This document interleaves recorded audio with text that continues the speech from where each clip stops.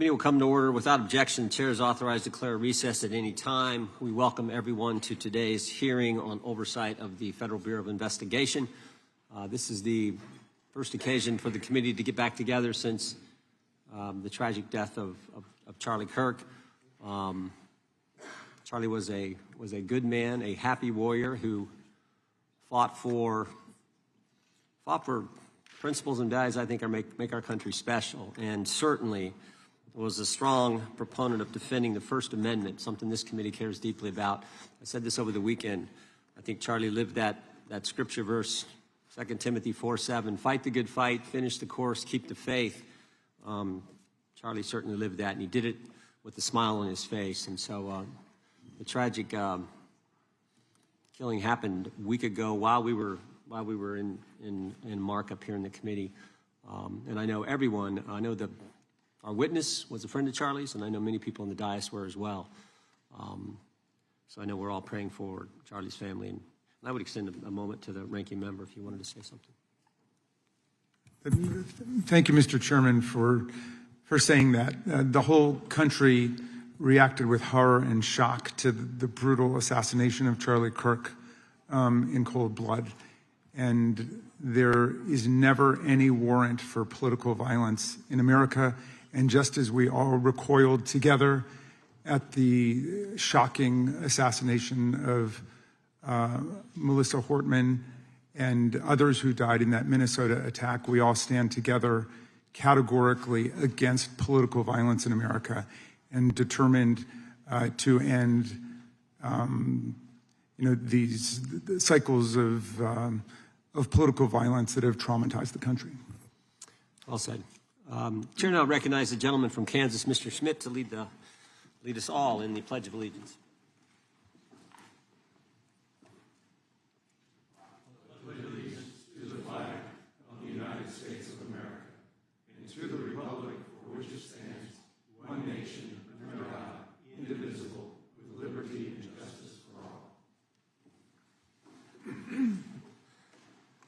As is customary, we will begin with opening statements. 5 weeks ago, because of the work of Director Patel, we learned that the former chair of the House Intelligence Committee and current United States Senator leaked classified information. We learned this because a whistleblower came forward. A whistleblower with 23 years' experience in the intelligence community, a Democrat staffer on the committee, said this: they were pressured to leak classified information, which sort of raises the obvious question. Why would the head of the Intelligence Committee, the chair of that committee, who's supposed to be guarding our secrets, why would he be encouraging the leaking of classified information? Whistleblower told us that answer as well. The leaked information was supposed to be used, the leaked information, false information, was going to be used to indict President Trump. Now, the former chairman wasn't the only person leaking information. Jim Comey was also sharing things he wasn't supposed to share. Again, don't take my word for it. The Inspector General told us this. In his report, he said, quote, James Comey violated FBI policy by disclosing classified information. And what was Comey's motive? Same as the senator from California: to sabotage and undermine President Trump's first term. And we know that Mr. Comey's not been shy about what his objective was. In fact, 4 months ago, he told us. Remember this? 8647, Jim Comey told us just 4 months ago. Now, how'd they do it? How did the former chair of the Intel Committee, the former FBI director, and others in our government attempt to undermine President Trump's first term? 7 weeks ago, because of the good work of the Director of National Intelligence, Tulsi Gabbard, we learned from another whistleblower, a second whistleblower, that in the closing days of the Obama administration, the intelligence community assessment was changed. On December 5th, 2016, they had one assessment. That assessment said Russia did not impact the election vote count. There was a meeting at the White House on December 9th, 2016, where it was decided, no, we're not going to have that. We're going to come up with a new one. And the new one said Russia was trying to influence election and did influence election, which just wasn't accurate. And that new one is published on January 6, 2017. Let's just show you a few things that took place. I want to show you first this email from Admiral Rogers, the head of the NSA, You can see it was December 22nd. Says to Jim, John, and Jim. Jim Clapper, John Brennan, Jim Comey. And he says, I asked my team if they've had sufficient access to the underlying intelligence, sufficient time to review that intelligence. On both points, my team raised concern. Further states, my folks aren't fully comfortable. A few hours later, there's an email back to Admiral Rogers. This one is from Jim Clapper, and it says this: it is essential that we be on the same page and are supportive, and all of us are supportive of the report in the highest tradition of, that's our story and we're sticking to it. We may have to compromise on our normal modalities. This is one project that has to be a team sport. That's our story, and we're sticking to it. Compromise on normal modalities, that's a fancy way of saying, that's the government speak for we're going to have to change the rules. In fact, we're not going to follow our own rules. And that's exactly what they did to get the objective they wanted, to undermine President Trump. Now, how did it specifically take place? The whistleblower said that the government officials ignored concerns about discredited information. And what was that discredited information? What was the discredited information that they didn't ignore the concerns about? What did they use, that discredited information? Of course, it was the dossier. The now famous Steele dossier that was paid for by the Clinton campaign when they hired the law firm Perkins Coie, who hired Fusion GPS, who hired the foreigner Christopher Steele, who wrote all this garbage and lies down. That is what was used to change the intelligence community report. And what happens next? What do Jim, John, and Jim do next? They go to Trump Tower on January 6, 2017, to brief then President-elect Trump about the dossier. Again, the Clinton-financed, foreign-authored dossier that the whistleblower knows is garbage and that they know is garbage. And then there's one final step. One final step. Jim Comey leaves that meeting with the president and immediately leaks to the press that they briefed the president on the discredited information. They briefed the president on the dossier and thereby giving it some credibility and creating the basis and the predicate for all they did to the president. They leaked false information. They leaked classified information. They used and leaked discredited information, and they didn't follow their own rules, all to sabotage President Trump's first term. And but for this guy, Kash Patel, but for this guy, we would never have known this information. The good people of this great country would not have known what took place 8 years ago when they were trying to undermine the guy elected by we the people. And I want to thank Attorney General Bondi. She set up a special strike force, a special team, to look into this and see if there's any criminal liability that exists in what took place. Now, in addition to getting the truth to the people, Director Patel is getting the bad guys off the street. He's moved agents out of Washington, got the focus off of politics here in D.C., and is instead putting bad guys behind bars. 21,000 violent criminals have been taken off the streets, which is a 125% increase from the comparable period in the previous administration. He's rescued 4,000 kids. He's got 1,300 predators who he's arrested. He's also ended the weaponization of the FBI. No more spying on parents at school board meetings. No more pre-dawn raids on pro-life Catholics. No more retaliation against whistleblowers. And he's given us information that Chris Wray didn't. Maybe said better, he's given us information that Chris Wray wouldn't. Director Wray didn't tell us that there were 26 confidential human sources at the Capitol on January 6, 2021, even though he was repeatedly asked about that by members of this committee. Director Wray didn't tell us that there were 17 of those confidential human sources who entered restricted space. 4 went in the Capitol. None of them were arrested. They weren't authorized to do that. They broke the law. None of them were arrested. Lots of American citizens were arrested, but the guys whose whose American tax dollars was used to pay these guys who broke the law, none of them were. One was recommended for charging and was not charged. And remember when Chris Wray told us that the Richmond field office memorandum on pro-life Catholics was just a one-off? Turns out he wasn't being square with the Senate either. Director Wray wasn't square with us. He told us that multiple other officers were involved in targeting the Catholics. We got that information from Director Patel. We learned from Director Patel the FBI actually surveilled a priest, tried to get the priest to divulge information, break the priest-penitent relationship and confidence that exist. And Director Patel is saving taxpayers' money. He's not going to build a new headquarters outside of D.C. He's going to keep the headquarters right here in the capital city. Save Americans money. Save the taxpayers money. In 8 months, Director Patel has given us the facts. He's ended the weaponization at the FBI. He's taken bad guys off the streets, and he's saving taxpayers money. But my guess is the Democrats won't focus on all that good news. They'll focus on politics. They'll stick with Comey and Clapper and Brennan and continue to try to undermine President Trump. With that, I yield to the ranking member for an opening statement. Thank you very much, Mr. Chairman, and welcome, Director Patel. You and I have not had the opportunity to meet, and alas, you failed to respond to the 8 oversight letters I've sent you over the last 7 months. So we do have a lot of questions piling up for you, but I want to start with a word of praise. The first FBI director was J. Edgar Hoover, who steadfastly refused to hire women, African Americans, and other minorities as agents. And although he was a closeted homosexual who lived in domestic partnership for decades with Clyde Tolson, he also participated in anti-gay crusades. He aggressively promoted what we would today call white Christian nationalism, and he would undoubtedly be turning over in his grave to see as one of his successors a first-generation Indian American and a proud Hindu. So I congratulate you on being a breakthrough in this sense and being a beneficiary of the civil rights movement that opened up the FBI and the federal workforce to lots of people who never would have been hired in its first decades. Alas, you share J. Edgar Hoover's dangerous obsession with blind loyalty over professionalism and effective public policy.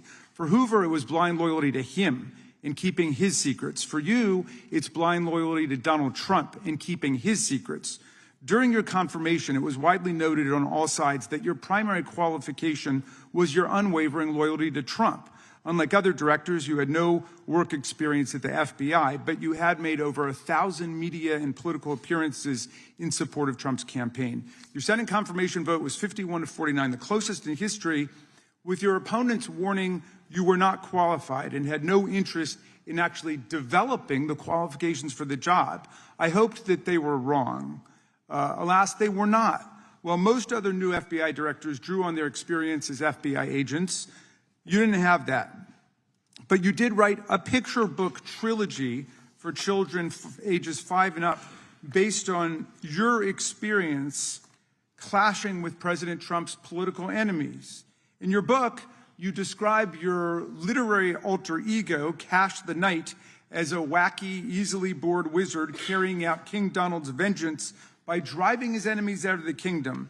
In the books, King Donald is besieged by the evil Hillary Queentown, but saved in the end by Kash. Then Kash goes on to catch mules who are stealing the 2020 election for the great King Donald from Sleepy Joe. And then in the third book, Kash takes down the dragon of the jalapenos, nicknamed the DOJ.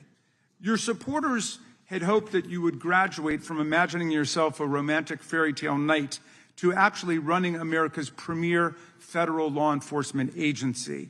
Alas, just as we've learned how dangerous it is to put a science-denying anti-vaxxer in charge of our public health, we've learned how dangerous it is to name as director of the FBI a man who thinks of himself as a fairy tale knight who keeps a fire-breathing dragon named DOJ at home to forcibly drive villains out of the kingdom. When Charlie Kirk was assassinated, while his killer was still on the loose, you decided you didn't need to be at FBI headquarters in Washington to work with your team while the chaotic manhunt unfolded. You spent your evening dining in a swanky Midtown Manhattan restaurant and tweeting out false information that the subject of the shooting was in custody, a statement you had to retract 1 hour later. Your performance was so disturbing that even the MAGA base was alarmed.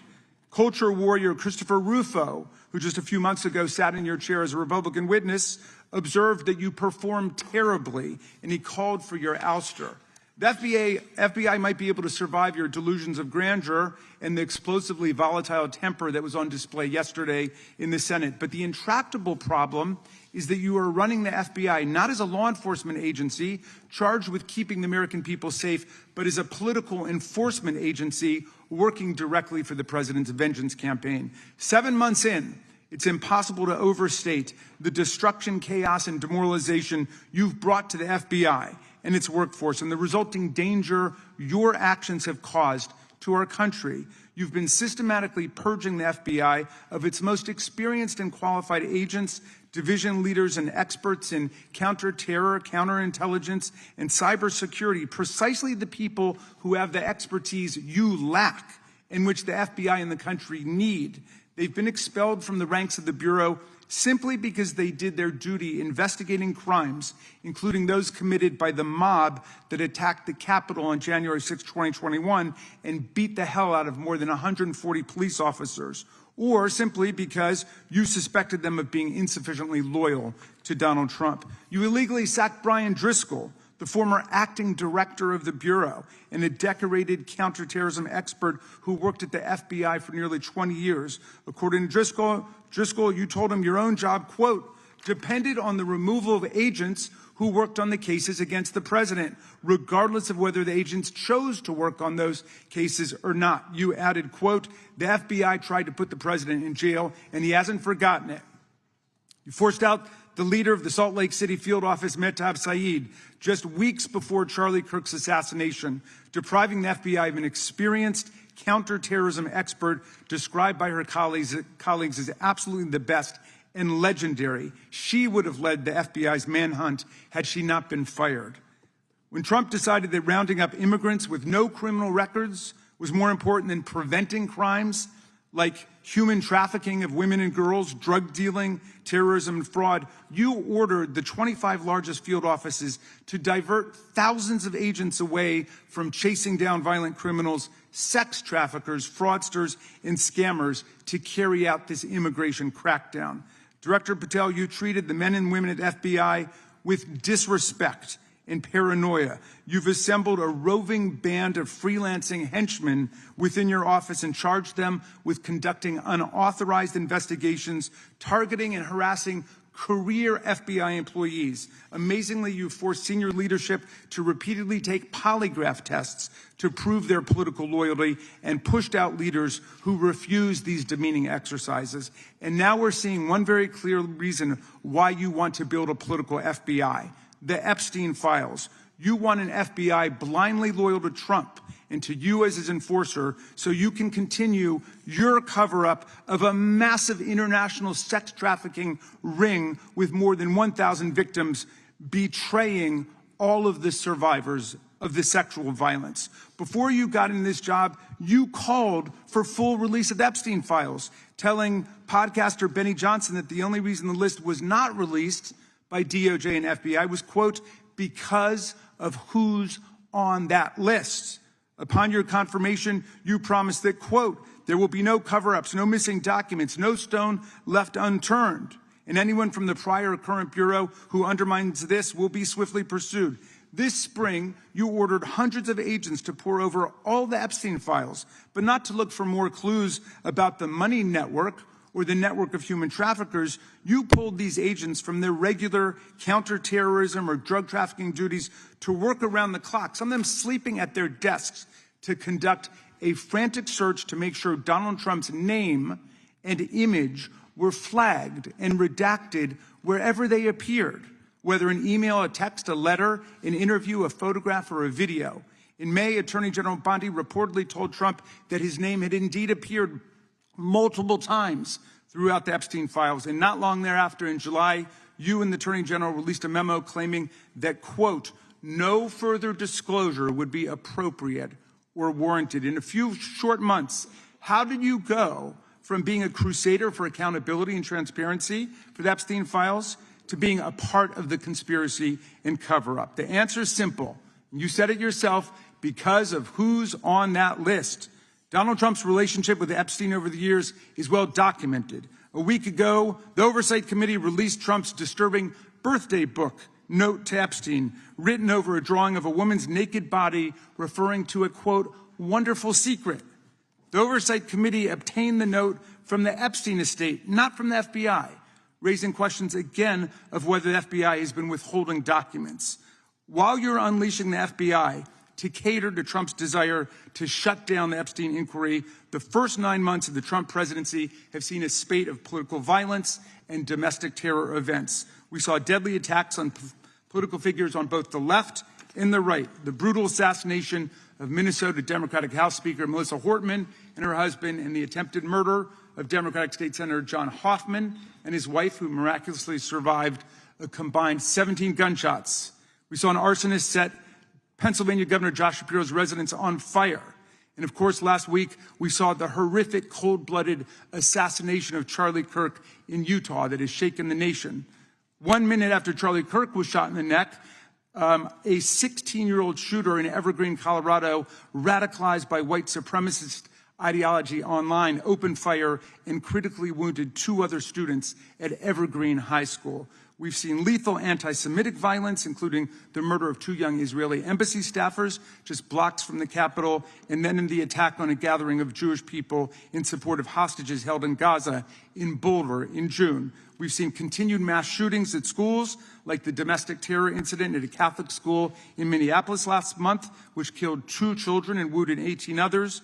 And in August, a man fired more than 500 bullets at the Centers for Disease Control and Prevention, killing a police officer who was a Marine veteran and a father.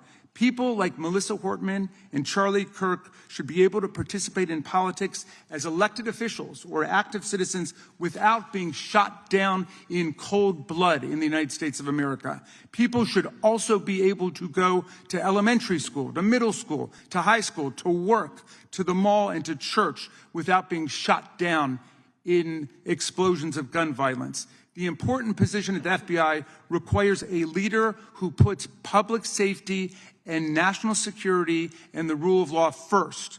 I'm afraid, Director Patel, you've given us reason to believe you've used the powers of the FBI to serve Donald Trump and his agenda of partisan retribution. You've broken your promise not to do that. You've betrayed Jeffrey Epstein's victims and survivors. You've turned your back on the career law enforcement officers of the FBI, and as a result, you've left all of us less safe than before. Mr. Chairman, I yield back.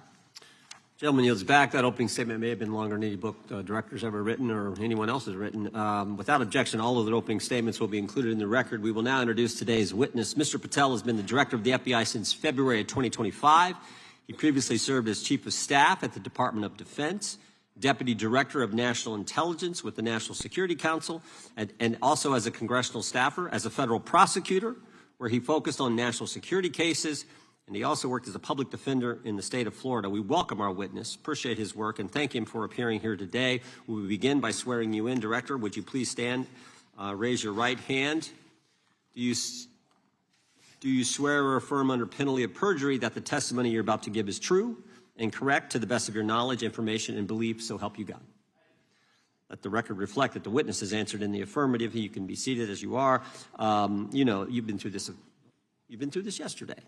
Did a fine job. Please know that your written testimony will be entered into the record in its entirety. Accordingly, we ask that you summarize your testimony. Director, you may begin. Good morning, Mr. Chairman, Ranking Member Raskin, and members of the committee. I want to begin today by discussing the appalling assassination of Charlie Kirk. It's important for this FBI to be transparent without jeopardizing our investigation, so a little bit of the timeline is important. Charlie Kirk was unfortunately assassinated on September 10th. We immediately, the next day, released images early in the day in local time in Utah to start the public partnership in our manhunt for the assassin and culprits. At approximately 5 p.m. local time, I arrived on the ground and walked the crime scene myself, and we flew multiple FBI assets in and out to process DNA simultaneously while bringing in evidence response technicians, hostage rescue teams, and other experts to assist state and local law enforcement with their investigation. At 8 p.m. local on September 11th, the FBI collected and populated and promulgated at a press conference a video of the suspect on the grounds. We also released enhanced images. Due to that release that I directed and ordered, the suspect involved was apprehended and in custody at 10 p.m. local time. That's less than 2 hours after we did the video release and the photo release. So within 33 hours, that individual suspect was in custody. And his family, who has since been interrogated, specifically stated to FBI interrogators that because of the video that the FBI released at my direction and because of the photographs that they released, they identified their son, they confronted their son when he swung by their home, and that's what led to his apprehension. We are still, the FBI has that investigation ongoing, and it continues to be ongoing, and I want to thank the state of Utah and the state and local authorities there. And I also want to thank the Attorney General and President Trump for directing resources to allow us to conduct that investigation as we have. Under this administration, the FBI has arrested more than 23,000 violent criminals. 23,000 in 7 months. That's twice as many year to date last year. We've taken over 6,000 firearms off the streets. 6,000 guns are no longer in the hands of criminals in 7 months. We've identified and found and located 4,700 child victims. That is a 35% increase year to date last year. We have arrested 1,500 child predators. That is a 10% increase year to date last year in just 7 months. We've assisted our partners with countless counterterrorism operations around the world. We've captured at the FBI 4 of the most top 10 wanted fugitives in the world in 7 months. To put that in perspective, that's as many as my predecessor nabbed in the entirety of the Biden administration.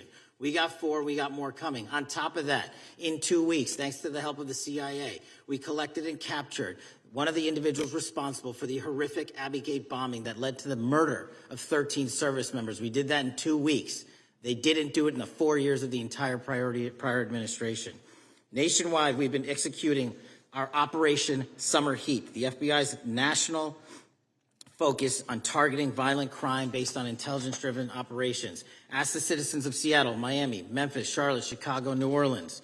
To specifically highlight New Orleans and Nashville, there has been a 250% increase in violent crime arrests in those cities alone and other mid-major cities that I've just listed. In just a few short months, we have already unleashed 1,000 FBI personnel across this country. Every single state across this country is getting a plus up. This is a fiction that the FBI is short or that we are compromising the men and women in the field. They do not need to be in Washington, D.C., so we're sending them into the field to each and every one of your states. Because of that, crime is at an all-time low. We had to do it because of the explosion of crime. And maybe the most important stat for Americans to realize, in just 7 months, we are on track to produce the lowest murder rate in modern U.S. history by double digits. Those are results not of mine. Those are results of the men and women of the FBI. If you want to criticize me, bring it on. But do not attack the brave leaders in the field. We are also working 24/7, 365 on the opioid epidemic that is killing more than hundreds of thousands of people a year. We have seized 1,600 kilograms of fentanyl off the streets so far in 7 months. Year to date, 25% increase. To put that in perspective, that's enough to kill a third of the American population, 120 million Americans. 100,000 kilograms of cocaine and meth gone off the streets. Earlier this year, I highlighted in Cincinnati, Ohio, how we're getting creative to chase down those that were willing to do harm to our citizens. Not just by striking at the heart of the fentanyl producers, but the fentanyl precursor companies in China. And we indicted for the first time multiple companies and individuals, not just in America, but in mainland China, that are producing the ingredients that produce and make fentanyl that kill our children. And we're going to keep going. Counterterrorism work, cyber attacks, and foreign adversaries are something the FBI must never sleep on, and we are not sleeping. In the counterintelligence space alone, this year, year to date, 30% increase in counterintelligence arrests from the DPRK, Russia, Iran, and China. And I want the American people to know, in this setting, there's a lot of work that the brave men and women of the FBI are doing we just can't get into, but they don't stop. Our cyber threats, ransomware attacks, those harming our children online. We have nearly a 20% increase in indictments and arrests in 7 months alone this year. We're going after those that harm our malware, infrastructure systems, telecom systems, and energy structure. Combating SALT and Vault typhoons are just a little bit of the examples we're doing. Maybe most importantly, under the counterterrorism and domestic terrorism umbrella, are nihilist, violent extremists, and those that label themselves 764, who wish to go online and convince children to maim and mutilate themselves and commit suicide. And we are producing record numbers of arrests under that umbrella organization. We even stopped an individual in the 764 network who wanted to conspire to kill an adolescent girl. He is now in custody. Transparency remains one of my main priorities at the FBI. And this is what I've done in my 7 months at the helm. We've produced more than 33,000 pages of documents to Congress to a variety of committees, including, I believe, 7,500 to this committee alone, if memory serves me correct. To put the 33,000 in perspective, my predecessor in 7 years produced 13,000 pages in total to the United States Congress. His predecessor in 4 years produced 3,000 pages in total. I repeat, I have produced 33,000 pages in 7 years to this Congress and will continue to do so. I'm dedicated to restoring the trust and the mission and the integrity of the FBI, and we cannot do so without congressional oversight, and I promise you I will continue to do so. On the Epstein case, the original sin on the Epstein case was how it was handled by Mr. Acosta when he first brought the case in 2006, 7, and 8.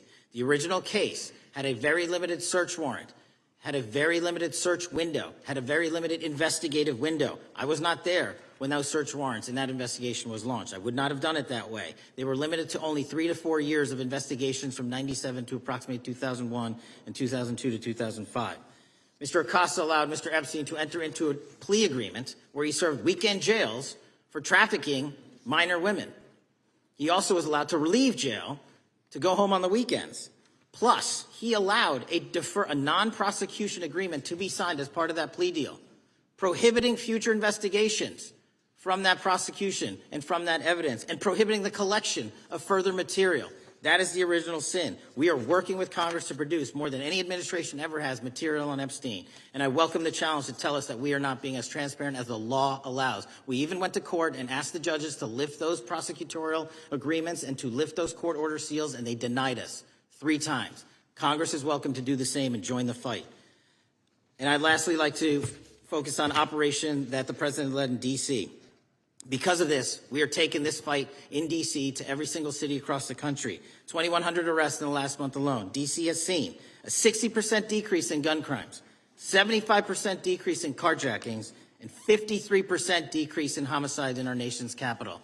And rightly so. We're bringing that fight to the streets of America. I want to thank you for your support, and I'm proud to be the director that leads this FBI into a new headquarters building that they've needed for decades, saving the taxpayer $3.5 billion, and also providing our workforce a safe environment. If you don't know the calamity that is the Hoover Building, I invite each and every one of you to walk around. I'll give you a tour myself, and you can see where the cement falls on the heads of our employees that is only to be saved by netting.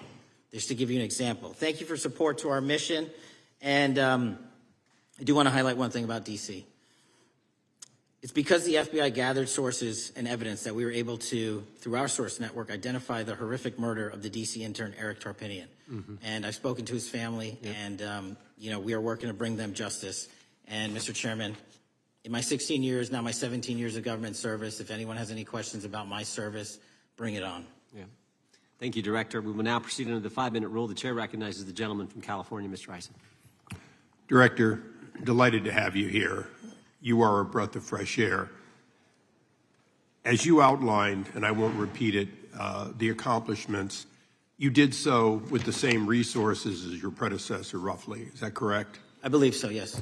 And so how much of that has to do with taking people out of the backside of the FBI and moving them into the field, into doing the job for which we primarily pay the FBI? It's exactly what we needed done. 1/3 of the FBI's workforce resided in the National Capital Region before I got there. 1/3 of the crimes do not happen in Washington, D.C. Not anymore. Not anymore. So 1,000 personnel of the FBI were deployed across this country on a permanent basis, and every single state in this union is getting a plus up, not a reduction, a plus up of 1811s of intel analysts and support staff. And that is why the crime rates are going down in record numbers.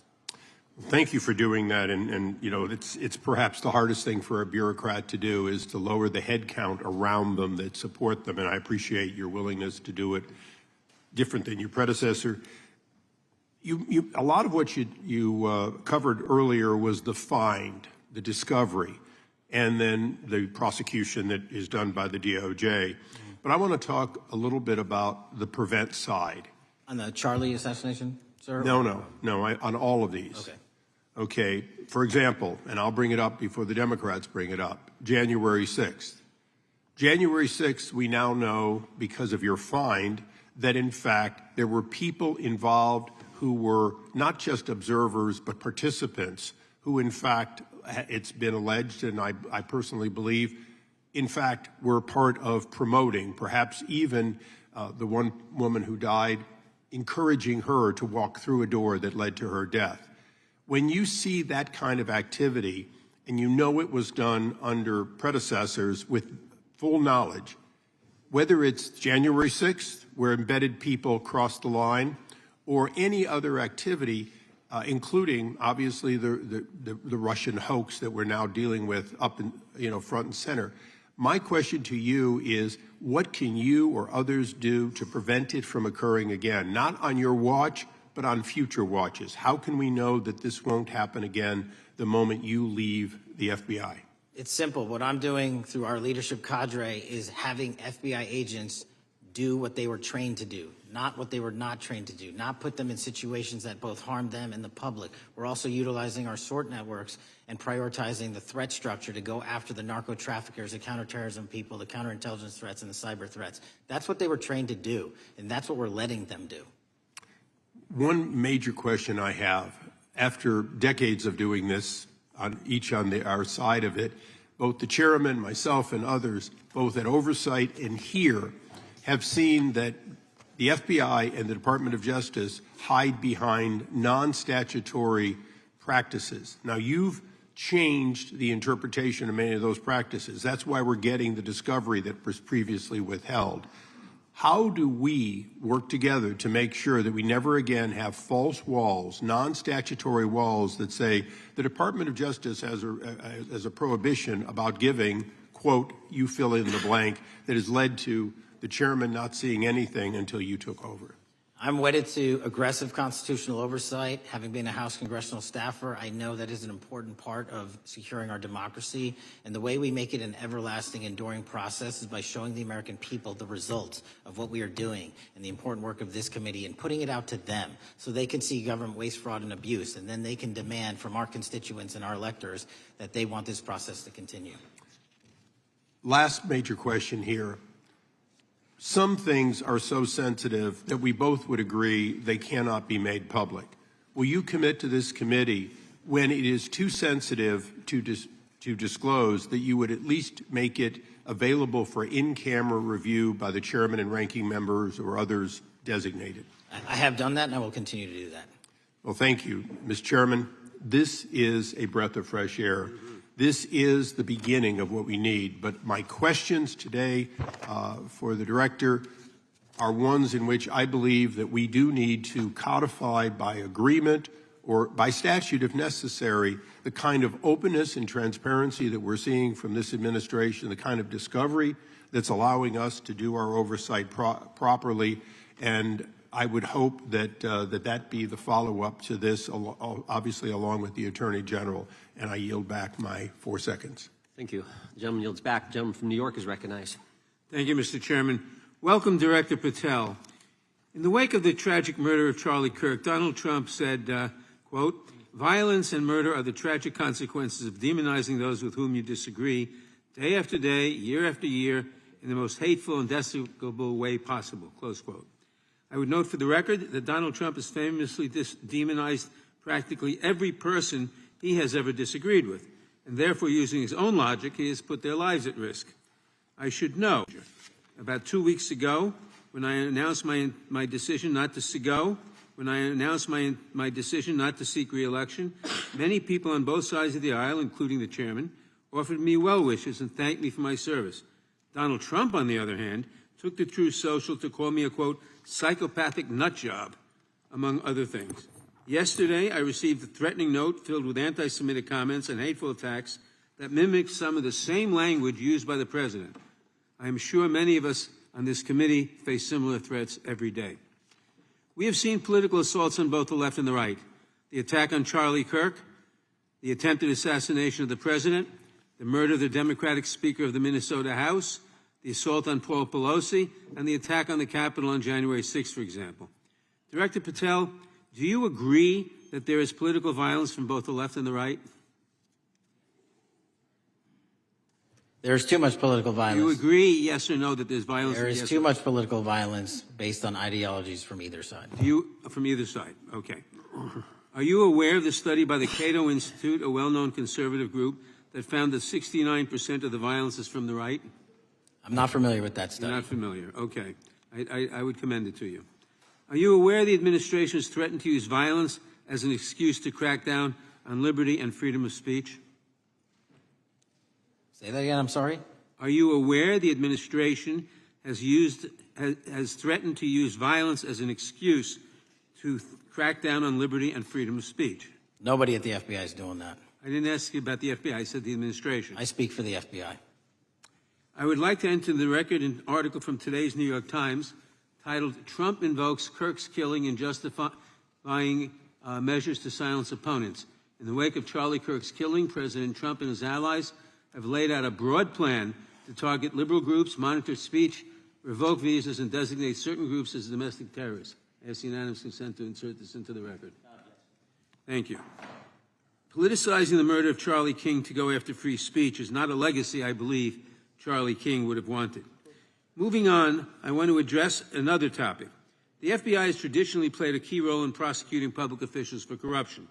But I fear that at a time when the president is accepting planes from Qatar for his post-presidential personal use, issuing pardons to major donors, and personally profiting from the office of the presidency, the FBI may be abandoning its commitment to investigating public corruption. Since its creation in the wake of the Watergate scandal, the Public Integrity Section has been one of the crown jewels of the Department of Justice, investigating and prosecuting corruption among the nation's public officials and acting as a key safeguard against politicized prosecutions. This section's work has been supported by an elite squad in the FBI devoted specifically to rooting out corruption. But according to reports, the Public Integrity Section has now been decimated, and the FBI's Public Corruption Squad has been disbanded. I would like to submit for the record a New York Times article entitled, "FBI Dismantles Elite Public Corruption Squad." I ask unanimous consent. Thank you. These actions are an invitation to corrupt politicians to break the law, since they know that the government is asleep at the switch. Last month, Senator Warren and I, along with dozens of other members of Congress, wrote to you and Attorney General Bondi expressing grave concern over your decision to effectively legalize corruption and to politicize prosecutorial decisions. And yes, unanimous consent to enter this letter into the record.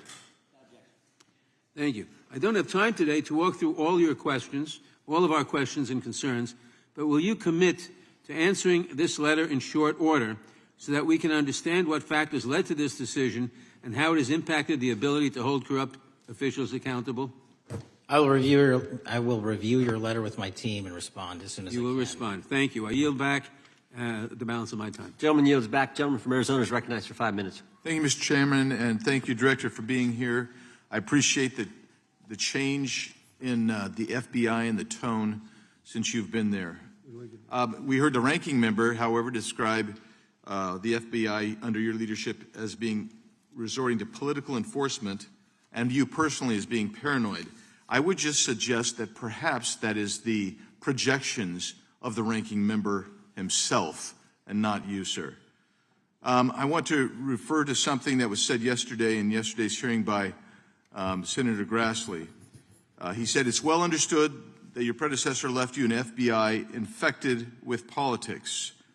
At your nomination hearing, he gave you records, made public records about whistleblowers regarding something called Arctic Frost. Arctic Frost was the FBI case opened and approved by anti-Trump FBI agent Thibault, and Arctic Frost became Jack Smith's elector case. The new records show that Arctic Frost was much broader than just an electoral matter. In fact, it was expanded to Republican organizations. Some examples of the groups that the Ray FBI sought to place under political investigation included the Republican National Committee, Republican Attorneys General Association, and Trump political groups. In total, 92 Republican targets, including Republican groups, Republican-linked individuals, were placed under the investigative scope of Arctic Frost. On that political list for investigation was one of Charlie Kirk's groups, Turning Point USA. In other words, Arctic Frost wasn't just a case to politically investigate Trump. It was the vehicle by which partisan FBI agents and DOJ prosecutors could achieve their partisan ends and improperly investigate the entire Republican political apparatus. I'd ask that, Mr. Chairman, that document be administered. Without objection. So, I know that this may be under current investigation, but I wish to ask specific questions about this for just a moment. What search tools were used in Arctic Frost to view private communications of targets? I believe the traditional search tools, search warrants, lawful service of process, and the tools that the FBI has in our infrastructure systems, cybersecurity systems, and counterintelligence systems. But generally speaking, if I may, I want to use this to highlight the fact that I'm continuing my promise to work with Congress to produce documents simultaneously and also conduct ongoing investigations. I'm giving you as much as I can, and I'll give you more when I can. Thank you. Another question regarding that is, were there any directives from the Biden White House concerning the Arctic Frost investigation? Were there any directives or communications from the Biden White House itself concerning the Arctic Frost investigation? I'll just rely on what was turned over to date, sir. Okay. So I want to add here, the search warrants that were used included the seizing of a U.S. member of Congress, his phone. I think we all know who that was and how that was taken away and used for political purposes, Mr. Chairman, Mr. Director. So we'll leave that for a second, and let's go over to the Charlie Kirk case for just a second. Let's emphasize this. How many hours did it take from the assassination to the arrest of the assassin, Mr. Director? 33. That seems pretty swift, and it was because of the actual release of videos and photographs that you directed to be released, sir. That's correct, and to put it in perspective, the Boston bomber took 5 days and Luigi Mangione took 5 days. Was the platform Discord forthright from the start with law enforcement about the shooter's communications on its platform? Discord, the platform ownership, has been working with our lawful process, and we are obtaining materials from them on a rolling basis. Thank you. And I want to get back here to Arctic Frost for just a second, Mr. Chairman. I'd like the unclassified document from the FBI released to be admitted to the record. Without objection. And a document from the Economic Times also to be admitted to the record. Without objection. So I'm going to give you the last 30 seconds. We could go on about the Epstein case. I've got a bunch about that, but I'm just going to let you, if you wish to respond to either of the two vitriolic questioning or statement from the Democrats. The work of the FBI speaks for itself. It's on showcase here today. Anyone that wants to attack the FBI can attack me, but leave our leadership structure alone. When you have 23,000 violent felons arrested, twice as many as this time last year, the work speaks for itself. Thank you, Mr. Chairman, and thank you. Appreciate your good work, Director Patel. Yield back. Gentleman yields back. Gentleman from Maryland is recognized. Thank you kindly, Mr. Chairman. Director Patel, before you joined the FBI, you railed against it for covering up Jeffrey Epstein's human trafficking ring. Let me refresh your memory with this clip. Has Epstein's list, they're sitting on it. That doesn't seem like something you should do. You're protecting the world's foremost predator. That seems like an evil thing to do, regardless of who may be embarrassed in the release of that list. Why is the FBI protecting the greatest pederast, the largest scale pederast in human history? Simple, because of who's on that list. So you finished that December 2023 interview with a challenge to the FBI and harsh words for Republicans in Congress for not getting the Epstein files out to the public. You can see this clip. Boy pants, and let us know who the pedophiles are. Put on your big boy pants and let us know who the pedophiles are, you said. You emphasized that the president and FBI director each had complete authority to release Epstein's client list. You said Epstein's black book is under the, quote, direct control of the director of the FBI. Look at this clip. This is way off the topic, but who has Jeffrey Epstein's Black Book? black book? FBI. But who? That is, I mean, there's... Oh, that's under direct control of the director of the FBI. All right, so you were sworn in as director more than 200 days ago. Now the black book is under your direct control.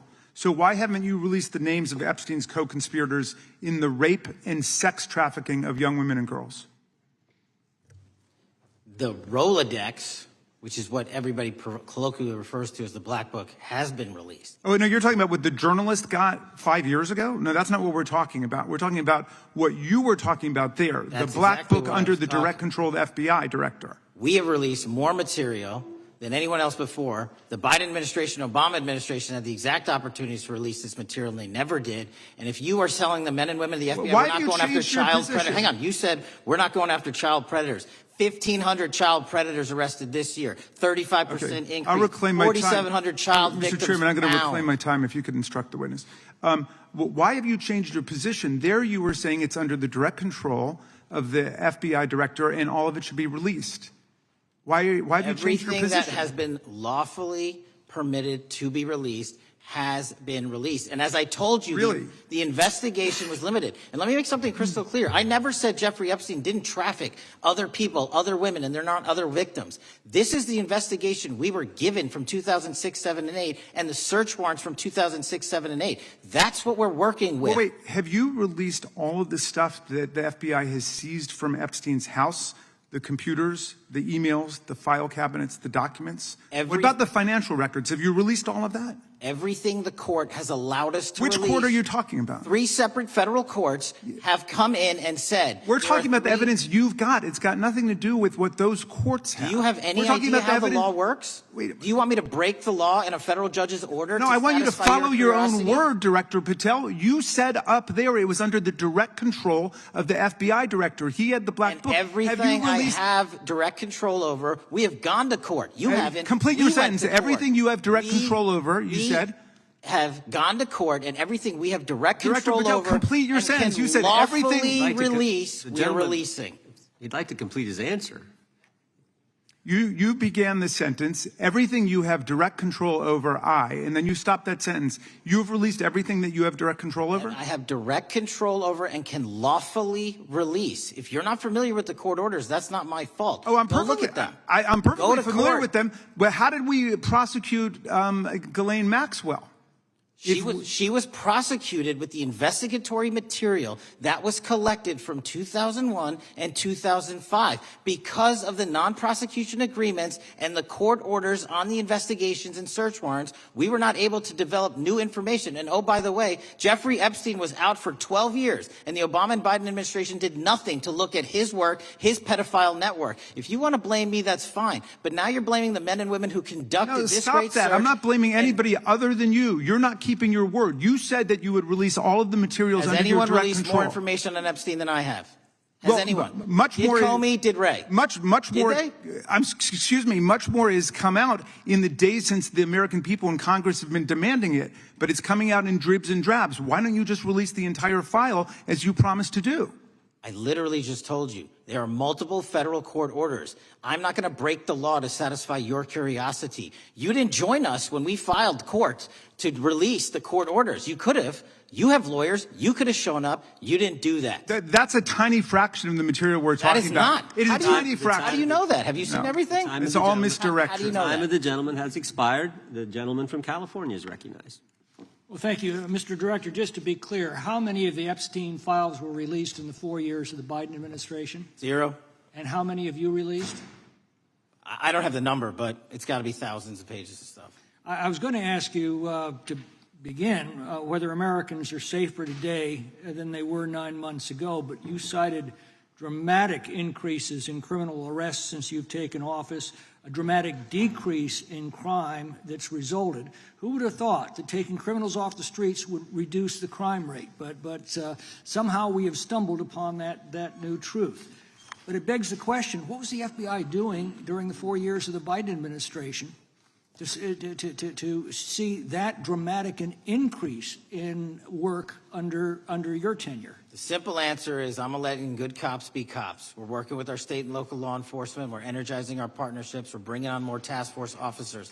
When you have more cops in the streets, when you're using ground-based intelligence, when you're not weaponizing law enforcement and focusing on D.C. and focusing on the rest of America, this is what happens. It is not a significant mind shift in terms of how we maneuver the FBI. They've wanted to do this work since they signed up. We're just letting them. And we've seen many prominent Democrats oppose your efforts to restore law and order to the streets of our nation's capital. I mean, all of us here have seen a dramatic change for the better here in Washington, D.C. Why are so many Democrats attacking you for that? Sir, Democrats have been attacking me for a decade, as is the fake news media. They didn't like the fact that I exposed the Russiagate host and the largest weaponization of the FBI, DOJ, and U.S. history. We proved it to be true with congressional oversight. I'm wed to that congressional oversight and will continue to do that work. Christopher Wray repeatedly warned this committee that the Biden open borders policy had produced a significant increase in terrorist threats that he said kept him up at night. A particular concern, he said, was the 2 million gotaways that entered the country during the Biden administration. That's an average of 41,000 every month. What are the monthly gotaway numbers today? Sir, I'll have to get back to you on the exact gotaway numbers, but identifying that there are gotaways is step one. Going and manhunting them is step two, and that's what we're committing our resources to do. That's my next question, is what progress his administration made in apprehending and removing terrorist threats that came in during the Biden years? I think you're talking about, if you're not, let me know, known or suspected terrorists, and we've encountered almost zero at the southern border since the southern border has been sealed. But the problem that we are running into is our northern border. It's largely expansive. The enemy has adapted, and we need more focus on the northern border to stop known or suspected terrorists from coming in from places like China, Russia, the Middle East, Africa, Afghanistan. And what can you tell us about the remaining threat posed by potential terrorist cells here in the United States? The terrorist threat that continues to be posed by international terrorists here in the United States is one of my highest priorities.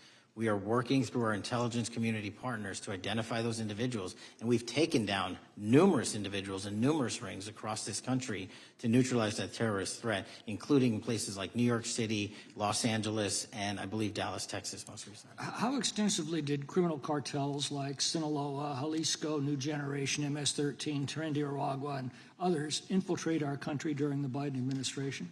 By the tens of thousands. Well, and what progress have you been making in combating their presence? I think the DHS is best to speak to that, but I think I can't remember the numbers of tens of thousands or hundreds of thousands of individuals they found that came in illegally, and the tens of thousands that associations to criminal networks have all been deported. And that effort is being opposed every step of the way by Democratic leaders in our cities, some of our states, and right here in the Congress. Isn't that true? Well, we're just working where we can in every single city we can, and I welcome the opportunity to partner with Republicans or Democrats on fighting violent crime like we're doing. Mr. Biggs asked about Arctic frost. What else can you tell us about that and what we need to do to assure that it never happens again? Continue the congressional oversight work that you're doing on Arctic frost. Let me provide you with more documentation on Arctic frost, and also call in witnesses from the paperwork that we have given you. You have that right, and the American public deserves to hear what those people have to say. As for my ongoing investigation, there's not much I can say. What role did the FBI play in suppressing the Hunter Biden laptop story during the 2024 election? Off the top of my memory, sir, I believe the FBI was in possession of verified information from that laptop, and it was improperly publicized that they did not have information and masked it as Russian disinformation. We now know that was categorically false. I don't know why the FBI did that, when they did that, but we've released all the materials related to that. Thank you. Gentleman yields back. The gentleman from New York is recognized. Mr. Goldman. Mr. Patel, does Donald Trump appear anywhere in the Epstein files? I'm sorry, could you say that again? It's not a complicated question. Does Donald Trump appear anywhere in the Epstein files? I didn't say it was a complicated question. I just didn't hear you, so my apologies. We have released where President Trump's name's in the Epstein files and everybody else, and all credible information that we are legally allowed to release has been released. All right, so let's go through that. You're referring to court orders that prohibit you from releasing grand jury testimony under Rule 6E. Is that what you're referring to when you say as the law allows? That's a piece of it. Really? What other evidence do those three court orders you cited prohibit from being released? Information that was collected pursuant to those search warrants that were limited in fashion. Wrong. That's not what the court order says, and that's not under 6E. And you're talking, and I said that's 6E, and I said there was others, and I'm answering that. There are sealed court order documents. There are protective orders. They are unsealed as part of discovery, given to Ghislaine Maxwell. They are no longer sealed. That's just not true. We can argue about it all you want. Okay, well, you agree that there are, so your testimony here is that the reason why you are not releasing all of the videos that you have acknowledged, there are so many, and that the FBI spent thousands of hours of reviewing, the photographs, the photographs that you have. You're saying that you're not releasing those because there's a court order requiring them to be sealed? Is that your testimony? Never said that about the videos. On the totality of the videos, of the thousands of images that were seized pursuant to the search warrants executed at the time, the overwhelming majority of that video is pornographic material that was downloaded from the internet and child sexual abuse material. We will never release that. Well, as you should not release the victims. But if there are videos that relate to others who Epstein trafficked to, such as maybe Prince Andrew, or photographs, that you have total control to release.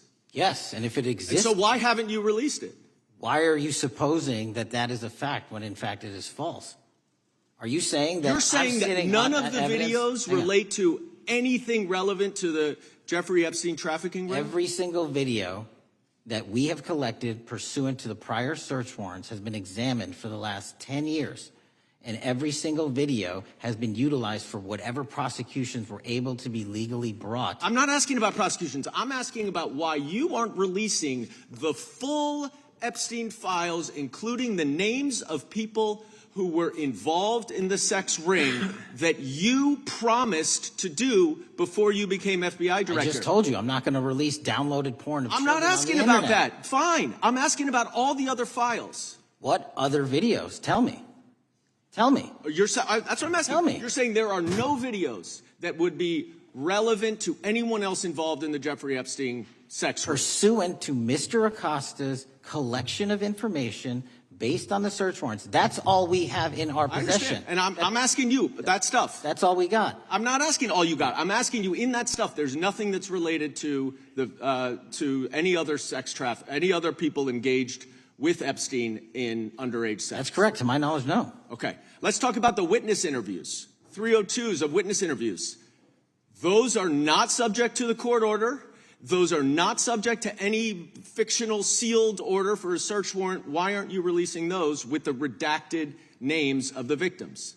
We are releasing as much as legally allowed. That's why we went back to the courts. How is that not legally allowed? Sir, do you know how court orders work? Do you know how protective orders Actually, work? You know Mr. Patel, I was a real prosecutor for 10 years. I know exactly how so I was a court fake orders. one? And I want to understand what the court order prevents you from releasing witness statements that the FBI took. You should know that as a real prosecutor, when the court hand downs a protective order and a motion to seal, the material is sealed unless So that your judge testimony waives here it. is that all of those witness statements are under a court order, a protective order.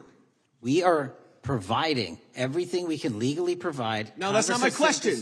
My My question is, why are those witness statements that are not grand jury testimony, that if they were under a protective order are no longer under a protective order, why are they not being released? How are they not under a protective Why order? are you not going to the court like you did for the grand jury testimony to unseal those records? The DOJ did go to the court. No, not on those records. Why aren't you going? You just went on grand jury. Time of the gentleman has expired.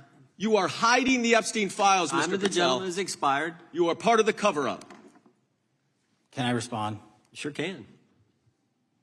Any allegations that I'm a part of a cover-up to protect child sexual trafficking and victims of human trafficking and sexual crimes is patently and categorically false in the work of my So I hope you will talk to them when they have requested to speak with you. Because the victims have requested and you are not responding to them.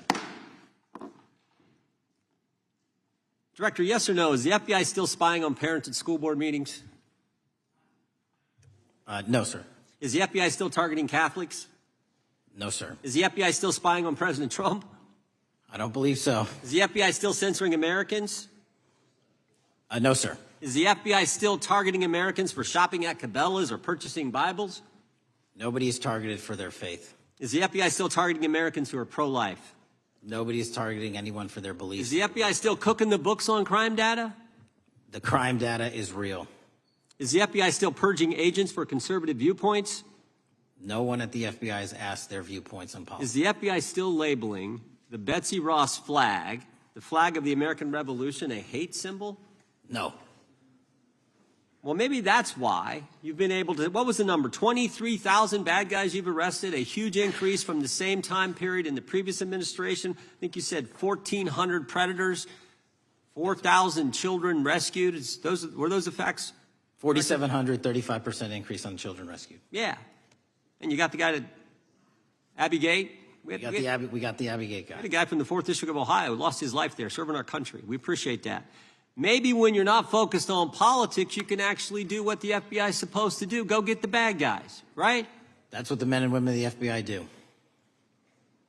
Director, did John Brennan lie to Congress? Let me just read a couple things, actually, before you answer that. 2 years ago, we had Mr. Brennan in for an interview, and I asked him, how'd you learn about the dossier in December of 2016? Mr. Brennan replied, I received a copy of it from the FBI, and the CIA was very much opposed to having any reference or inclusion of the Steele dossier in the intelligence community assessment. That's what John Brennan told the United States Congress. 7 weeks ago, the Director of National Intelligence told us this. John Brennan lied and denied using the dossier in the intelligence community assessment because he knew it was discredited. CIA officer told the House Intelligence Committee Brennan refused to remove it, and when confronted with the dossier's main flaws, he responded, yes, but doesn't it ring true? John Brennan lied to us? Mr. Chairman, I won't stylize the evidence. What I will say is that the intelligence community assessment, those that created it and any individual involved with it, is an ongoing investigation. There's an investigation into what took place in December and January of December 2016, January 2017, when this whole thing started, this grand conspiracy. That is being investigated. Is that right? That has been publicly announced by the department. That's been announced by the department. Did Chris Wray hide documents from this committee? You would know better than me, sir. Well, I think you told us like 700 pieces of information you've given this committee since you've been the director relative to just one incident, the Catholic memorandum from the Richmond field office. I can give you the comparison, sir. Yeah. The Catholic memo, I believe we turned over 750 documents. In Mr. Ray's tenure, I believe they turned over 19 pages. 19 pages. You give it a 700. Why would Chris Wray hide information from this committee? You want to hazard a guess? I'm sorry? Hazard a guess why he would do that? I don't know, sir. I think maybe it was because FBI was spying on a priest, trying to get him to break the priest penitent confidence that exists. You think maybe that was the reason? You'd have to ask him, sir. Yeah, we'd love to do that. I want to read a few names here. Arctic Haze, Tropic Vortex, Riding Hood, Foggy Falls, Echoes Fate, Sirens Lure, Genetic Christmas. What are these code names about, Director? You know? Not off the top of my head. Well, Arctic Haze, Tropic Vortex. My understanding these are code names for leak investigations of classified information from the year 2017. Does that ring a bell? In terms of leak investigations, many of those are classified and many of those are ongoing, Mr. Chairman. But we are working with you to produce documents as we close those investigations or as we declassify them. Let me ask you this question, because this is something I've wondered about, the way the FBI used to work. Way this whole thing so many of these things unfolded. Seems to me you had all these people in government leaking information that then gets reported in the press, and there's a story written about it, and then that article is then used to further the investigation and move forward with what they want to do.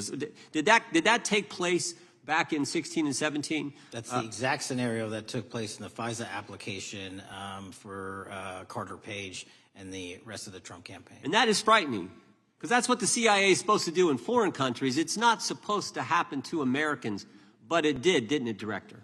Yes. And not just any Americans, it happened with the President of the United States. Is that accurate? Yes, sir. Yeah, and you were the key guy in helping expose that. And I think our country will be forever grateful for what you did to let the country know that was going on involving Americans, which is not supposed to happen, and not just, again, any American, but the President of the United States. Chair now recognizes the gentlelady from California. Thank you, Mr. Chairman.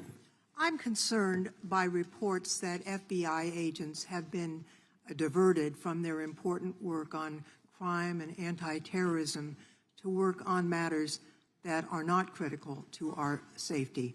I'd like to play the video, the whole video Jeffrey clip. Epstein's Black Book? Black Book. FBI. But who? That is, I mean, there's... Oh, that's under direct control of the director of the FBI. But the Black Book, it's not just sitting, I mean, that's Hoover power times 10. And to me, that's a thing I think President Trump should run on. On day one, roll out the Black Book. In contrast to that attitude of let it all out, we're getting reports of actions that run contrary to getting everything out and that also involve diversions of FBI resources. For example, an FBI whistleblower reported that you were pressured by the Attorney General to place 1,000 personnel on 24-hour shifts to mine roughly 100,000 Epstein-related records to redact President Trump's name from the files. Bloomberg reported this, that you directed FBI special agents from the New York and Washington field offices to join the Bureau's FOIA employees in Winchester and another building a few miles away, and that while reviewing the Epstein files, FBI personnel identified numerous references to Trump in the documents, and people familiar with the matter said that Trump's name, along with other high-profile individuals, was blacked out. Now, the New York Times reports, and this is a quote, Justice Department officials diverted hundreds of FBI employees and federal prosecutors from their regular duties to go through the documents at least 4 times, including once to flag any references to Mr. Trump and other prominent figures. Details of the review were based on accounts by 3 former FBI and Justice Department officials who spoke on condition of anonymity because of fears of retaliation, and further that the FBI finished, after they finished its review of the files and materials, was sent to a team of Justice Department lawyers who double-checked the FBI's redactions and, quote, were instructed to flag any mentions of Mr. Trump and other celebrities. Now, I have 3 questions for you, Mr. Patel, about this. First, how many times did President Trump's name appear in the Epstein files? Was it more than 100, more than 1,000? Were the agents who were pulled from their duties to redact the president's name from the Epstein files working on criminal cases or national security cases or child sex trafficking cases? And are the number of agents that have been reported diverted for these purposes, is that accurate? No. No what? You asked if it was accurate. I said it wasn't. So you're saying that none of this happened? No, I'm saying it was inaccurate. Okay. How many times did President Trump appear in the Epstein files? More than 100? More than 1,000? No, and what we've been able to release is what we've been legally able to release, and that has been... No, that's not the question. Public. I asked you, how many times did the president's name appear? I don't know. It's your testimony. You do not know that answer. The number of times? No. Could you tell us how many agents were diverted for this task and what they were working on?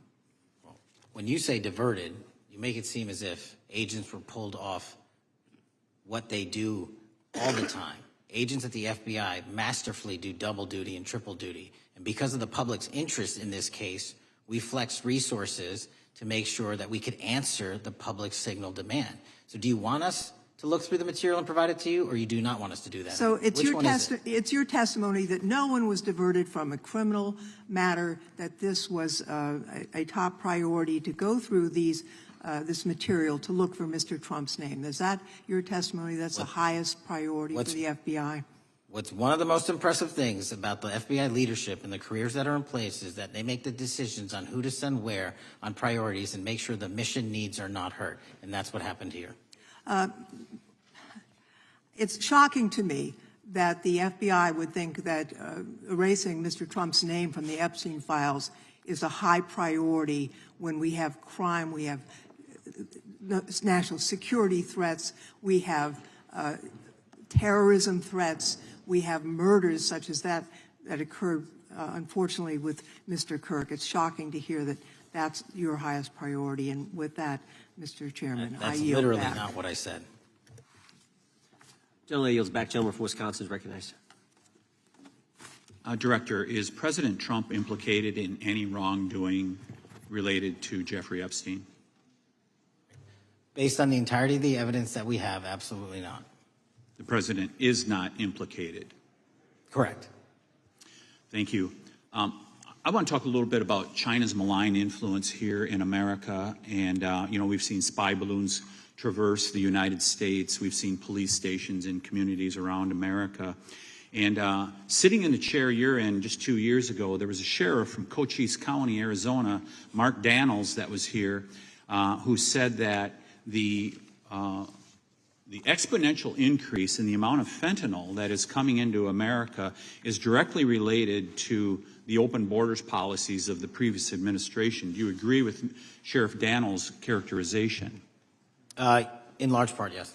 So since you've been director, has there been a reduction with, we've talked about how the border is largely secure now, right?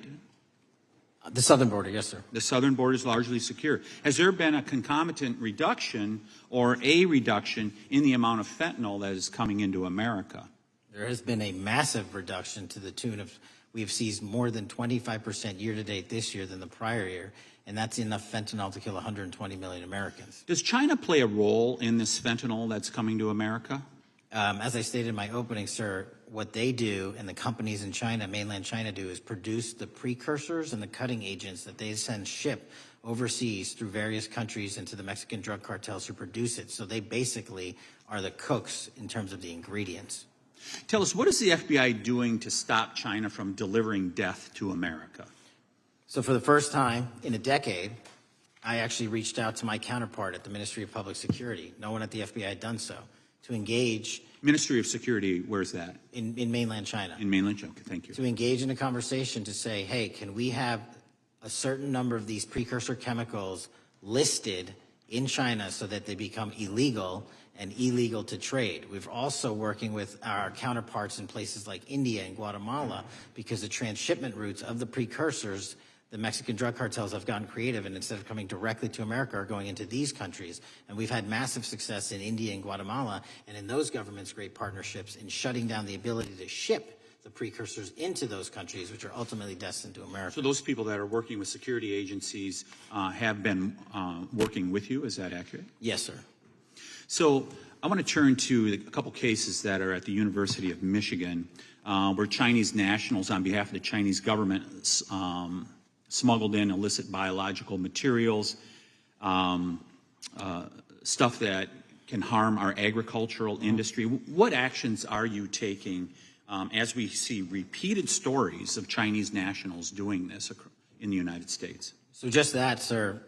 In this calendar year alone, as I was mentioning, our counterintelligence operations and cases brought against the Chinese are up by, I think, something like 40%.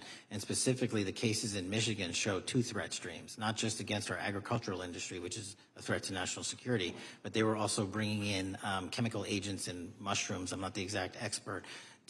That would have ultimately hurt our population. We arrested and charged all of those individuals, and we are aggressively going after them in every single state because they weren't doing it in Michigan alone. Should research universities across the United States be doing a thorough job of vetting Chinese nationals that are coming to their universities? They should. Turning to spying in America, we heard the stories about Senator Dianne Feinstein's driver, who was a Chinese spy. We're familiar with Linda's son, who worked in Governor Hochul's office, Christine Fang in California. What are you doing to find these people who are Chinese spies that are trying to burrow themselves into the politics of America? Because we know it's happening, right? Yes, it is. And what our counterintelligence unit is doing is aggressively seeking the intelligence into where these individuals are working. Then we are utilizing our operational authorities to go in and investigate them either through our human source networks and collecting information through lawful process, online, search warrants, and data so that we can bring proper arrest charges and publicize to the world what they're doing here. And just because we've caught a few doesn't mean we've caught everybody. We've got a lot more to go. I get one more quick question in. The FBI arrested a judge in Wisconsin, Hannah Dugan, for interfering with a federal law enforcement operation. Could you tell us a little bit about that? And is a judge above the law here in the United States of America? Well, no one is, and that case is ongoing. But as you stated, and these allegations said, there was an interference in a federal lawfully executed federal law enforcement priority that was interfered with. I yield back, Mr. Gentleman yields back. The gentleman from Tennessee is recognized. Thank you, Mr. Chair. Director Patel, I believe you had primary importance in starting Operation Viper in Memphis. Is that correct? Yes, sir. And Operation Viper brought in the FBI, the DEA, the ATF to help the Memphis police in policing the city? That'll be phase 2, sir. Phase 1 was FBI and local law enforcement in Memphis for the last few months. Okay. You did a good job, and the police director and the mayor have told me that has been helpful, the FBI working with the police. And the FBI are trained in law enforcement. They know Miranda rights, they know how to do policing, and they do a good job working with the police. Do you think that the National Guard is necessary to do the work that the FBI is doing now? Thank you. I do think it's necessary to finish it. What we've done is 500 arrests in Memphis and 110 federal indictments. But what we need to do is we've only secured a piece of where the criminal conduct is occurring in Memphis, and we can't work inside perimeters that are not established and safe, and we don't have the manpower to give us the space to fully go into the areas where the criminal activity remains. Well, are you suggesting that the National Guard is going to go into the more heavily crime areas? They're going to establish, like they did in Washington, D.C., perimeters where local law enforcement and the FBI, DEA, ATF, and U.S. Marshals can go into. We can't be going into all these areas knowing that they're extremely volatile and jeopardizing the safety of our agents. But did the National Guard do anything in Washington to help the FBI stay safe from these dangerous elements? They established perimeters. Established perimeter, and the criminals knew about it, so they... It was a visible force, sir, so they kind of saw it. Well, what you did, I commend you for what you did, and I think the FBI coming in, we have a crime problem in Memphis. The FBI has helped, DEA will help, and the ATF will help. I don't think the National Guard is going to help, and what I've seen, they're not trained in law enforcement, are they? No, sir. And so that could be a problem. Who will direct the National Guard in Memphis? Will it be? Will they have control over your agents? No, sir, they won't. Who will have control over your agents? You? Well, the SAC and then ultimately the chain of command up to Washington, D.C. will control the FBI, but there's a task force that was put together that is going to be led by an interagency.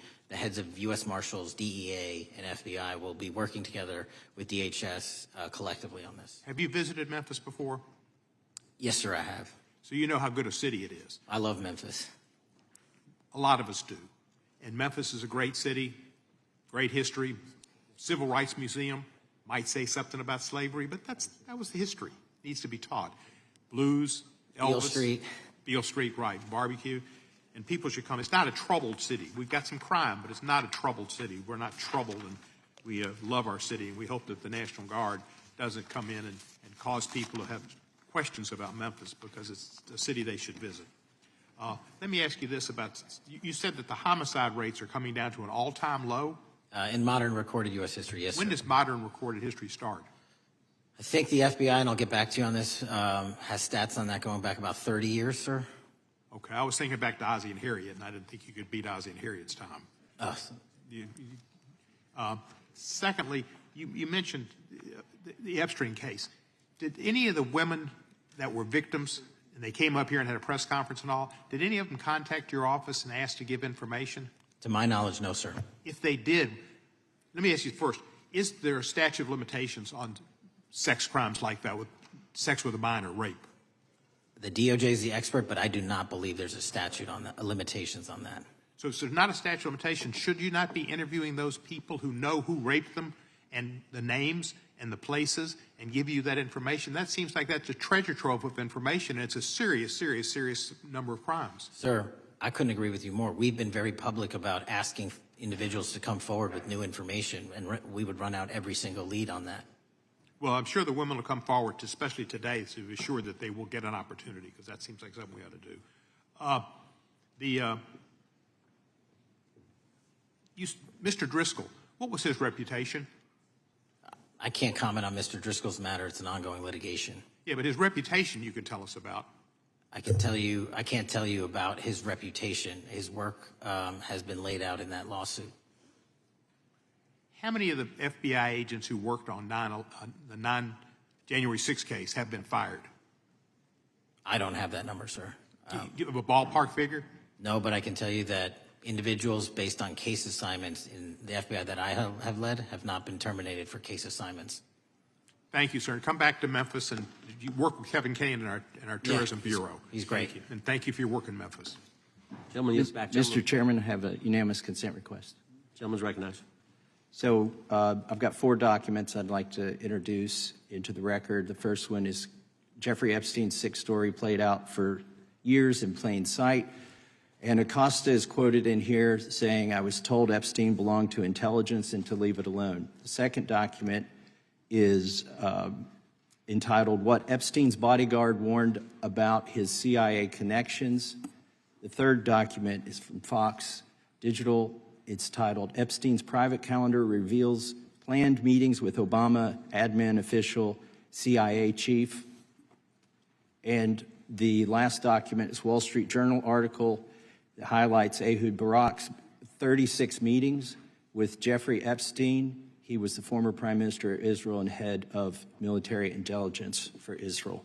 It may have held that title when he met Epstein, and then, yes. Without objection, the gentleman will hold for a second. The gentleman from Maryland is recognized. Thank you, Mr. Chairman. Just one UC request. This is Judge Engelmeyer's decision from August in U.S. versus Epstein, stating the government's 100,000 pages of Epstein files dwarfs the 70-odd pages of Epstein grand jury materials. Without objection, the gentleman from Kentucky is recognized for 5 minutes. Thank you, Mr. Chairman. Director Patel, I watched some of your Senate hearing yesterday when Senator Kennedy asked you, you've seen most of the files, who, if anyone, did Epstein traffic these women to besides himself? You replied, according to the transcript, there is no credible information that he trafficked them to anyone else. You also said somewhere in the hearing and here today that the problem is that the case files are constrained by limited search warrants from 2006 to 2007 and that the non-prosecution agreement hamstrung future investigations. Those constraints only apply to Southern District of Florida. They do not apply to Southern District of New York, the location of the 2019 sex trafficking indictment, which produced many things, including a series of FD 302 documents. According to victims who cooperated with the FBI in that investigation, these documents in FBI possession, your possession, detail at least 20 men, including Mr. Jess Staley, CEO of Barclays Bank, who Jeffrey Epstein trafficked victims to, victims including minors such as Virginia Roberts Ufree, may she rest in peace. That list also includes at least 19 other individuals, one Hollywood producer worth a few $100 million, one royal prince, one high-profile individual in the music industry, one very prominent banker, one high-profile government official, one high-profile former politician, one owner of a car company in Italy, one rock star, one magician, at least 6 billionaires, including a billionaire from Canada. We know these people exist in the FBI files, the files that you control. I don't know exactly who they are, but the FBI does. Have you launched any investigations into any of these people, and have you seen these 302 documents? Sir, I have asked my FBI agents to review the entirety of the Epstein files and bring forth any credible information. And we're working with Congress not only to divulge that information and produce it to you, but any investigations that arise from any credible investigation will be brought. There have been no new materials brought to me launching a new indictment. So is the loophole here, or is it your assertion that these victims aren't credible, that the 302s maybe didn't produce credible statements that rise to a probable cause? It's not my assertion, sir. It's the assertion of 2 different United States attorneys' offices from 3 separate administrations who investigated those same materials in live time. Are the 302 documents in the FBI's possession? They reviewed all that, yes, sir. And so have you reviewed those 302 documents where the victims name the people who victimized them?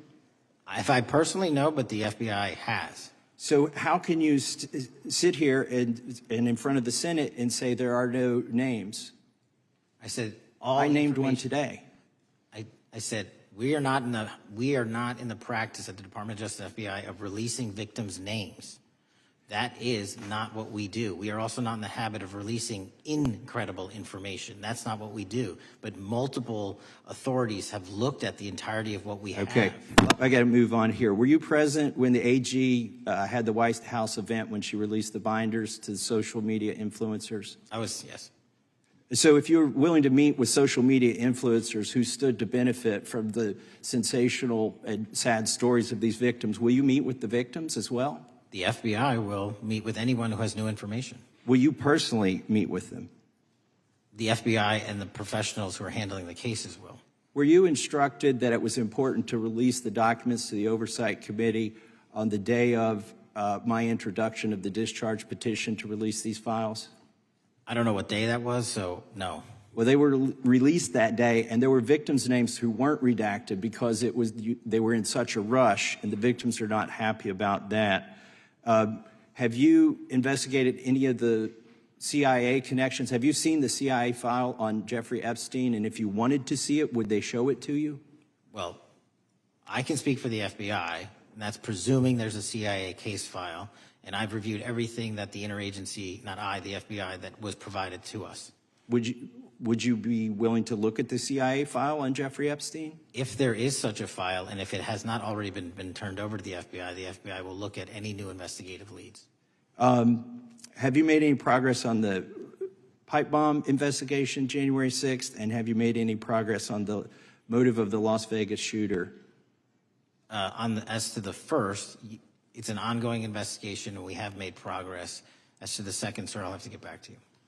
All right. Thank you. I yield back. Mr. Chairman, I have a unanimous Gentleman consent yields back. request. Unanimous consent request from the gentleman from New York. I ask unanimous consent to introduce an unsigned memorandum from July 7, 2025 that says we did not uncover evidence that could predicate an investigation against uncharged third parties with the insignia of the Department of Justice and the FBI. Without objection. Mr. Chairman, I have a unanimous Georgia. consent request. It's an article entitled DOJ Deletes Study Showing Domestic Terrorists Are Most Often Right-Wing. Without objection. Thank you. The gentleman from Georgia is recognized for 5 minutes. Thank you, Mr. Chairman. Director Patel, thank you for being here today. I want to first talk about the significant role that the FBI plays in combating the national security threats posed by our nation's greatest threat, our nation's greatest security threat, China and the Chinese Communist Party. It's a fact that China is America's most significant national security threat. Isn't that correct? I would say so, sir. And you would agree with me that China wants to dominate the United States of America? I think that's largely their plan. And they want to dominate the world both militarily and economically. Isn't that correct? I think so. And, sir, you've been FBI director for the last, 8 months? 7 months, yes. 7 months. And during that time, have you held any stock in any companies founded in China? I don't believe so. Well, you do own stock in a company known as Elite Depot, don't you? Which one, sorry? Elite Depot. You own stock. I think that's, I'll have to get back to you. I think it's a law firm and it's a company out of Singapore. Okay, well, no, the company out of Singapore, which is owned by Elite Depot, is the Shein Company, which was founded in China, correct? That company operates out of Taiwan. Well, they changed their headquarters from China back in 2022 to Singapore for tax purposes. But it's owned by a Chinese billionaire. I think his name is Charlie Zhu. And and you own stock in the company that owns Shein. Which I disclosed during my confirmation process. You certainly did. And now, do you still hold that stock in that Chinese company? Pursuant to the Department of Justice, who reviewed my material that was submitted during my confirmation process, I was able to hold certain stocks, and they made the decision. You still hold the stocks that you have? You still hold on to these Chinese stocks, these stocks in this Chinese company? I disagree that it's a Chinese company, but I was in the DOJ, when you're appointed, makes a call on what you can and can't possess. Well, now, let me ask you this. Chinese companies steal trademarks. They produce counterfeit products and sell them over the internet on platforms such as Shein. They steal intellectual property.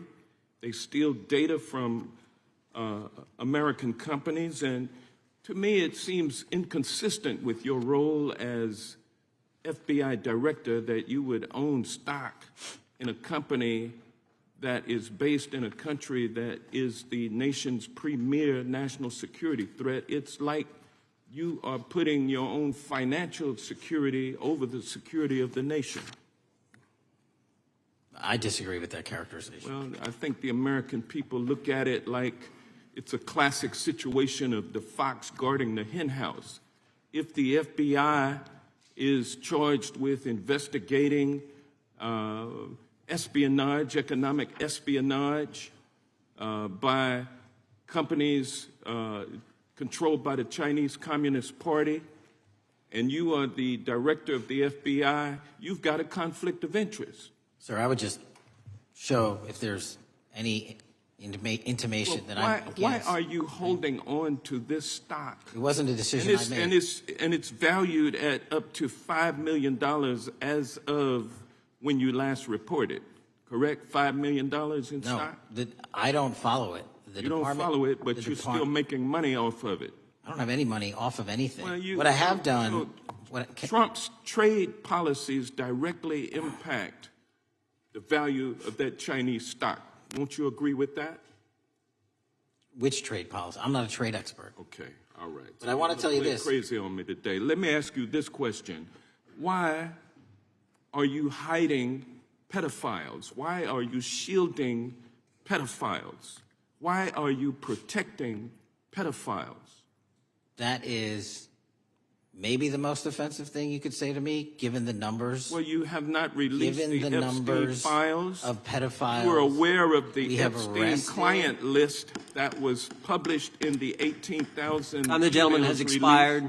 The gentleman yields back. Can he answer the question? Can I just respond? Of course, the gentleman can answer the question. Since I took over the FBI, there has been a 33% increase. Sir, all of that started under Christopher Your Wray. time is done. No, it didn't. The witness gets to answer the question, and then we'll go to our next FBI director, sir. And you're coming in here trying to take credit for something that a previous director instituted and largely brought to conclusion. I take no I think it's credit. been clear that the director has numbers are so much better than the previous director. It's Dr. Patel, if you want to answer the question. I take no credit. The men and women of the FBI have seen a 33% increase in the number of counterintelligence arrests out of the PRC. And so all of a sudden, when you coming in 7 months ago, gentlemen's time has expired. And on the pedophile accusation, we have arrested 1,500 child predators in the last 7 months. Under investigations initiated by the prior appreciate the director's good work, and we really appreciate that the time of the gentleman has expired. We now go to the gentleman from Texas. I thank the chairman. I thank the FBI director for coming before the committee. I assume the FBI director, Mr. Patel, I believe you probably agree with me that there is a significant organized effort on the left side of the political spectrum to advance criminal organizations being able to put more criminals out on the streets. That what we've seen this in daily action. Are you familiar with the report that came out this last Monday from the Law Enforcement Legal Defense Fund? I'm not familiar with that, sorry. So this report came out this past Monday, and it said that significant amount of the money flowing out of George Soros and other leftist organizations and funders has been funding DAs and prosecutors and, quote, Many of these DAs had never managed an office, prosecuted a criminal case, developed organizational policies. In dozens of America's largest cities and counties, this report finds these progressive district attorneys have outsourced core parts of the American criminal justice system to activists and political donors, taking direction and advice on everything from staffing decisions and communication strategy. Organizations is a complex web of donors going in through these organizations to put radical DAs and prosecutors out there, putting criminals on the streets. Does the FBI director agree that this exists and is a problem? I will accept the factual representation, and if that exists, it is a problem. The organizations such as TIDES, the Fair and Just Prosecution, Brenner Center for Justice, Partnership for Safety and Justice, the Vera Institute of Justice, the amount of dollars flowing from George Soros through and to these organizations and to the various prosecutors that have resulted in increased crime on our streets, including the brutal murder of the Ukrainian refugee in Charlotte. I bring that up because that is one component of the problem. In addition, we have an organized effort targeting our border. The NGOs, the nonprofits, and the deep pockets, the United Nations, charitable organizations, and a long list of over 250 organizations that the Center for Immigration Studies put out that lays out a complex web of organizations that were moving people into our country, knowing that they're dangerous, knowing that they're criminal, associated with taxpayer dollars flowing through the United Nations and donor dollars flowing through organizations, including ostensibly religious ones, putting these dangerous individuals on the street that resulted in fentanyl in our communities, that resulted in the death of Jocelyn Nungare, of hundreds, thousands even, as the director testified, 100,000 people dying from these narcotics every year. All of this in an organized effort, a complete effort by the radical left to use taxpayer dollars and these dollars to put people on our streets. In addition, the extent to which we've seen now with the Southern Poverty Law Center and their hate map targeting, for example, the Family Research Council, where we had a shooting right here in D.C. over a decade ago, putting Charlie Kirk, putting a target on TPUSA, Antifa, other radical organizations that are very specifically organized in targeting conservatives and ordinary Americans. Well, how about the organized effort to infiltrate our schools and advance a transgender agenda and advance a radical agenda, perhaps one that we will see exposed further in the individual that actually shot Charlie Kirk? So here's my question. Will you as the director, and are you as the director, pursuing all legal channels to follow the truth wherever it may lead on this organized effort, one? And two, do you agree that Congress should take all action necessary to expose this web of dollars that are flowing to undermine our way of life? I've got another minute in my time that I'd like to hear from you on this topic broadly. I'll keep it short. Investigatively speaking, we are doing the following. We are following the money. We are following the money in every organization and every person that is violating the federal code. And it doesn't matter what your background or ideology is. We are following the money. We are using legal process to follow that money, issuing subpoenas to follow that money, using grand juries to follow that money. And when we have results to recommend for prosecution to the Department of Justice, we will do that. And we will continue to publicize documents through Congress, yes, when we make these findings. Mr. Chairman, I'd like unanimous consent to insert the record outsourcing justice by the Law Enforcement Legal Defense Fund that I alluded to before. I would ask unanimous consent to add a 2024 list provided by the Center for Immigration Studies on these United Nations and other affiliated groups that are responsible, over 250 of them, for moving individuals into our country in a coordinated effort. I would like a unanimous consent to insert a letter that I sent that currently has 33 members of the United States House of Representatives have signed on it, calling for a special select committee to pursue the organized effort from the radical left to target our way of life and undermine our security by putting criminals on the street and having our borders being wide open and putting us in danger. With that, I would yield back. Without objection. Gentleman yields back. Mr. Chairman, I have a couple of unanimous gentleman's requests. One is a letter from Senator Tom Cotton, dated last year, urging the U.S. to, quote, ensure that data from U.S. companies is not harvested by the Chinese Communist Party through the purchase of Shein software and technology. Without objection. And also a statement by Marco Rubio, then Senator Marco Rubio, which warned our UK allies about, quote, Xi'an's deep ties to the People's Republic of China. Without objection. Also, crime is the record crime is down in 2025.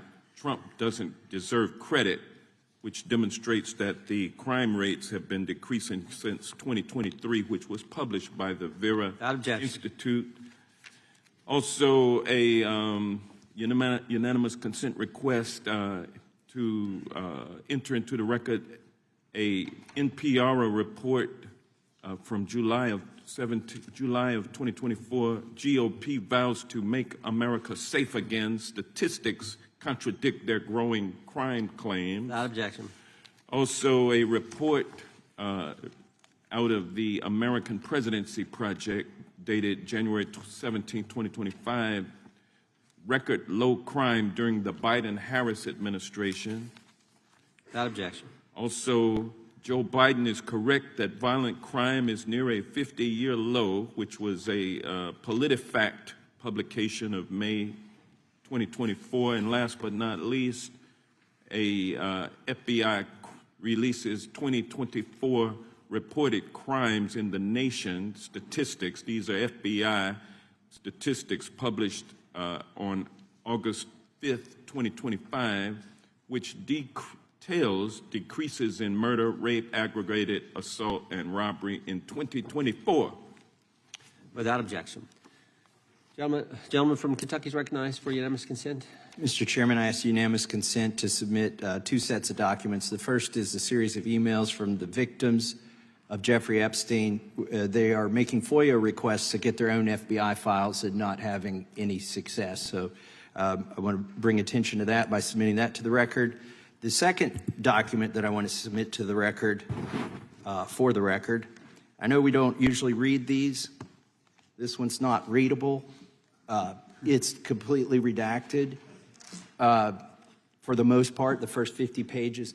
This is actually the search warrant that was served on James O'Keefe for a diary that he had already given to the government 2 months before. And as it turns out, there were no indictments here, yet he still doesn't know why he was raided, and I think he deserves to know. So, without objection. Thank you. The chair now recognizes the gentleman from California. Director, the first time you saw Donald Trump's name was in the Epstein files. Did you close the files or keep reading? I have reviewed not the entirety of the files, so you haven't reviewed all of the Epstein files? Personally, no. You're the director of the FBI. This is the largest sex trafficking case the FBI has ever been a part of. Buck stops at the top, and your testimony today is you have not reviewed all the files. What I've been doing is been busy providing the safest country this country has seen in modern U.S. history in historic speed, because the men and women of the FBI are given the resources to reduce the homicide rate, to reduce the drug trafficking rate, to reduce the amount of children that are being trafficked, and the number of pedophiles. It sounds like those children being trafficked would appreciate the director reviewing the files. You said you don't know the number of times Trump's name appears in the files, so it could at least be 1,000 times. Is that right? The number is a total misleading factor. We have not released anyone's name we have not released anyone's name in the Epstein files that has not been credible. Director, could it at least be 1,000 times? We have released every piece of legally permissible information. Okay, you can characterize the numbers however you want it. Claiming my time, Director. It sounds like if you don't know the number, it could at least be 1,000 times. It's not. It's not. Is it at least 500 times? No. Is it at least 100 times? No. Then what's the number? I don't know the number, but it's not that. Do you think it might be your job to know the number? My job is to provide for the safety and security of this country. My job is not to engage in political innuendo so you can go out to the sticks and get your 20-second hit in your fundraising article. My time, Director. Keep going, reclaiming your time, because the people of California are being underserved by your representation. If the president is not implicated, why not release everything that involves him? We have released everything, the president and anyone else's side, that is credible and lawfully be able to be released. Your fixation on this matter and baseless accusations that I'm hiding also child Mr. Massie's pedophiles is disgusting. interest. Anyone that says that needs to look at the stats alone. And go back to the state of California, who's receiving the biggest surge in FBI resources through my redeployment because the cities of Los Angeles, San Diego, and San Reclaiming Francisco my time, need it. Director. Remembering your oath to tell the truth, did you ever tell Donald Trump his name is in the files? I have never spoken to President Trump about the Epstein files. Did you ever tell the Attorney General that Donald Trump's name is in the Epstein files? The Attorney General and I have had numerous discussions about the entirety of the Epstein files and the reviews conducted by our team. Did you tell the Attorney General that Donald Trump's name is in the Epstein files? And we have released where President Trump's name is in the It's a simple attorney's question. file. Did you tell the Attorney General that the President's name is in the Epstein files? During many conversations that the Attorney General and I have had on the matter of Epstein, we have reviewed. The question is painstakingly simple. Who Did you can tell be- the Attorney General that Donald Trump's name is in the Epstein files? Yes or no? Why don't you try spelling it out if Yes you're going or to mock no, me? Director? Use the alphabet. Yes or no? No? A, B, C, Director, D, E, F? it Don't sounds wanna do like you don't want to tell us. Did you tell the Attorney General that Donald Trump's name was in the Epstein files?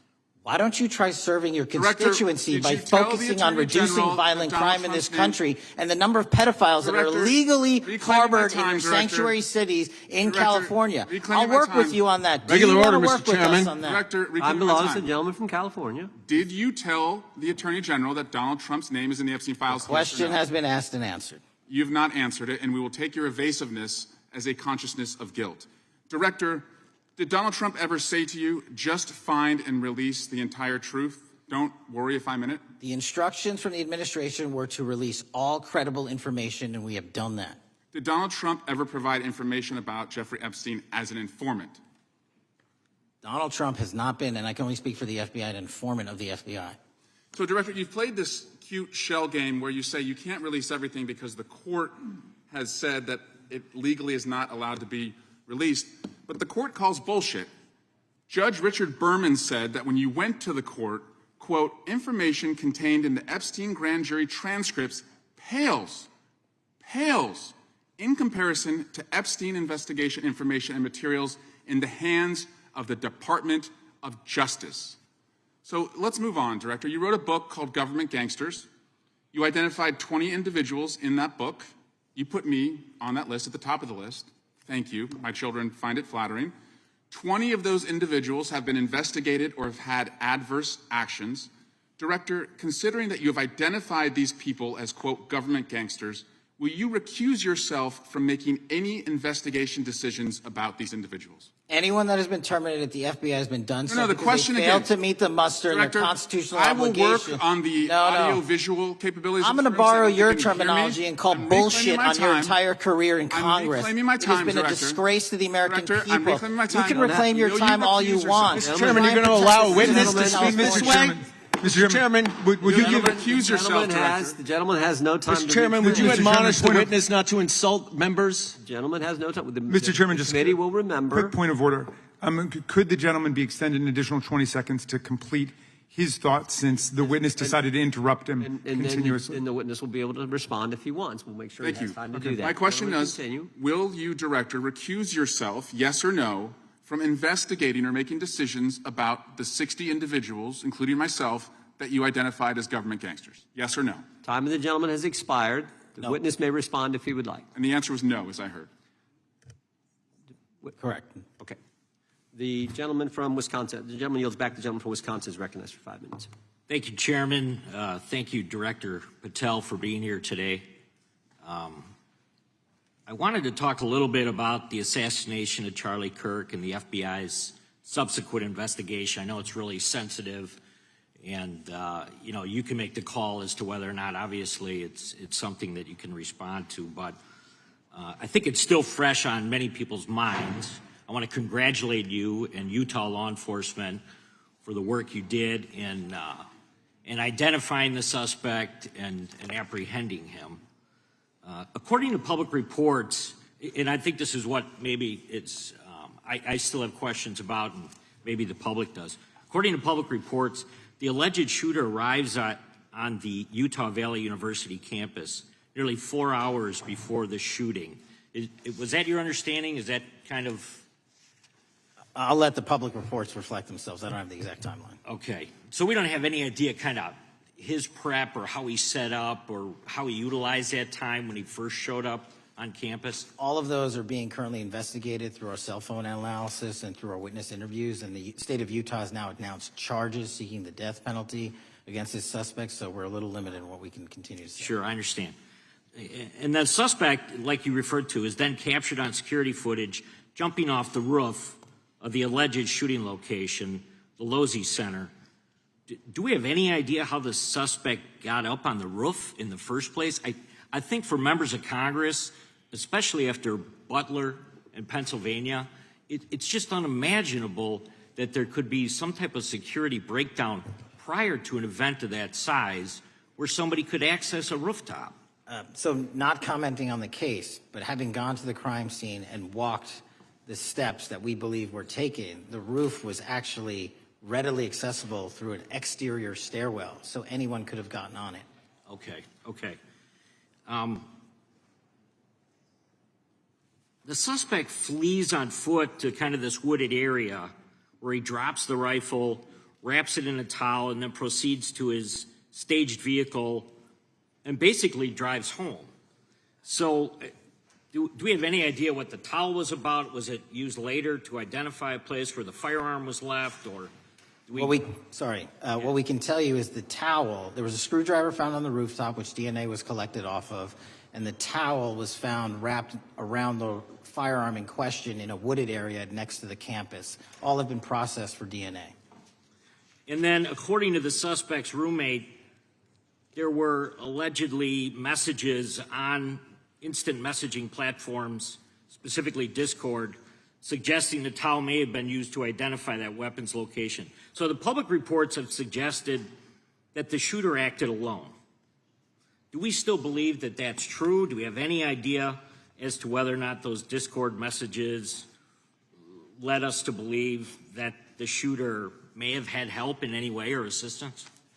I can only speak to the FBI's investigation, and our investigation is ongoing, and we are interviewing any of those individuals involved in that chat and other individuals in the area.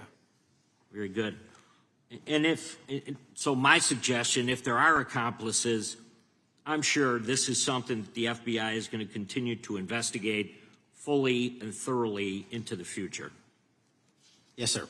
The reason I ask that is because I don't know that that was necessarily the case with Butler, Pennsylvania. So thank you so much for your persistence kind of in this matter. There's still a lot of public questions that need to be asked. Let me shift to another topic very quickly. On July 31st, 2025, the DOJ and the CIA declassified the annex to Special Counsel John Durham's 2023 report on Operation Crossfire Hurricane.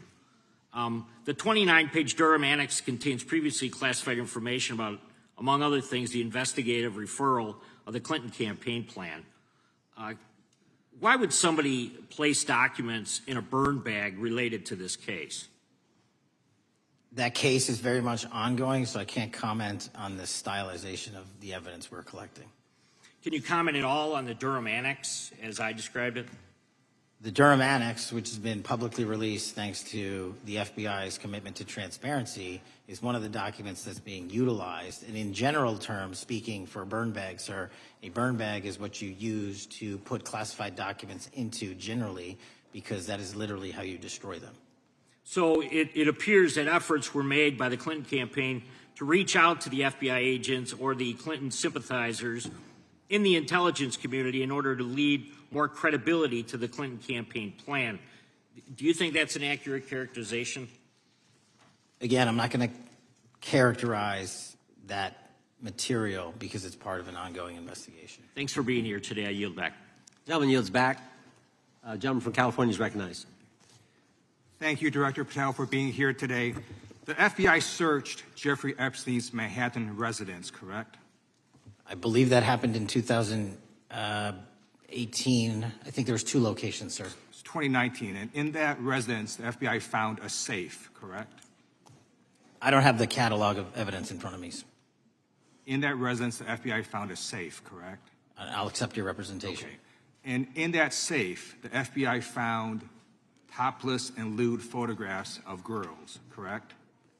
Again, sir, I'll accept your representation. I don't know. Thank you. It was All over the media at the time, there's a New York Times article that says Jeffrey Epstein is indicted on sex charges as discovery of nude photos is disclosed, dated July 8th, 2019. And the Times reports a trove of lewd photographs of girls was discovered in a safe inside financier Jeffrey Epstein's Manhattan mansion. Author Michael Wolff has conducted numerous interviews of Jeffrey Epstein. I'm going to play for you a video clip of what Michael Wolff said Epstein told him was in the safe and what he showed the author was in this safe. So let's please play that clip now. Elected. And I was sitting talking to Epstein, and he said, "Wait a minute, I got to show you something." And then he went into his safe, and he came out with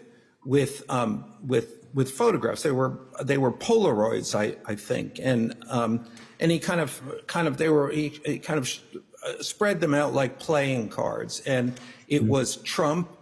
I mean, I think there were a dozen of them, and it was Trump with girls of an uncertain age at Epstein's Palm Beach house, where all of the things that he would ultimately be accused of took place. And I remember very vividly 3 of them. There are 2 in which Trump is, the girls, topless girls, are sitting on Trump's lap. And then a 3rd in which he has a stain on the front of his pants, and the girls are kind of pointing at it, sort of bent over, laughing. So, Director Patel, I'm going to ask you a very broad and general question. As you know, Donald Trump and Jeffrey Epstein were friends. There are, of course, photos showing Donald Trump together with Epstein, correct? I don't have the entirety of the photographs, but I think they've been photographed in public together. All right. Are there any photos showing Donald Trump with girls of an uncertain age? No. How do you know that? Because that information would have been brought to light by multiple administrations and FBI investigators over the course of the last 20 years. Well, you know what? That's just not true, because no one knew about the creepy birthday message that Donald Trump wrote to Jeffrey Epstein until the Wall Street Journal disclosed it, and then all of a sudden, the Epstein estate provides it to Congress. Well, so certainly, you weren't there at the search. You don't know what Epstein may or may not have done with those photographs even prior to the search. Maybe someone has it. Maybe the Epstein estate has it. You raise a great point. So I'm going to ask you, have you asked to talk to Michael Wolff? You raise a great point. I haven't personally asked to talk to Michael Wolff. Has the FBI asked? But the FBI, I'll get back to you if the FBI specifically so Michael Wolff has ever. About 100 hours of testimony of Jeffrey Epstein. Wouldn't it be good for the FBI to interview Michael Wolff? I'm not saying they haven't. I just don't know. Has FBI subpoenaed the tapes that Michael Wolff has conducted of Jeffrey Epstein? I don't know. All right. So if you could provide us an answer, that would be terrific. Sure. Well, let me ask you this question then. Have you looked at all the photos in Epstein files? I have looked at all the information that the investigators who investigated this case have provided to run out credible leads. And in the Epstein file, was there that creepy birthday message that Donald Trump had written to Epstein? No, that's what I was trying to tell you. You raise a great point. The estate of Jeffrey Epstein has a voluminous amount of information that they have not released before. Okay, so that's great. So wouldn't it be great if FBI subpoenaed the estate of Jeffrey Epstein for all that information? The estate is under no obligation to provide that material, even pursuant to a subpoena. That's a great point. Yeah, that's just false. Okay. That's just false. You're the frickin' FBI. You can subpoena the information from the estate, and you better do that. That's literally not how it works. I'm going to move on now and talk about Epstein's client list. You confirmed that it exists. Attorney General Pam Bondi confirmed earlier this year that it exists. I just want to ask you a simple question. Is Prince Andrew on Epstein's client list? The material related to Prince Andrew has been made public. Is Prince Andrew on the client list? We have released the index of names that were in Jeffrey Epstein's. Is Donald Trump on Epstein's client list? The index has been released, and the index will speak for itself. So I'm just going to say, America is a huge red flag. The FBI director could not answer whether Donald Trump was on Epstein's Gentleman's time has list. expired. I now recognizes the gentleman from Virginia. Thank you, Mr. Chairman. I want to thank the director for being here and for his work over the last several months, removing the taint of partisanship that has infected the intelligence community over the past several years under the last administration, under the last several directors, standing up for law enforcement, standing up for the brave men and women who work in your agency. But to set the record straight, we have to correct the record. And the record, early days of the first Trump administration saw a dramatic spike in news stories that contained sensitive and sometimes classified details about the FBI's bogus Russia probe, about a leak a day. It's unacceptable that senior FBI officials coordinated to leak classified information to try and harm President Trump. Documents produced to the committee in August of this year revealed that the FBI interviewed a former Intelligence Committee staffer who gave details on a systematic process through which leaks of classified information were affected by then Chairman, now Senator Adam Schiff. Were these findings escalated within the Bureau's chain of command, and if so, to what level? Sorry, were the findings escalated? Were these findings that were given to us escalated within the Bureau's chain of command, and if so, what level? Did you receive this information? That entire matter is currently under investigation by the people at the FBI that handle leaks of classified information. All right, it's good to know that there is an ongoing investigation. Can you tell me whether these leaks to the media compromised any ongoing FBI investigations during the Trump-Russia probe? I can tell you, generally speaking, the leaks of classified information are detrimental to any work the FBI is doing. Now, former Director James Comey testified before the Senate Judiciary Committee that he had never been an anonymous source, nor authorized anyone to be an anonymous source in news reports about matters relating to the Trump investigation or the Clinton investigation. Was Comey's testimony true? In reference to Director Comey, I'm very limited in what I can say because of what the current status of those matters are with the FBI and the Department of Justice. When I am able to make those public, I will. Can you tell me if there's an ongoing investigation there? Again, without identifying any individuals related to the information you're generally speaking about, there is an ongoing matter that has been under review by the Department and the FBI for some time. Because we know that the documents that we received last month revealed that former Director Comey used Columbia University law professor as a conduit to leak stories to the media that contained classified information. Let me move on to the way that the FISA process was weaponized by past directors. Prior to your confirmation, you raised concerns about government misuse of FISA, including Section 702, stating that FISA was in need of major reform. Specifically, you highlighted that the Fisk report that the FBI had conducted 278,000 improper searches of the FISA database. Do you remain concerned about governmental abuse of FISA in Section 702? I'm always concerned, but what we've done since I became FBI director is implement new audit systems. We are nearing 100% review of the 702 query system that you are specifically referring to, and we've also eliminated anyone that has ever touched that database that has in any way made a mistake, whether intentional or not. And we have also identified a system in which those going forward who misuse the 702 system, they don't get 2 strikes. They get 1 and you're done.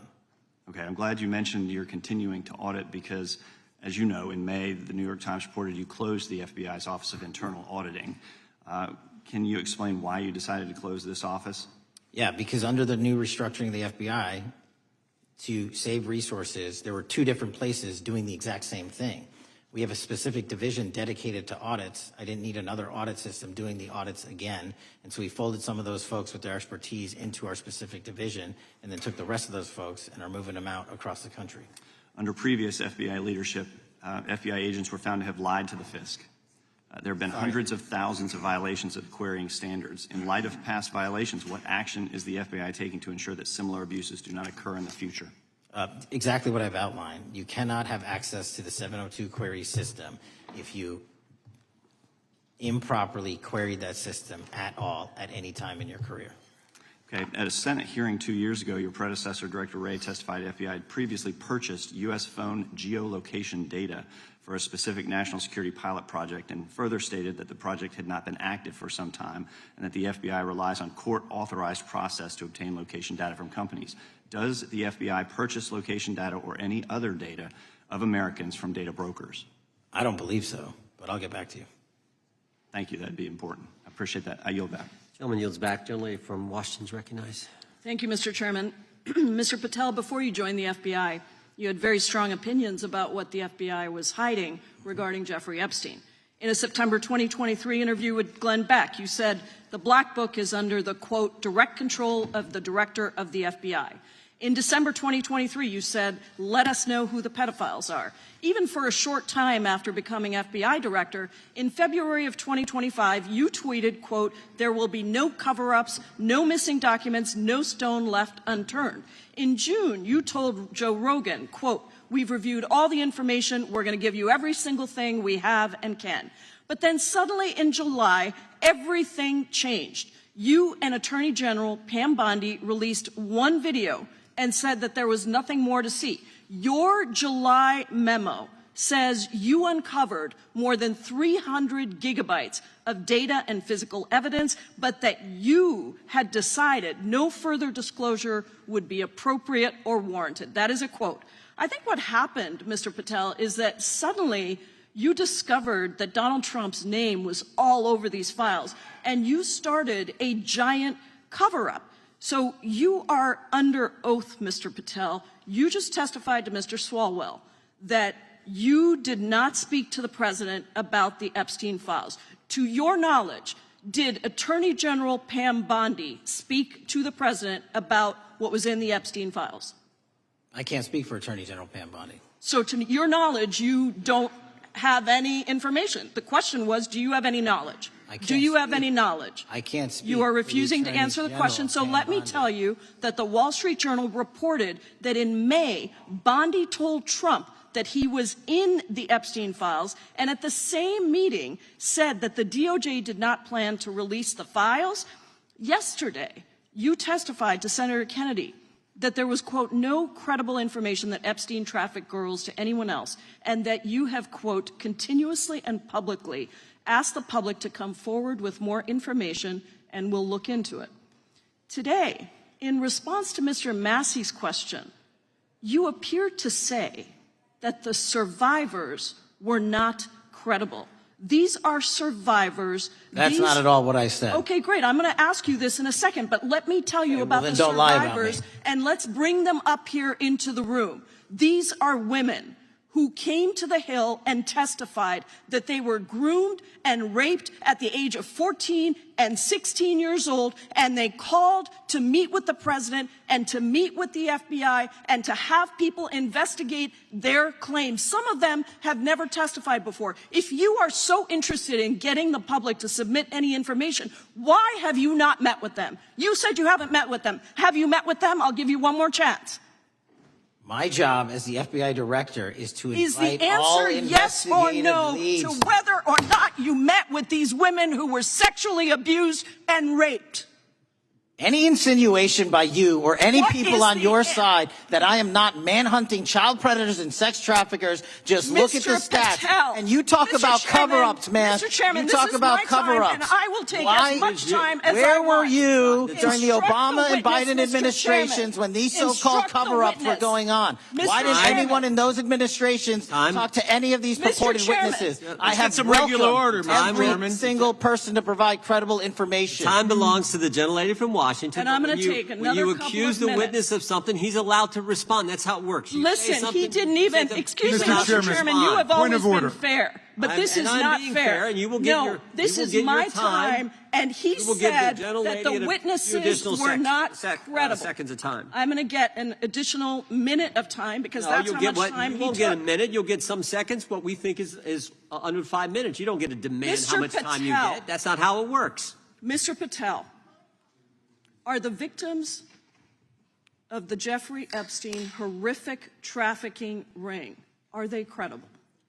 Any person with information about ongoing sexual didn't- trafficking. I'm asking you if they're credible. Ma'am, I'm Are commenting they on the credible? evidence we have. But And we have routinely asked for people to come forward with more evidence, and we will look at it. And the evidence that we have was the same evidence that the Biden and Patel, Obama Justice Departments Mr. had. Patel, And they this is determined, new. not me, they determined that Chairman, information was not Mr. credible. Chairman, he's not letting me even ask my questions. You This is ask the ridiculous. questions, he gives an answer. You may not like what he says, No, but that I'm doesn't mean you get to he's interrupt not answering him. my question. Mr. Chairman, have could we an- restore the gentlelady 45 seconds so she We can will complete give her her question? additional 30 seconds, which is what I said I'm earlier. going to keep taking my time because you'll take here's the the time thing. that you get. You get are 30 not seconds. answering the question. The question I is, have. You just don't like the answer. Are these women credible? It's a yes or no answer. I have answered the question. Well, and what I is keep the telling answer? you, I'm the only FBI director that has welcomed new information in this case. This You're administration is the only one that has welcomed any new information in this Is there case. a yes or no to whether Present the new victims credible are information. credible? Present new information. Are the victims credible or not? I'll tell you what happened in the last Trump administration. Are they credible or not? You can't even Victims say. credibly came forward, and you know what happened? President Trump authorized the indictments of President Jeffrey Trump Epstein. called Not them a Biden, hoax. not Obama. President Trump no one called else. the entire thing a Democratic hoax. So I would like to ask The gentlelady's time has expired. I gave her the additional 45 seconds she requested. The gentlelady yields back. The gentleman from New Jersey is recognized for his 5 if you would minutes. meet with the women who were sexually Time does not belong. abused and raped and groomed Time does at not the belong ages to the of gentlelady from 14 Washington. and The time now 16 belongs. years old. Are The you time- going to cover up? No, I'm Are not you gonna- going to continue I'm gonna to recognize cover the up gentleman for from the New Jersey rich for and his 5 minutes. powerful men, including those that might be on this committee? I can yell Or too, are Mr. you Chairman, but I don't want to yell allow above them this. to The time belongs testify? to the gentleman from New Jersey. I Are you appreciate the going to allow gentlelady them to yielding testify, back. Mr. Patel? Go ahead. Will you allow them to testify to you, Mr. Patel. Mr. Patel, thank you for being here. I know it's been an interesting and difficult 2 days. And I wasn't going to talk about the Epstein thing because there's a lot of other issues that affect the FBI, but I have to say a few words. I've sat here, I've listened to this, I've watched it, and you know, my Democratic colleagues are so concerned now, Mr. Patel, all of a sudden. Where were they last year? Where were they the year before? Where were they the year before that? Where was the last president in any of this? Well, all I know, the only thing I see is a single letter from the ranking member that was sent in 2019 that he didn't like the plea deal, and some people signed on to that. Most of the truth, the real truth, let's be honest, let's be intellectually honest. The real truth is we didn't hear from them at all. Anybody of them. Hardly any of them ever mentioned it. Some of them didn't mention it at all until the beginning of this year. Earlier in the year it started. Not one Democrat asked Director Wray. We all remember Director Wray was here. Not once, not twice, multiple times. Nobody asked Director Wray about Epstein before this committee. Nobody was that concerned. Where was the concern for the victims then? Where was the moral righteousness then? Where was the outrage then? Where was the sense of duty then? Where was the desire for accountability then? Where was the urgency for justice then? Most of all, where the hell was the integrity then? You know what the truth is. Let's just say it, man. Tell the truth time. The truth is, it's politically useful for them to try to do this now, even though they didn't give a damn about it in the past. And you know what?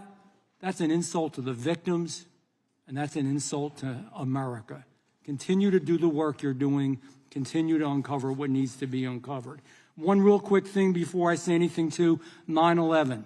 We know that was mishandled by the past director and by the past FBIs. There are family members here. There are family members who are concerned. God Almighty, we want to get to the truth of that. I ask you, please, to meet with them, to talk to them, and to investigate this with truth. You know, in the Biden administration, we went through a very dark and difficult period of time. The FBI trust was broken with the people. Catholics were, this is the stuff we've been talking about, were labeled radical threats for praying in their churches with their rosaries. Parents at school boards were called terrorists for standing up for their children. Hindu holy men in New Jersey. We have the largest Hindu temple in the world. They were attacked. They were put up against the wall with guns to their heads. So it isn't just a Catholic or Christian thing. American Jews were targeted in colleges and universities, and a lot of folks in the FBI, in the past FBI, not this one, didn't give a damn. We can't go back to targeting religion. We can't go back to silencing free speech. The Biden administration did that. So I got questions for you. Hopefully thoughtful questions that you can answer for us in a thoughtful way. How is this FBI now, under your leadership, how are we restoring trust for Catholics, for Hindus, for Jews, for parents, for all the other, for just American people that were targeted by FISA because they had a different viewpoint? How are we restoring that trust in the FBI? In multiple ways, sir. One, and maybe most importantly, is through transparency and providing the American public with the material so they can see, read it themselves as to what the abuses were in the past, whether it relates to the Catholic memo or the Hindu incident you talked about at the largest temple in North America. Any institution of faith and any member of faith will not be investigated by this FBI because they are men and women of faith ever, period. And nor should they. Nor should they. I don't mean to interrupt you, but my God, of all the amendments to the freedom of speech, freedom to believe in what you want to believe in, I know you're standing up for that. Continue. I'm sorry. No, that's it. Sorry. Okay. The Richmond memo was driven by a reliance on sources. The Southern Poverty Law Center, you know, the words sound nice, but the organization's not so nice. And we've seen the Anti-Defamation League distort data that counts as violence. Have you been able to identify and eliminate these kinds of partisan sources? We welcome all sources, but we want objectivity and neutrality and decency in the way we report all this. Have you been able to uncover any information there? How do we make sure our sources are good in the future?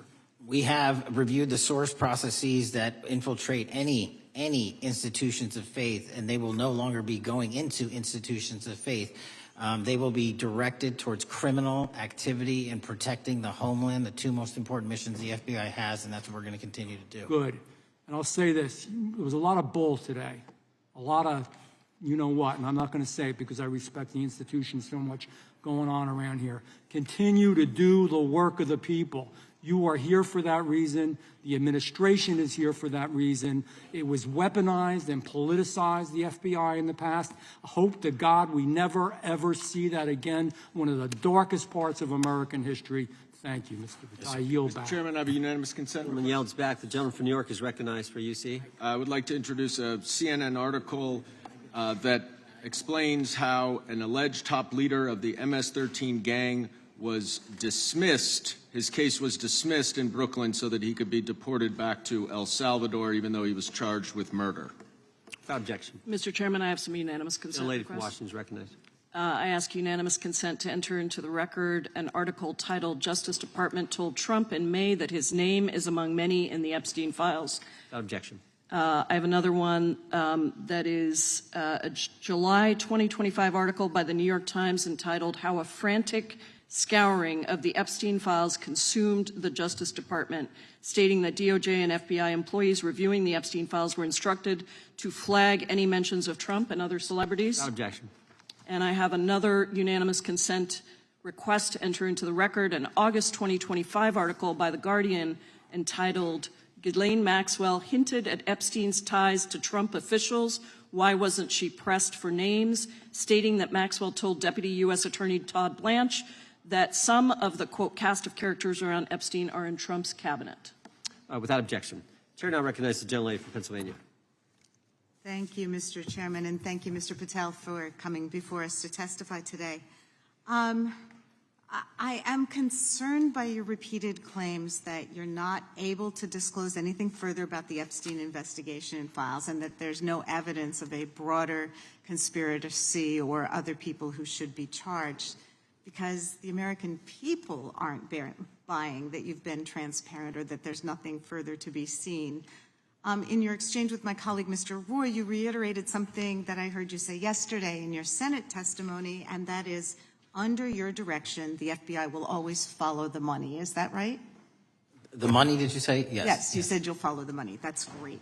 And just now you said you welcome the opportunity to investigate new evidence. So there has been significant recent reporting just in the last couple of weeks that after Jeffrey Epstein was arrested, 4 major banks flagged more than $1.5 billion in suspicious transactions connected to him that suggested a massive conspiracy related to his child sex trafficking activities. Director Patel, has the FBI reviewed the $1.5 billion in suspicious bank transactions flagged to the government relating to Epstein and his co-conspirators? I know the FBI has reviewed numerous SARs. I don't know the totality of that number. Okay. Can you provide us with that number? I'll get back to you. Okay. And have you initiated any new investigation of those bank transactions since, say, September 8th when the new reporting came out? I'll check with the Treasury Department because they're the lead on that. Okay. So, Director Patel, how many individuals or entities has the FBI interviewed, subpoenaed, or compelled to testify? Can you give us those numbers with respect to these bank transactions?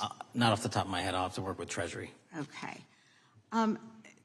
We're concerned, you see, because you say you're going after child predators, but We are. obviously this is how you follow the money, is if you follow the bank transactions that apparently enabled the child sex trafficking. Would you agree? It's one of the valuable investigative tools is to follow the money. Okay. Have Jeffrey Epstein's victims have asked us to ask you whether or not you've investigated Epstein's lawyers, the lawyers who facilitated those payments.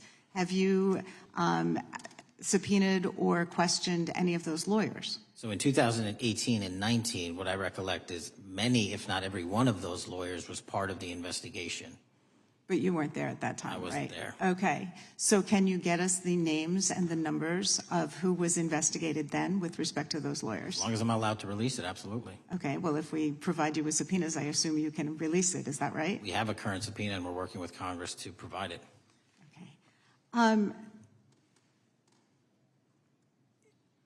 You've said that the Acosta investigation had an original sin. Mm-hmm. What do you mean by that? Basically, if you're looking at an actual pedophile ring, what you should not do is limit the time frame in which you're legally able to collect information. So search warrants that Mr. Acosta utilized in 2006 and 7 leading to the 2008 plea agreement had a very specific narrow window of years, I think 3 or 4 years. And so information pursuant to legal process wasn't collected for 10 years or 15 years or 20 years. It also, subpoenas were not sent out to hundreds of witnesses at the time, hundreds of victims at the time. None of that was done. None of these people were put in grand juries. And so the totality of information from the jump, instead of being this big, was like this. And that, in my opinion, is not how you run an investigation if you're trying to break a sex trafficking ring. So you're now in charge of the FBI. Why haven't you done that investigation? Great question, and here's the answer. Simply because I am not able to go back 20 years and collect information that the courts had decided was already subject to search warrants. They have said this was the investigation. There's a non-prosecution agreement out of that plea, and when the case was reopened, and this is where it comes into play, when the case was reopened in 2018 and 2019, the search warrants, again, were limited to the conduct of Jeffrey Epstein. Now, whether that's right or wrong, that's a different discussion, but I'm telling you that's the information well, we I think reviewed. that is a different discussion, and I think the discussion we'd like to have today is why you aren't following the money with respect to the broader conspiracy that it has been reported in the New York Times and elsewhere, and that if you really want to attack the issue, if you wanted to attack the issue, if you wanted to get to the bottom of it, if you wanted to disclose what really was involved in the Epstein files, the Epstein cover-up, that you would be taking very different actions that you are today. I do want to seek unanimous consent to enter into the record the New York Times September 8th, 2025 article, How J.P. Morgan Enabled the Crimes of Jeffrey Epstein. Objection. And also an article dated July 17th, 2025 in the Epstein case, Follow the Money. Objection. Okay, thank you. Gentlelady yields back. Mr. Chairman.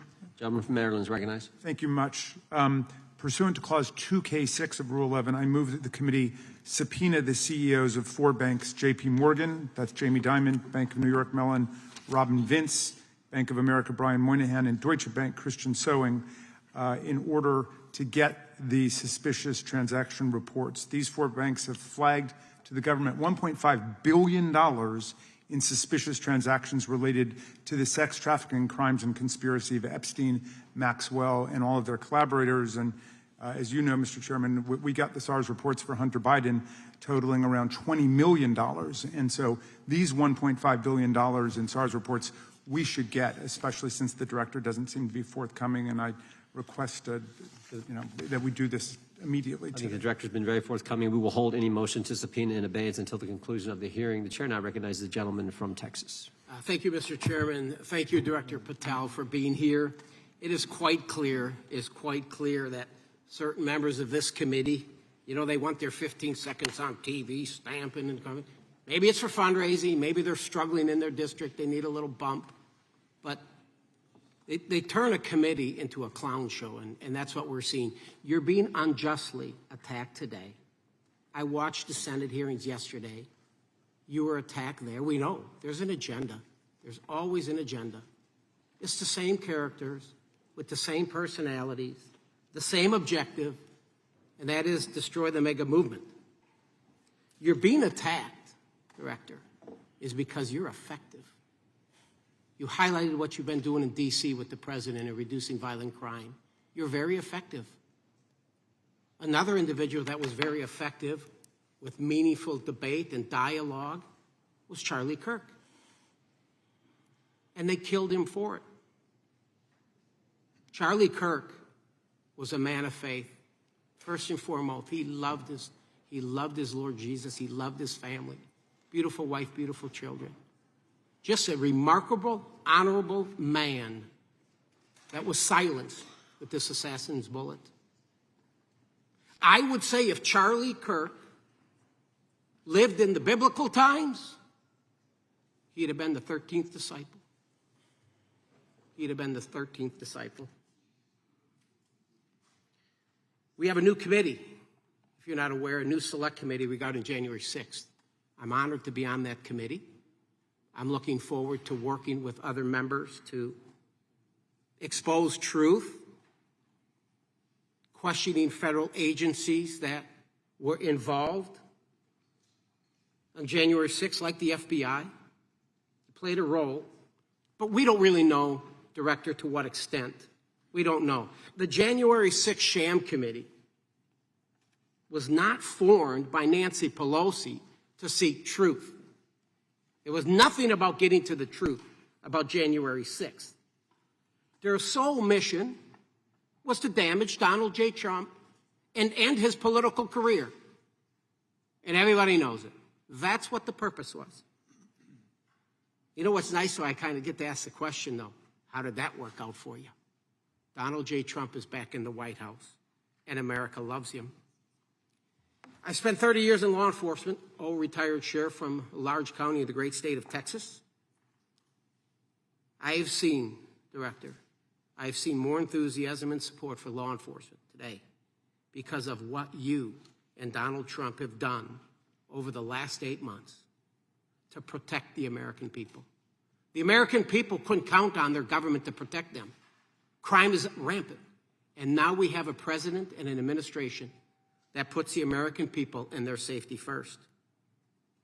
It's interesting, a few minutes ago, a classmate reached out to me and sent me I told him, I said, yes, we got Director Patel in front of our committee today. And Andy Kane wanted me to tell you, he said, quote, tell him we love him. Tell him we love him and all the brave warriors exposing the deep state. Kash, you're a great American, sir. You're a great American. Your work as the director of the FBI is commendable. It's commendable. And I want to thank you, sir. Thank you for your service. Keep up the good fight, brother. Don't let him tear you down. Keep up that good fight. You have it in you. With that, sir, I yield back. Gentleman yield to me.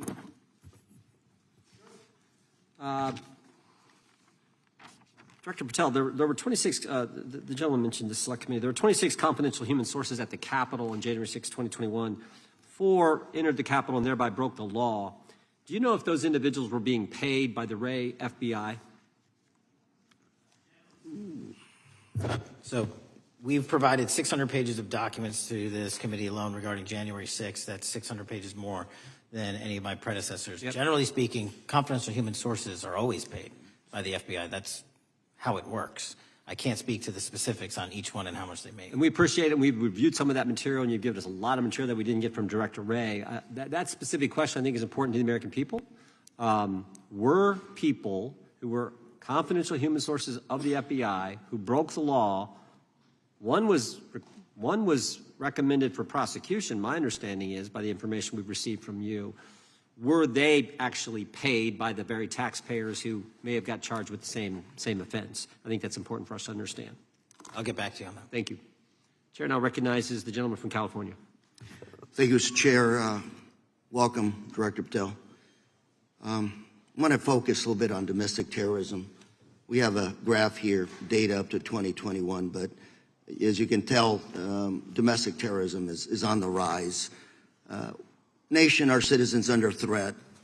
We saw the assassination of Charlie Kirk, 2 assassination attempts on the president, school shooting, Minnesota last month, and closer to home, just a couple of days ago, Huntington Beach, peaceful vigil for Charlie Clark, infiltrated by neo-Nazis who essentially made the local individuals attending that event fear for their safety.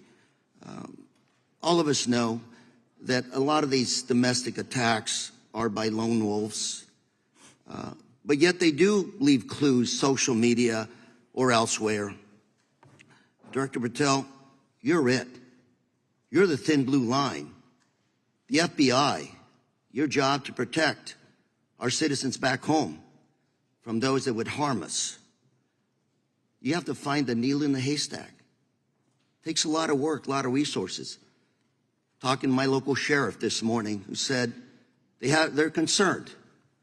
Federal cuts to local grants that help them do the job.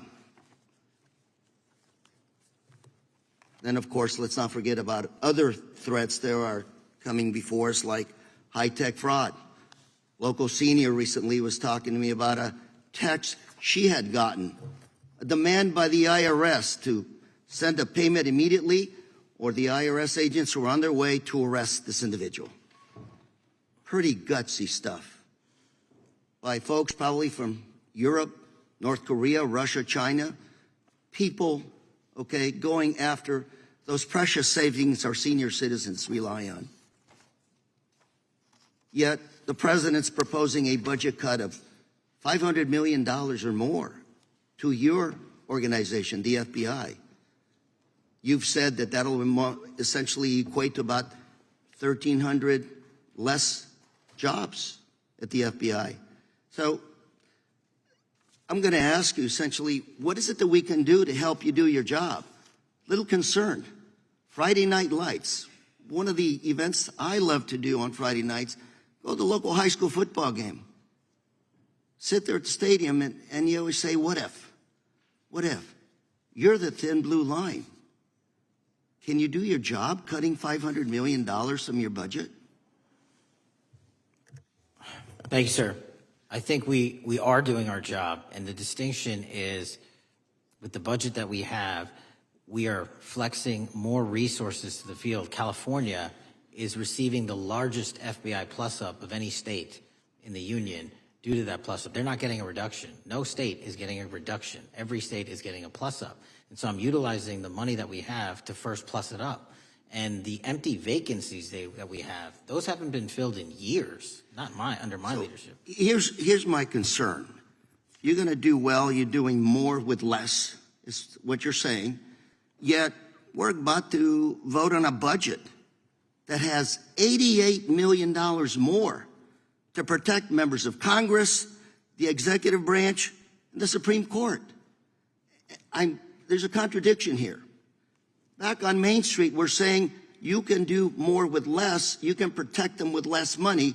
Yet here in Washington, we're saying we need more money to protect members of Congress.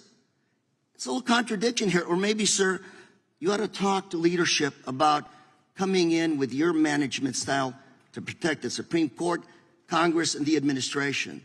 Otherwise, it's essentially a hypocritical situation. We need more protection, yet folks on Main Street can do with less. My concern is folks on Main Street. We also were, I think we received over $300 million in the big, beautiful bill, and we're also receiving pots of money from our interagency. So this sort of $500 million cut isn't entirely accurate. You're still getting cut $200 million plus. You're still moving your agents to do ICE work. So you are leaving a lot of bases uncovered. And I'm not going to be argumentative with you, Director Patel. I'm just saying, if that thin blue line does not hold, people on Main Street will pay the price. I agree with you, sir. And I just look forward to working with you because I am very concerned that these kinds of budget cuts are short-sighted, especially when my local sheriff calls me and says, we need more support, and we're looking at budget cuts. I'll work with you, sir. Thank you, Mr. Chair. I yield time. Mr. Chairman, I have another unanimous consent request. The gentleman yields back. The gentleman from New York is recognized for unanimous consent. I seek to introduce a December 2024 OIG report from the Department of Justice, which confirms the conclusion of the Bill Barr Justice Department that the so-called whistleblower, a disgruntled former employee of the Intelligence Committee, was not a credible witness and there were no further actions taken. Without objection. Mr. Chair, I'd like to submit some items for the record. You bet. Gentleman from California. First one, Trump's deportation diverts FBI agents off child predator cases. Second one, FBI director backtracks on administration's proposed budget cuts. And number three, Trump administration says 70% of ICE detainees do not have criminal convictions. Without objection. Gentleman from Texas is recognized. Thank you. Director, earlier this year, the committee learned of new documents tied to the Crossfire Hurricane investigation and the Russia collusion hoax against President Trump. Your efforts in declassifying key documents tied to this investigation allowed the committee to acquire thousands of pages that it did not have previously. Did any of your predecessors make any effort to declassify these documents? Not to the extent we have. Did any of your predecessors share or leak any details that were classified at the time? There are ongoing leak investigations across the board at the Bureau related to this. I believe one of those is Mr. Comey, and I thank you for continuing that investigation. Among the declassified documents are the Durham Report Annex, the Crossfire Binder, and the Nellie Orr Criminal Referral. Could you summarize for those watching what we know about the Russia collusion hoax so far? Well, sir, I think the record will speak that the Russia collusion matter was perpetrated by a political party to go overseas and obtain information from a foreign intelligence asset, only to have that information, which was demonstrably false, turned over to the FBI, who walked into a federal FISA secret court and asked for a secret surveillance court order and lied to the federal court, and we know that because someone was convicted of it, and only to surveil the political opponent. So that is a massive scandal. We helped expose it. And in terms of the pages of productions, I provided 1,400 pages of production related to Crossfire Hurricane, and my predecessors have provided 0. I appreciate that, and I appreciate your courage and commitment to declassifying these important documents for our review, and hope that you'll continue with this commitment. Can we expect to see more declassification efforts regarding the Crossfire Hurricane and Russia collusion hoax? Yes.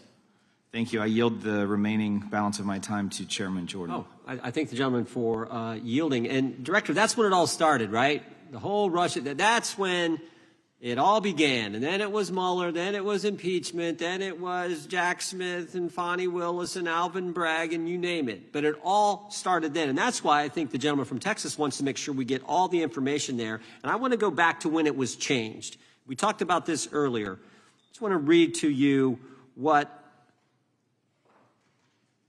the CIA officer said to the House Permanent Select Committee on Intelligence. Quote, Brennan refused to remove the dossier, and when confronted with the dossier's main flaws, he responded, yes, but doesn't it ring true? So that's what he initially said. And then when he was talking to this committee, he said the CIA was very much opposed to having any reference or inclusion of the Steele dossier in the intelligence community assessment. So on one hand, you got a witness who was there who said he refused to remove it even though he knew it was garbage. And then he's, on the other hand, telling the committee, no, we didn't want anything to do with it. It shouldn't have been a part of the intelligence community assessment, which we know it was. You know it was. You found that. Those are two entirely different stories. I think Mr. Brennan has some explaining to do, frankly, what happened there. And I think you said earlier that this whole thing, and I think you said to Mr. Gooden, this whole thing is being looked at as part of this grand conspiracy to undermine the president, whether it's Comey, Brennan, Clapper, former head of the Intelligence Committee, now senator from, whoever it is, that's all being looked at. Is that accurate? Yes, sir. Well, we appreciate that. And part of what's also being looked at, and I think the gentleman from Wisconsin brought this up earlier, what is a burn bag for, by the way? Generally speaking, the intelligence community obviously utilizes and possesses classified documents, but drafts of those classified documents and even ultimate finished products of those classified documents have to be recorded and or discarded. And if they are discarded, the only way we do that, the hard copies, is we literally put them in burn bags that are identified specifically for that purpose, and there is a very exact courier system in which those burn bags are obtained and the material inside is destroyed. So it's to get rid of the material, right? Yes, sir. And it looks like the annex that Mr. Durham in his investigation had was put into a burn bag by your predecessor, I assume, to be destroyed. Is that accurate? Without getting into the stylization of the evidence, anything that's put in a burn bag is for purposes of destruction. Do you find that interesting that the Durham annex was placed in a burn bag, that you would discover that when you took over as the head of the FBI? We found a lot of information in a lot of burn bags. Well, we appreciate you finding that. We'd like to know a little bit more about that, and we look forward to that information coming forward. And I appreciate the gentleman yielding. With that, we now recognize the gentleman from Colorado. Thank you, Mr. Chairman, for holding this hearing. Thank you, Director Patel, for being here today. I have a couple of questions regarding a terrible shooting that occurred in Colorado, a state, as you may know, that I represent.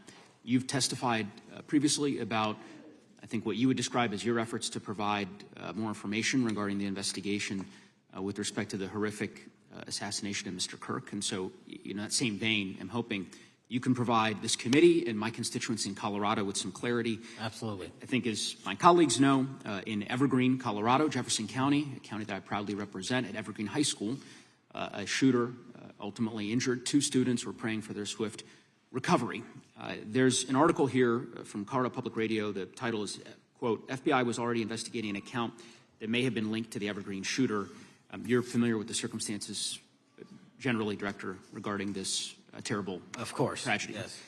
So my understanding from the public reporting is that an organization reported to the FBI in July of this year regarding, just reading here from the article, that the FBI opened an assessment into a social media account user whose identity was unknown and who was discussing the planning of a mass shooting with threats nonspecific in nature. This is the FBI's statement to the press. And that the FBI continued to work this assessment investigation to identify the name and location of the user up until September 10th, 2025, which is the day of the tragedy.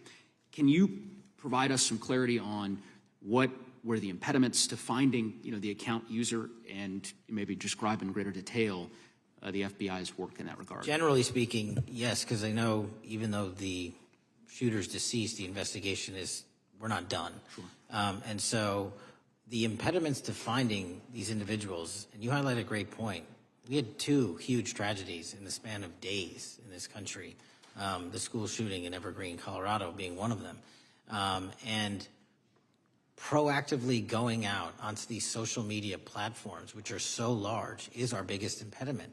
And we need to rely on the service providers. There's actual legislation, I can't remember the name of it, that's up for renewal, which will, and I think at the end of the month, which gives service providers the ability to report that information in from their end without liability. We need that to continue, because while the FBI has so many people and the police are great at doing it, there's just too many platforms to cover down on.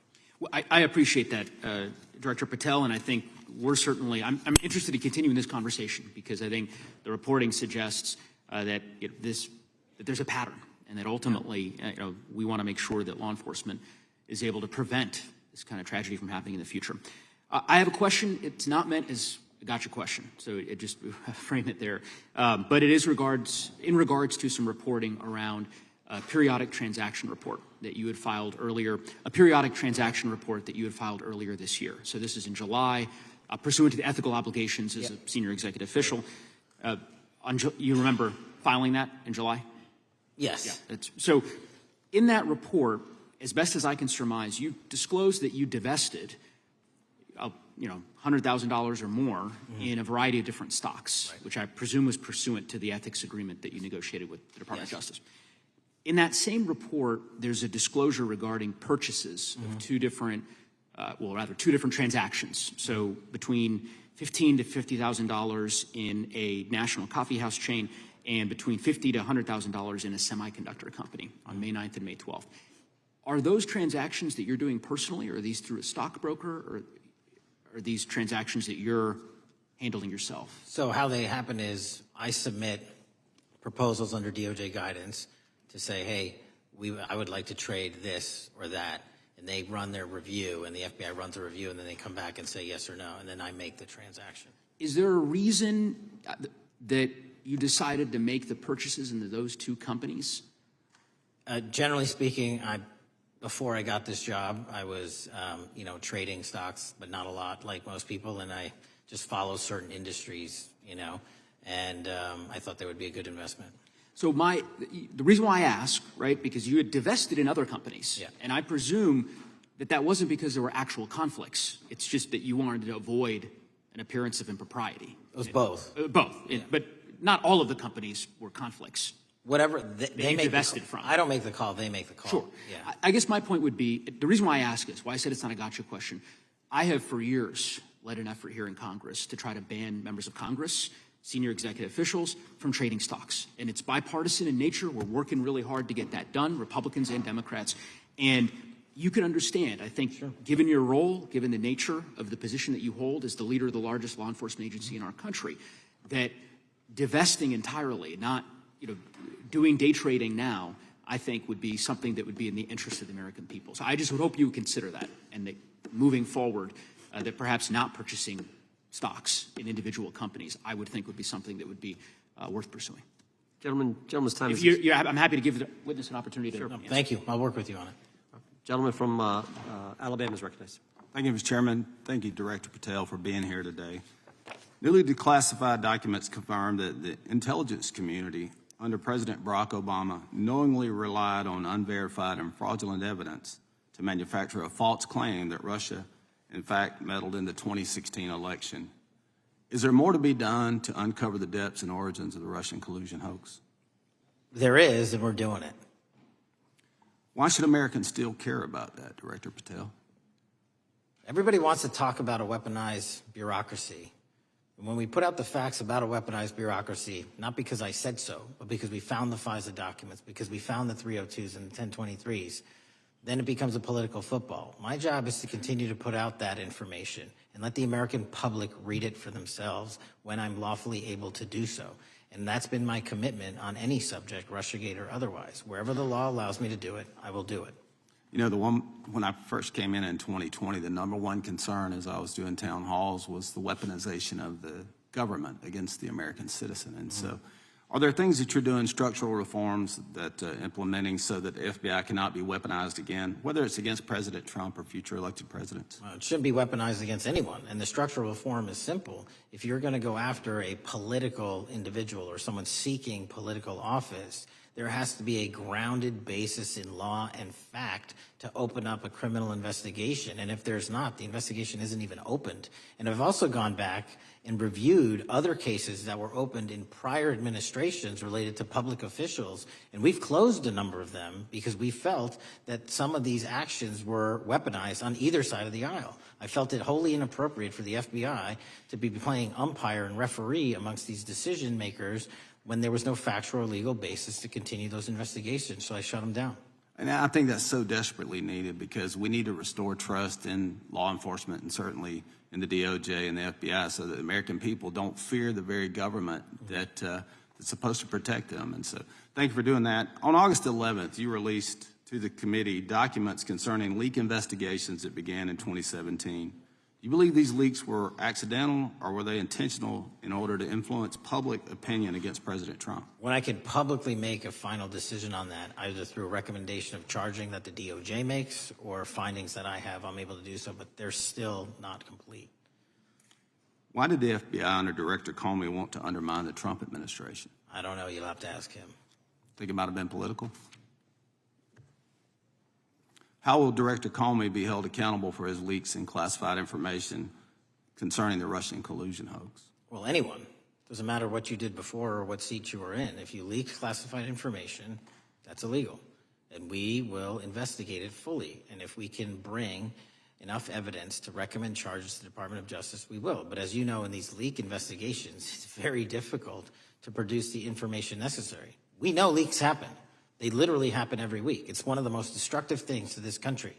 Media receives classified information beneficial to one side or the other. I'm a fan of none of it, and I want to shut all of it down. And we need to bring some real cases to deter individuals from doing that, and that's my focus. What was Comey's role in creating the ICA?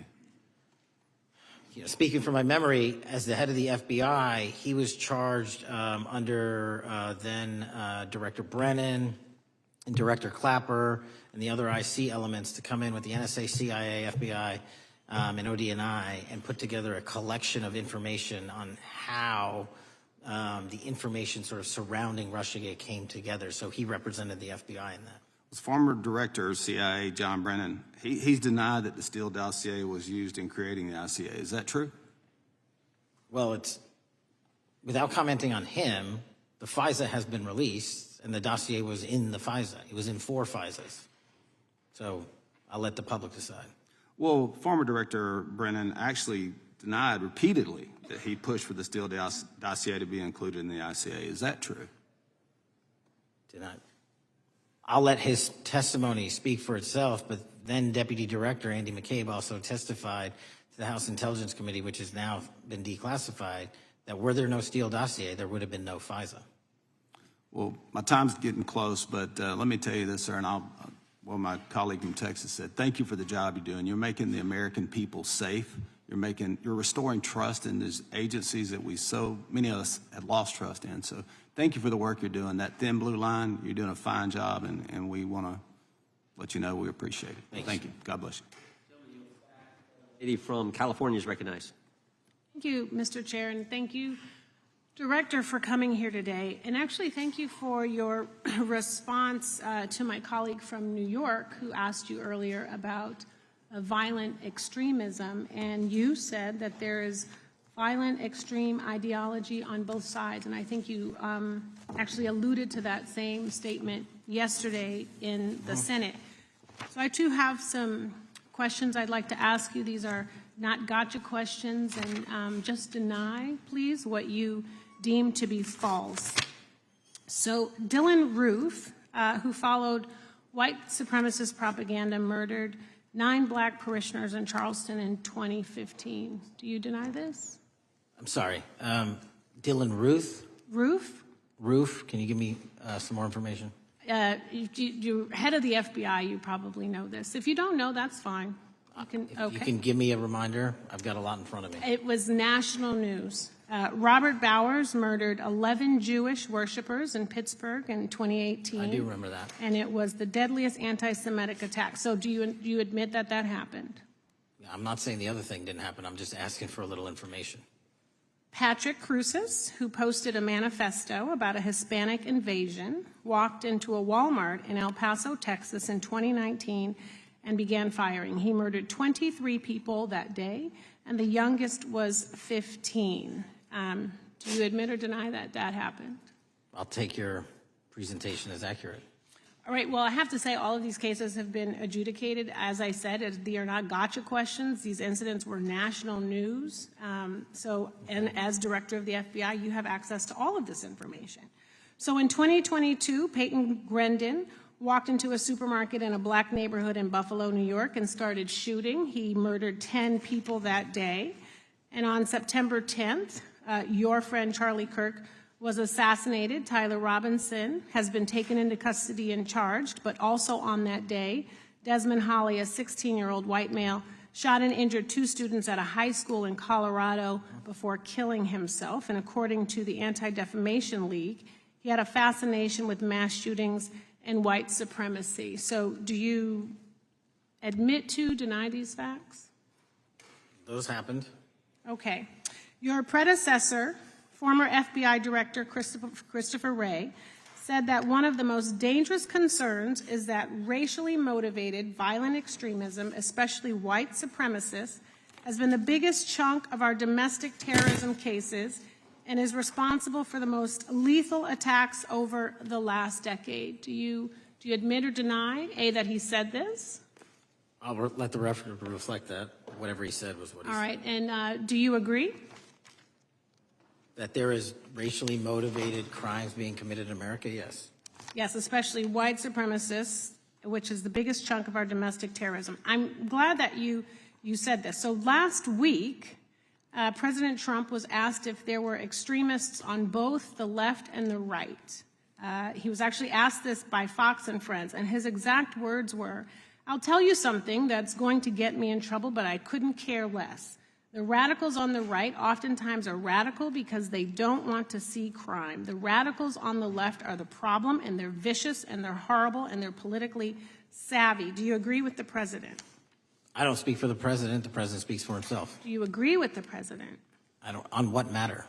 On the question that I just asked, do you agree with his statement about the radical left? That there's ideology that's driving violence on both sides? Yes, that's what he acknowledged. No, he didn't. He didn't. But I'm glad that you're saying that and actually creating some separation between you and the president. And I'm glad that you That's literally are not what happened. He said acknowledging both. that there is violent extremism on both sides.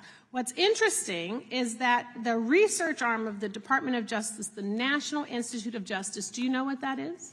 I'm familiar with them. Okay, great. It is the research arm of the Department of Justice, and it published an article in 2024 devoted to domestic radicalization, violent extremism, and terrorism. I have it. It's interesting that it's no longer on the website. It has been scrubbed, but I ask these questions because what makes a strong, qualified director of any business, of any household, of the FBI, what makes a reputable prosecutor is not lapdog loyalty, but a commitment to the creed that evidence is agnostic and that the evidence will lead you to making the right decisions. And your job, no one's job is to like the data or the evidence. It is to collect it. That is how you gain trust. And Mr. Chair, I would like to enter into the record, if I may. White supremacist group stands by racist ideology with unanimous consent. Without objection. Dylan Roof, the radicalization of the alt-right and ritualized racial violence. Without objection. Thank you. Another article, how Robert Bowers went from conservative to white nationalist. I'd like to enter that into the record with me. Without objection. Patrick Cruces believed he was fulfilling Trump's wishes in El Paso attack, his attorneys said. I'd like to enter into the record. Without objection. Buffalo shooting, how far-right killers are radicalized online. I'd like to enter that into the record. Without objection. Evergreen high school shooters' online activity reveals fascination with mass shootings, white supremacy. I'd like to enter that into the record. Without objection. Murder and Extremism in the United States in 2024, a report by the Anti-Defamation League. I'd like to enter that into Without the record. objection. And the article, the report that was scrubbed from the DOJ just recently, the National Institute of Justice Journal focusing on domestic radicalization, violent extremism, and terrorism. I'd like to enter that into the record. Without objection. And lastly, the libertarian think tank Cato and their analysis on violent extremism and the right rising in extremist acts. I'd like to enter that into the record. Without objection. Thank you, and I yield back. Gentlelady yields back. Gentlelady from Wyoming is recognized. Just very quickly, Director Patel, thank you for being here, for your service to this country, and for the transparency that you have brought to the FBI and for the American people. Transparency that was absolutely non-existent in the Biden administration and FBI. I believe that you might have been asked earlier about whether you had had an opportunity to visit with any of Epstein's legal counsel. Were you asked that question earlier? I think so. Okay. One of the legal counsels or legal fixers for Mr. Epstein was Stacey Plaskett, the Democrat delegate to Congress from the Virgin Islands. So perhaps for those on the other side who are interested in talking to Jeffrey Epstein's attorneys, they could sure visit with one of their own colleagues. I want to focus on something that I think is very important that has not been addressed enough today, and that is related to the consequences of the Biden open border. One consequence of the Biden border crisis is the impact that it continues to have on our tribal communities, with the cartels taking advantage of our open borders, the Mexican drug cartels, by infiltrating our reservations and bringing violence, drugs, murder, trafficking, and more. Last year, when I questioned the Attorney General Garland about what the DOJ was doing to protect these communities, He simply deflected responsibility and said that Congress had not appropriated sufficient resources for them to be able to protect our tribal communities. Mr. Patel, what is the Trump FBI doing to counter the drug cartel infiltration and other violent crime targeting our Native American communities? Thank you. It only took more than half of this proceeding to talk about one of the priorities that the FBI has, which is crimes on tribal lands. Every single crime that we have been talking about, whether it's child predators, human trafficking, narco traffickers, murder, they all happen on tribal lands as well. And I've said since the beginning, it is a priority, which is why we launched Operation Not Forgotten on tribal lands. And I'm the first FBI director to meet with the staff and tribal leaders here in Washington, D.C. and elsewhere, and invited them into my office and headquarters to see them, because I need engagement with tribal leadership, and I need our police and FBI agents to be engaging with tribal leadership. Otherwise, we're not going to break through. We have 1,900 Indian country cases open right now. We've got 600 indictments this year alone. We cannot forget tribal lands. Every single one of those people lives in the United States of America, and it is an absolute priority to protect them and their children just as it is anyone else. So I think it's fair to say that what Mary Garland testified to, that the FBI and DOJ did not have the resources to address that. I think that was an absolutely false statement. Would you agree with me? It's a decision by him not to do so. That's not my decision. At the end of August, the U.S. Attorney and FBI announced that nearly 100 personnel representing members of the Safe Trails Task Force operated near Wyoming's Wind River Reservation to assist with reducing drug trafficking and illegal guns. Director Patel, you have routinely stated that it is your mission to partner with and strengthen local and state law enforcement partners. How does the task force and other FBI efforts bring tribal law enforcement into this process? The major problem with tribal lands is the sheer tyranny of geography and the amount of coverage that they have on land versus the personnel they have to do it. So what we've done is constantly surge resources to tribal lands across this country on a 30, 60, 90-day rotating basis, reporting back to us saying who needs more. And what we found is that most of these lands can be assisted by our counter-UAS program, our drone capabilities, and we're going to do it because what's happening is the Mexican drug cartels are literally flying overhead, dropping their cargo, their narcotics onto this land where no one's looking, and then it's being disseminated to children, to youth, to adults on that land, and killing them. And we got to stop it before it gets dropped off. Well, and your testimony proves that the Biden administration did not lack the resources to address drug and violent crime in tribal communities or around the United States. It instead expended and wasted these resources investigating parents, Catholics, we now find out Turning Point USA, the RNC, and Republican organizations, rather than protecting our Native Americans by closing the border. Is that fair? I think so. Wonderful, thank you. And I do appreciate the work that you've done in this regard. I was previously the chairman of the subcommittee on Indian and Insular Affairs with the Natural Resources Committee, and safety and security on our reservations and for our tribal members has been one of our priorities, one of my priorities, and I very much appreciate the work that the FBI has done. Let me know if there's anything else I can do to help you, and with that, I yield back. I will, ma'am. Gentlelady yields back. The gentlelady from Georgia is recognized. Thank you, Chairman, and thank you for coming in today, Mr. Patel. In the past few months, the country has experienced a string of horrific, high-profile attacks that have been motivated by racial hatred or political ideology. Shooter attacked the CDC headquarters, firing hundreds of rounds and killing a police officer. An arsonist set fire to the Pennsylvania governor, Josh Shapiro's residence, with the governor and his family actually inside. Minnesota House Speaker Melissa Hortman and her husband were assassinated earlier this year. Clark and Charlie Kirk was murdered last week. Bomb threats have been made against HBCUs and the DNC, and just the list goes on and on. I only have just a few minutes today, so I don't want to take a lot of time to go into all the countless and devastating violent crimes and incidents that have happened at our schools or on our streets and in our communities that have just been happening all year long. Mr. Patel, just yes or no, is this type of political violence ever acceptable in your eyes? No.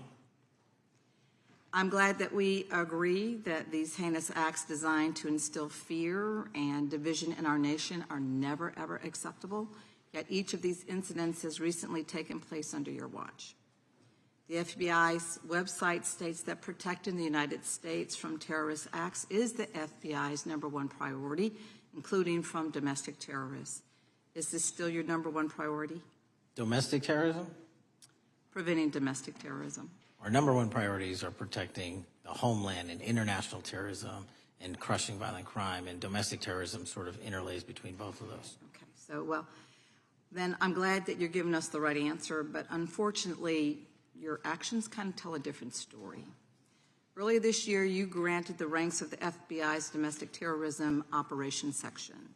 This is the section of the FBI that is most directly responsible for addressing political violence in our country by preventing attacks from occurring and effectively responding to them if they do.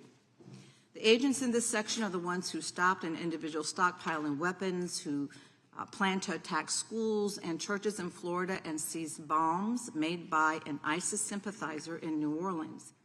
And instead of ensuring that this section has all the resources that it needs at a time when its mission is critical, you fired its decorated veteran FBI agents who have served their country proudly under Republican and both Democratic presidents, and you scrapped the tools that they developed to fight domestic terrorism, including the National Domestic Terrorism Incident Database.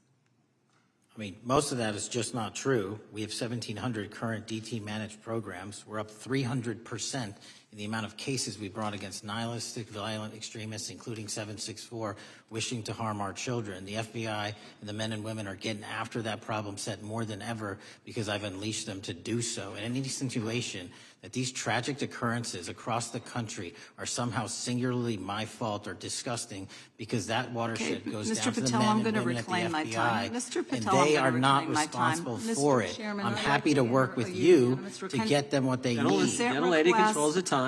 Unanimous consent request. She'll state a request. Thank you very much. Into the record, an article from Reuters titled FBI Scales Back Staffing, Tracking of Domestic Terrorism, Probes Sources Say. Thank you very much. Without objection. I appreciate that. So, Mr. Patel, and it isn't just the domestic terrorism operations section. Under your watch, agents are fully diverting their attention to these anti-immigrant and city takeover operations, leaving our children vulnerable to dangerous networks of online predators, both domestic and international. You pulled more than 120 FBI agents from their normal duties to operate sobriety checks and conduct traffic stops, exposing the FBI's fleet of unmarked cars and thereby making it harder for the FBI to combat violent criminal gangs, foreign intelligence services, and drug traffickers in the process. That's simply not true. If we were not able to do two things at one time, how would we be Patel, seizing record amounts of fentanyl? 23,000 violent felons have been arrested. Time belongs to the gentlelady. More than twice as many as last Time belongs year. to the gentlelady from Georgia. Thank you very much. And this request basically is, it is an article from Reuters which quotes law enforcement officers familiar with agents who once covered child exploitation cases but now focus on immigration child exclusive. Thousands of agents diverted to Trump immigration track down. Mr. Patel, in the short time I have left, your tenure as director of FBI has been somewhat problematic. Americans are left safe, definitely less safe under your watch. You have gutted the FBI's ability to keep safe from domestic terrorism. You have sent FBI agents to conduct traffic stops and round up hardworking immigrants who pose no danger to public safety. People even President Trump referred to as good, long-time workers. Your job is to protect and serve the American public. Time to the You have gentlelady. spent your time protecting heinous individuals and using the FBI to serve as a political circus. You at times have appeared unequipped. Time to This the country gentlelady has deserves better, expired. and I yield. Gentlelady yields May back. I respond? Sure can. Simply put, what is it? Are we failing? If we're failing, how are we arresting 23,000 violent felons? Twice as many as this time last year. Are we failing? Because if we're failing, how are we seizing 1,500 kilograms of meth, 25% increase from last year? Are we failing? Because we captured 4 top 10 FBI most wanted from around the world in 7 months. That's more than the entirety of the last administration. Are we failing because we put 1,500 child predators in prison? Are we failing because we dismantled 300 human trafficking networks? Which is it? You don't like me, that's fine. But don't you dare disparage the men and women of the FBI that are producing record results in historic fashion to protect this country. They are kicking ass for America, and they're going to continue to do so. And we appreciate your leadership. The gentlelady from Florida is recognized. When I was home recently, I met with the agents leading the Tampa office of the FBI, and I saw what they're focused on in my community: stopping drug traffickers, rescuing children from exploitation, fighting cybercrime, protecting us from acts of terrorism, foreign and domestic. And I know from my time as a federal prosecutor and a judge that this work by the Bureau doesn't make headlines, but it is happening every single day.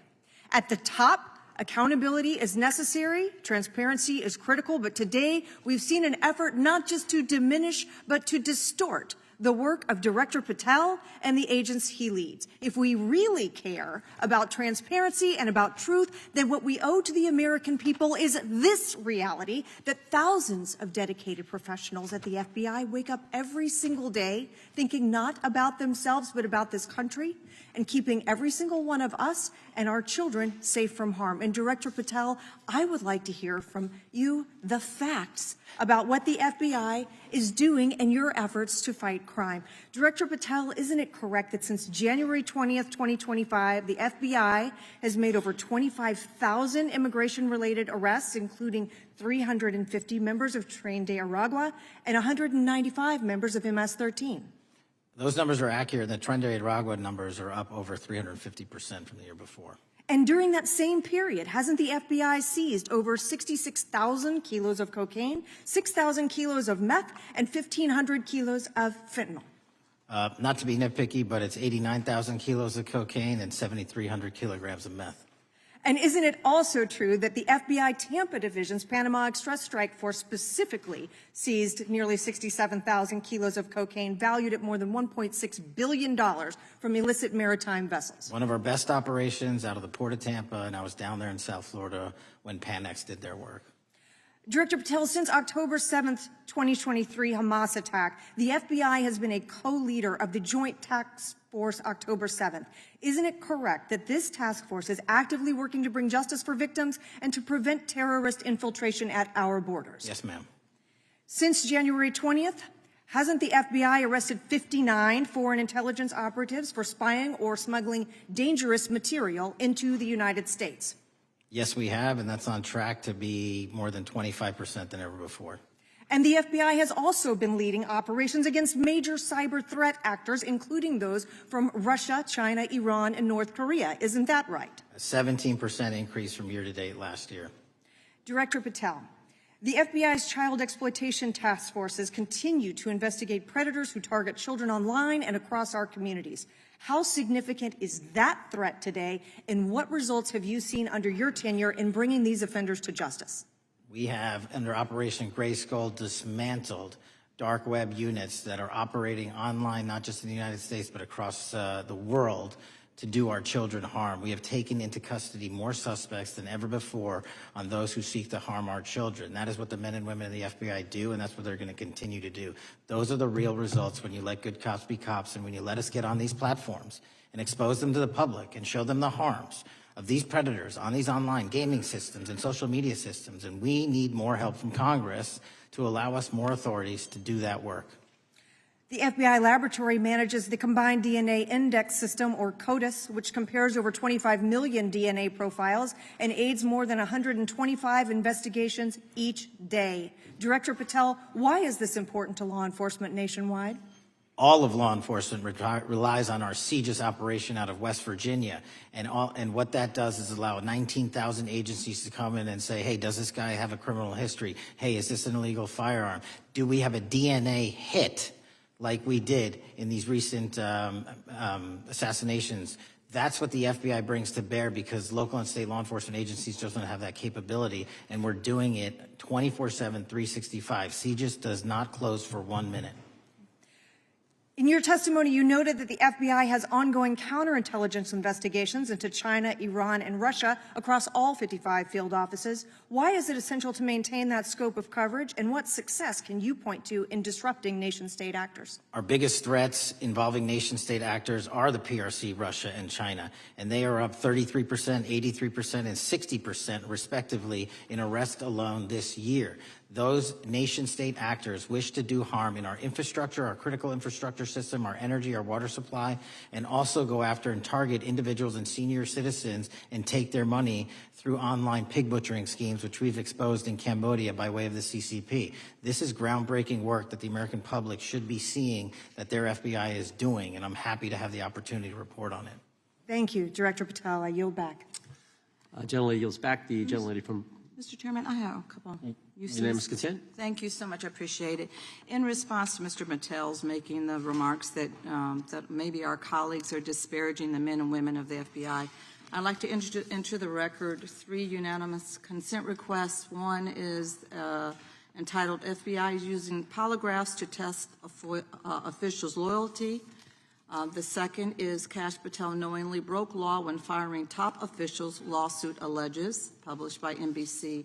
And the third is FBI forces out more leaders, including ex-director who fought Trump, demand for January 6 agents' names. Without objection. Thank you. Gentlelady from Vermont's recognized. Thank you, Mr. Chair. Director Patel, thank you for being with us today. Appreciate your time.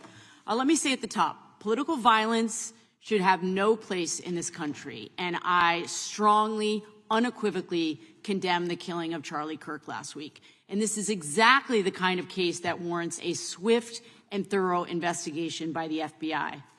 What shouldn't be happening, however, is this administration's seeming attempt to exploit Mr. Kirk's death within minutes of this horrible, horrible assassination, dividing us even further without knowing enough about the killer's complicated, confused political ideology and the extent of his motivation.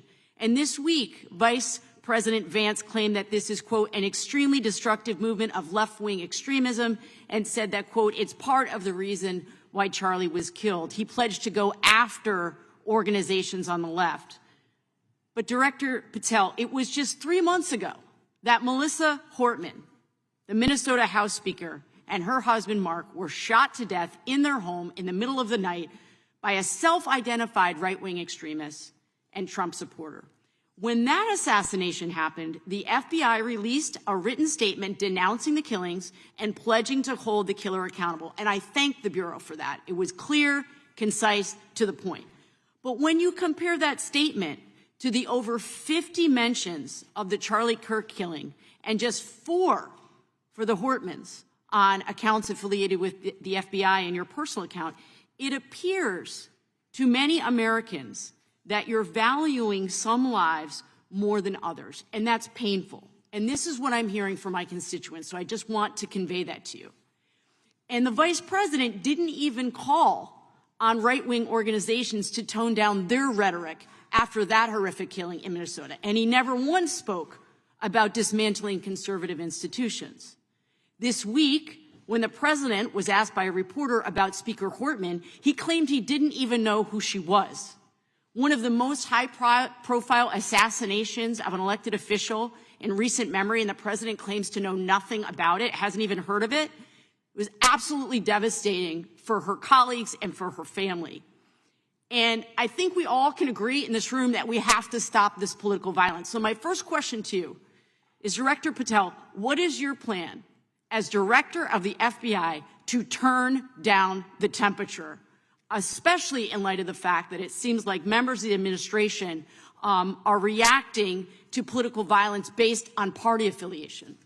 What's your plan? I can only speak for myself and the Of course. FBI. And what we are doing is, I think I mentioned earlier, we're following the money, because whatever attack you are describing, and they are all despicable, equally so, people need money to operate. People need money to conduct these attacks, to conduct these investigations.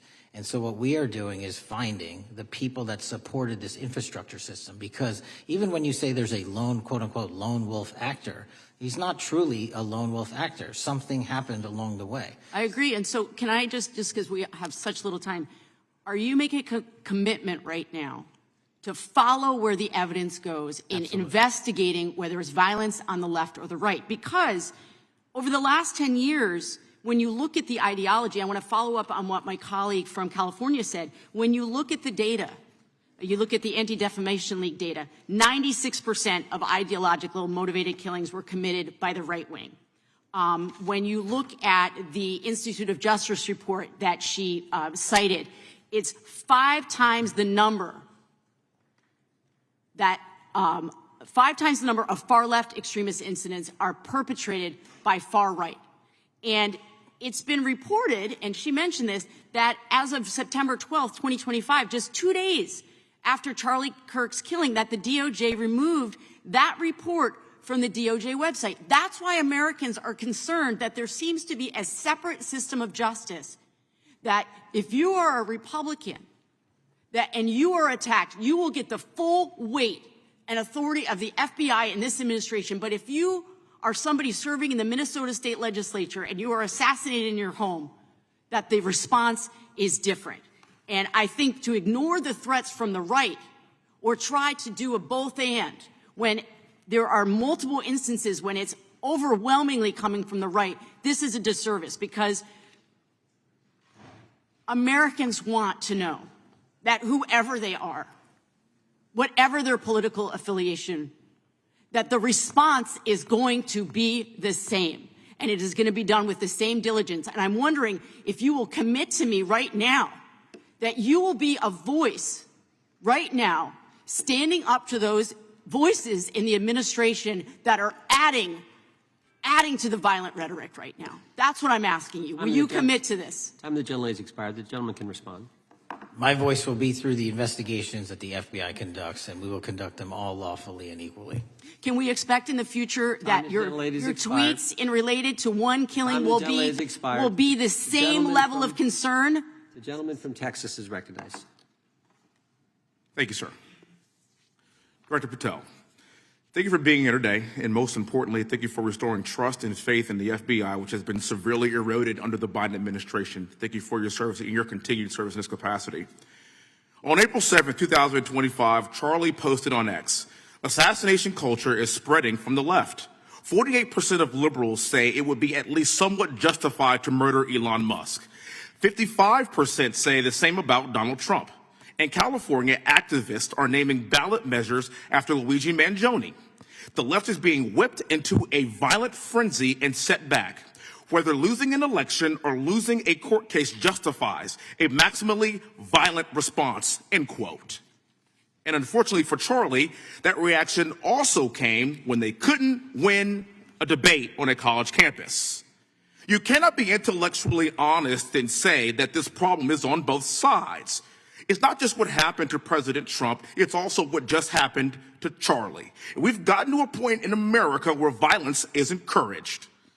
We have a former president of the United States that opens up his campaign in 2019, that's Joe Biden, by saying that his opponent is a, quote, existential threat to this country. Houston, we have a problem. People that you disagree with are not existential threats. They are not Nazis. They are not fascist. They are not racist. They are not deplorable. They are not irredeemable.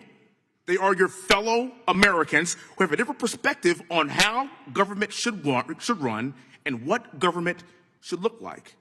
Whether or not we should have strong sovereign borders, whether or not we should have safe communities, whether or not we should have places to worship our God and not worry about being shot, whether or not we live in communities and cities that are not overwhelmed by drugs and crime, whether or not we have two genders, and whether or not we have common sense in our policies and our values. And people that believe these things are not existential threats. I happen to be one of these people that believes all of the above, and as someone that served this country in combat, I can assure you I am not an existential threat to this country because I swore to protect her. I also want to point out, how many cities have you seen burned to the ground since Charlie Kirk's death?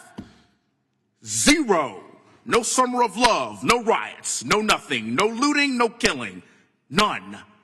We simply gathered and prayed for his soul, his family, and this country, because that's exactly what we represent. And while we might be angry, this righteous anger will carry on Charlie's message and legacy. I want everybody to know something very simple. Charlie is not dead because of what he said. He is dead because people listened.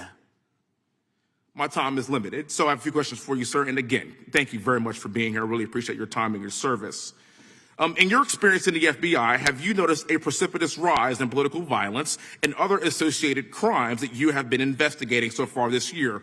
And if so, is this trend in motive left-wing or right-wing violence? I can always speak generally, sir. There is too much political violence, and it has been a precipitous rise on too many fronts. How do we solve this? We solve this by giving the FBI more authorities to go into and work with the private sector. There are too many online platforms. There are too many social media platforms. There are too many gaming platforms. There are too many places for people from America and around the world to get together without their parents knowing anything about it, without their school teachers knowing anything about it, and infesting the minds of our children and infecting them with radical ideology, and that is the root cause of these problems, and we must tackle it. It is not a 1950s America anymore. In 2025, the cyberspace needs to be tackled. Thank you. Switching gears, when your predecessor sat right there in that seat a couple of years, last year in a committee hearing, I asked him a very detailed question about Matthew Thomas Crooks, the shooter responsible for the assassination attempt on President Trump's life. I did get an answer from Chris Wray that day, and I submitted written questions to the FBI and into the record of this committee, and I want to resubmit those questions today because I think we are still awaiting answers to those questions. So, Mr. Chairman, I'd like to submit them for the record, please. I'd like to ask you, sir, and the FBI, under your leadership, would you please respond to these questions, and can you commit to doing that? As soon as the trial's over. Thank you very much. I will end with this. Charlie Kirk is not dead because of what he said.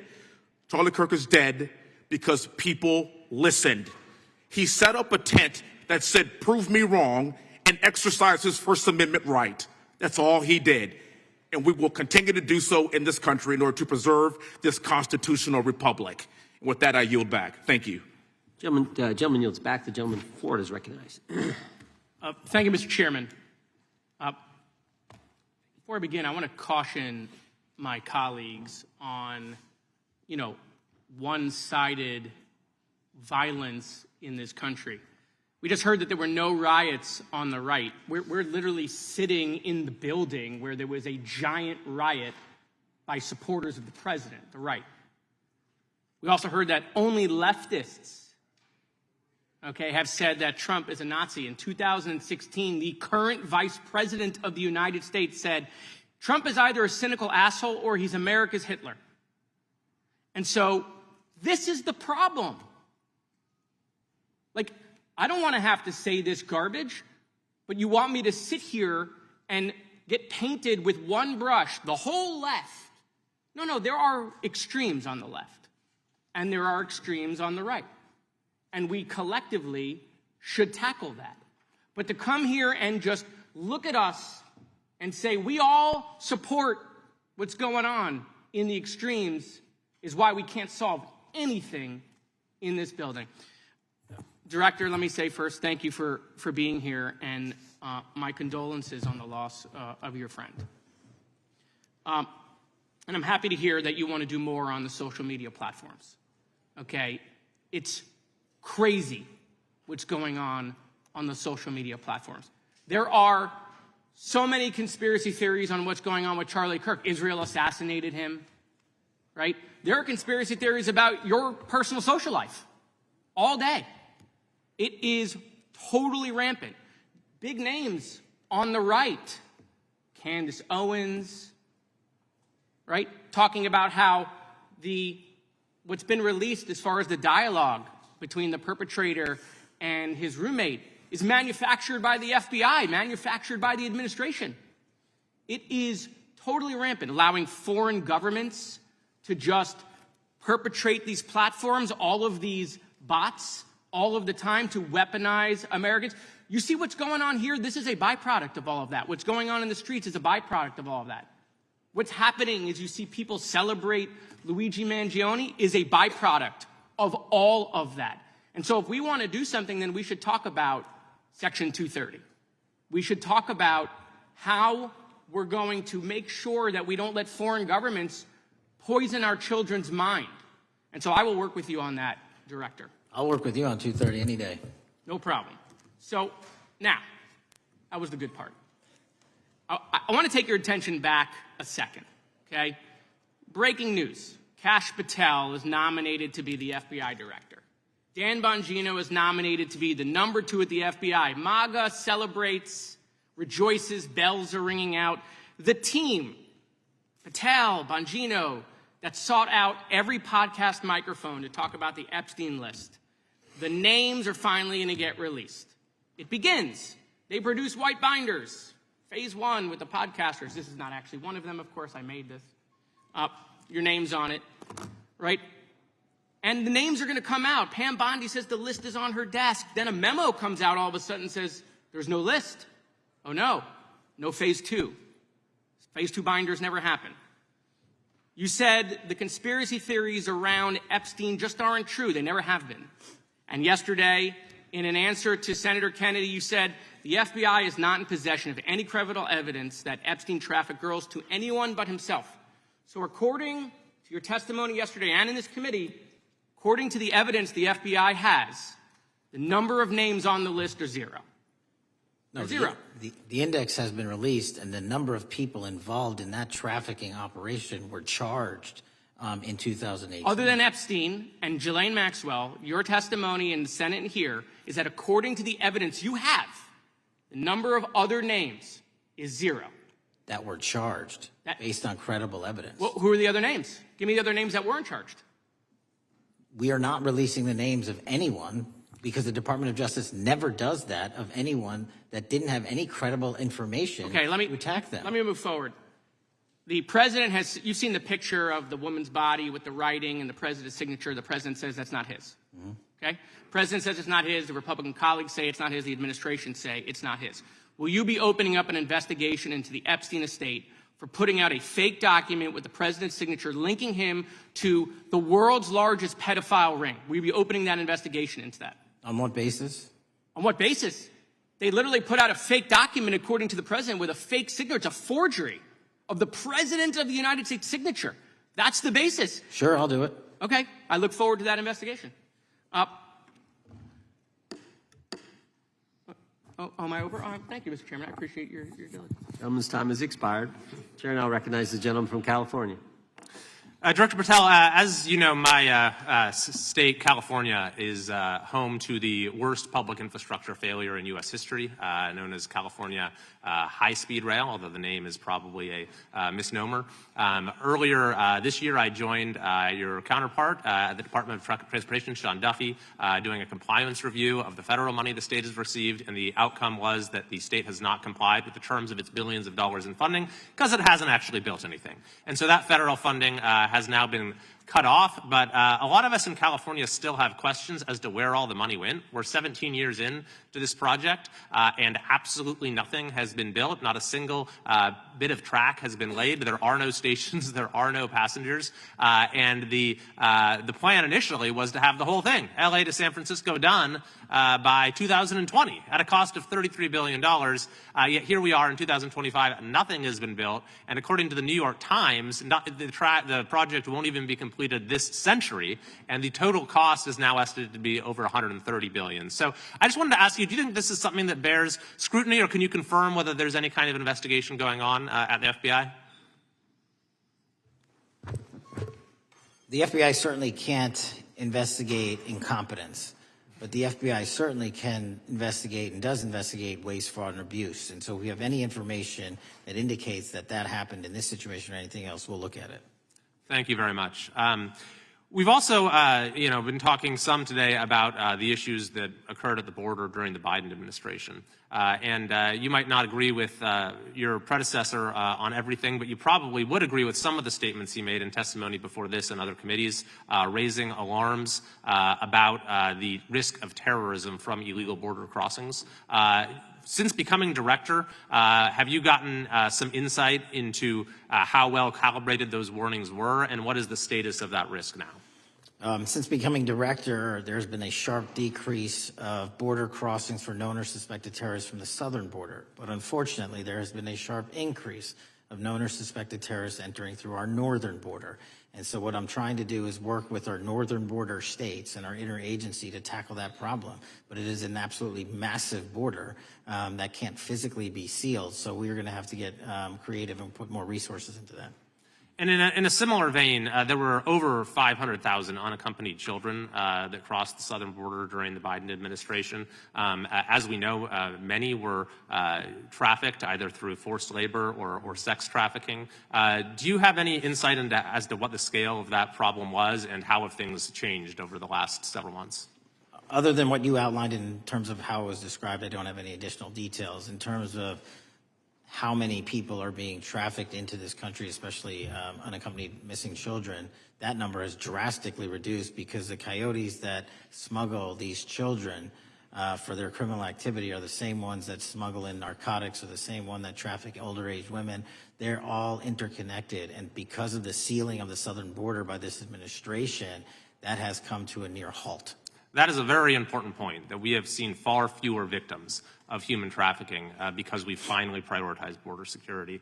And by the way, you have children who are getting rescued because of the immigration enforcement activities that, unfortunately, some politicians in my state are trying to stop, thereby stopping those kids from getting rescued.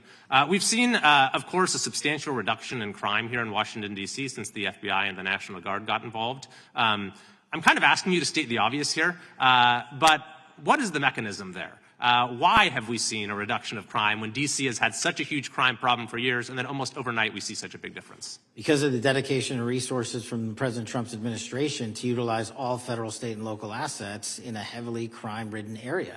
I mean, if we did not have a crime-ridden area, then homicides, carjackings, and gun violence would not be dropping by 40, 50, 60%. And when you allow the police, the MPD, to work with federal authorities and allow the National Guard to set up your perimeter, this is what you can do in a few short weeks. And we at the FBI, under Operation Summer Heat, have set those Phase 01 operations in motion 4 months ago, quietly at the direction of President Trump. So we are scattered across cities across this country doing just that. But we're going to need more help to complete the job. Yeah, in too many places in this country, crime has just been treated as sort of a norm, that this is the way things have to be. What's happened in D.C. shows that is not the case if we have the right policies and the right priorities. Finally, this is tragically the second time in as many years that we've had an FBI director here following either an assassination or an assassination attempt. And so since there's been some time now since from the attempted assassination on President Trump at Butler, would you say that the public's understanding of what took place on that day is fairly consistent with all of the facts as you know them, or do you believe there's still material facts that have not been made public or are not fully understood by the public? No, I think it's fairly consistent. Thank you. I yield. Gentleman yields back. The lady from Texas is recognized. Man, oh man, there has been so much today, and I truly don't know where to start. So I'm just going to make sure that we start off with a few facts. So a couple of facts that we need to make clear for everyone is that, number one, Director Christopher Wray, when he was appointed to be the head of the FBI, was appointed by Donald Trump. Now, I will agree that I definitely take issue with a number of decisions that Donald Trump makes, especially when it comes to the people that he decides to appoint to very important positions, including this one, because I did have to make sure that I wasn't going crazy. But when I say that you are the least qualified FBI director in the history of the FBI, that is real, because you are the only one that never even served with the FBI prior to joining, yet we are supposed to believe that you are the greatest thing since sliced bread. I didn't ask you a question. Now, What I want to Still go false. through is to talk about why you are a failure and why, honestly, we just need to tell you bye-bye. I know that you got a little upset and you put on your show for your boss because it seems like you're trying to save your job when it came to talking to Senator Booker yesterday. But let's go through some of your failures. So before you were even confirmed, and I think one of my colleague from Georgia, pointed out that you were already targeting career officials so that you could direct illegal firings. Mind you, these cases that you were so upset about, which are the ones tied to Trump, the cases came through his handpicked FBI director. And frankly, when people sit around and say things like, oh, you know, we're happy because now we feel safe. I don't know who feels safe in this country except for the white supremacists, because I specifically as a black woman definitely don't feel safe. And frankly, my colleagues have been real nice to you today, and I applaud them, but I don't have the same demeanor because I know that multiple colleagues on this side of the aisle have faced death threats. In fact, somebody tried to kill one of my colleagues. And frankly, I don't know if this FBI or under your leadership, if those people would have been caught.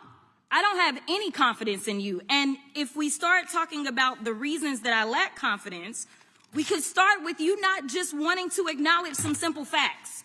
Simple facts like the vast majority of the threats are coming from right-wing extremism. And I know my colleagues have tried to stress this, but I decided that I would maybe do it in a different way.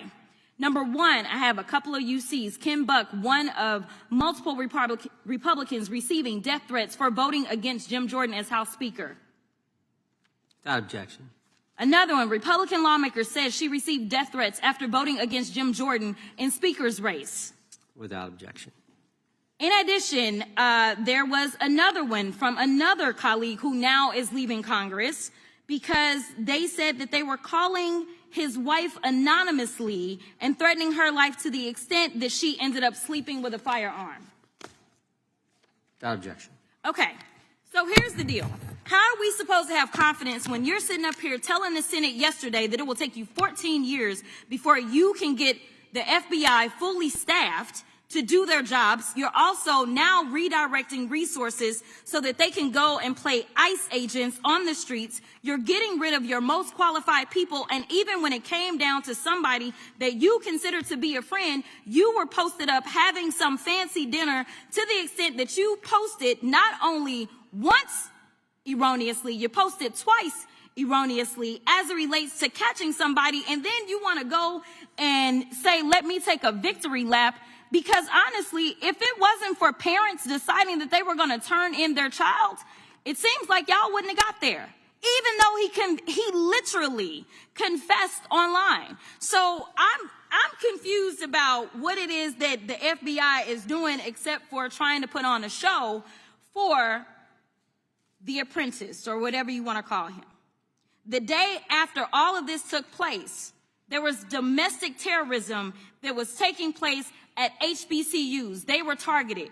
Yet I didn't hear anything from the FBI about what was going on. And again, black people kept saying, how did we end up in this? Because the numbers are so very clear that white supremacy is a problem.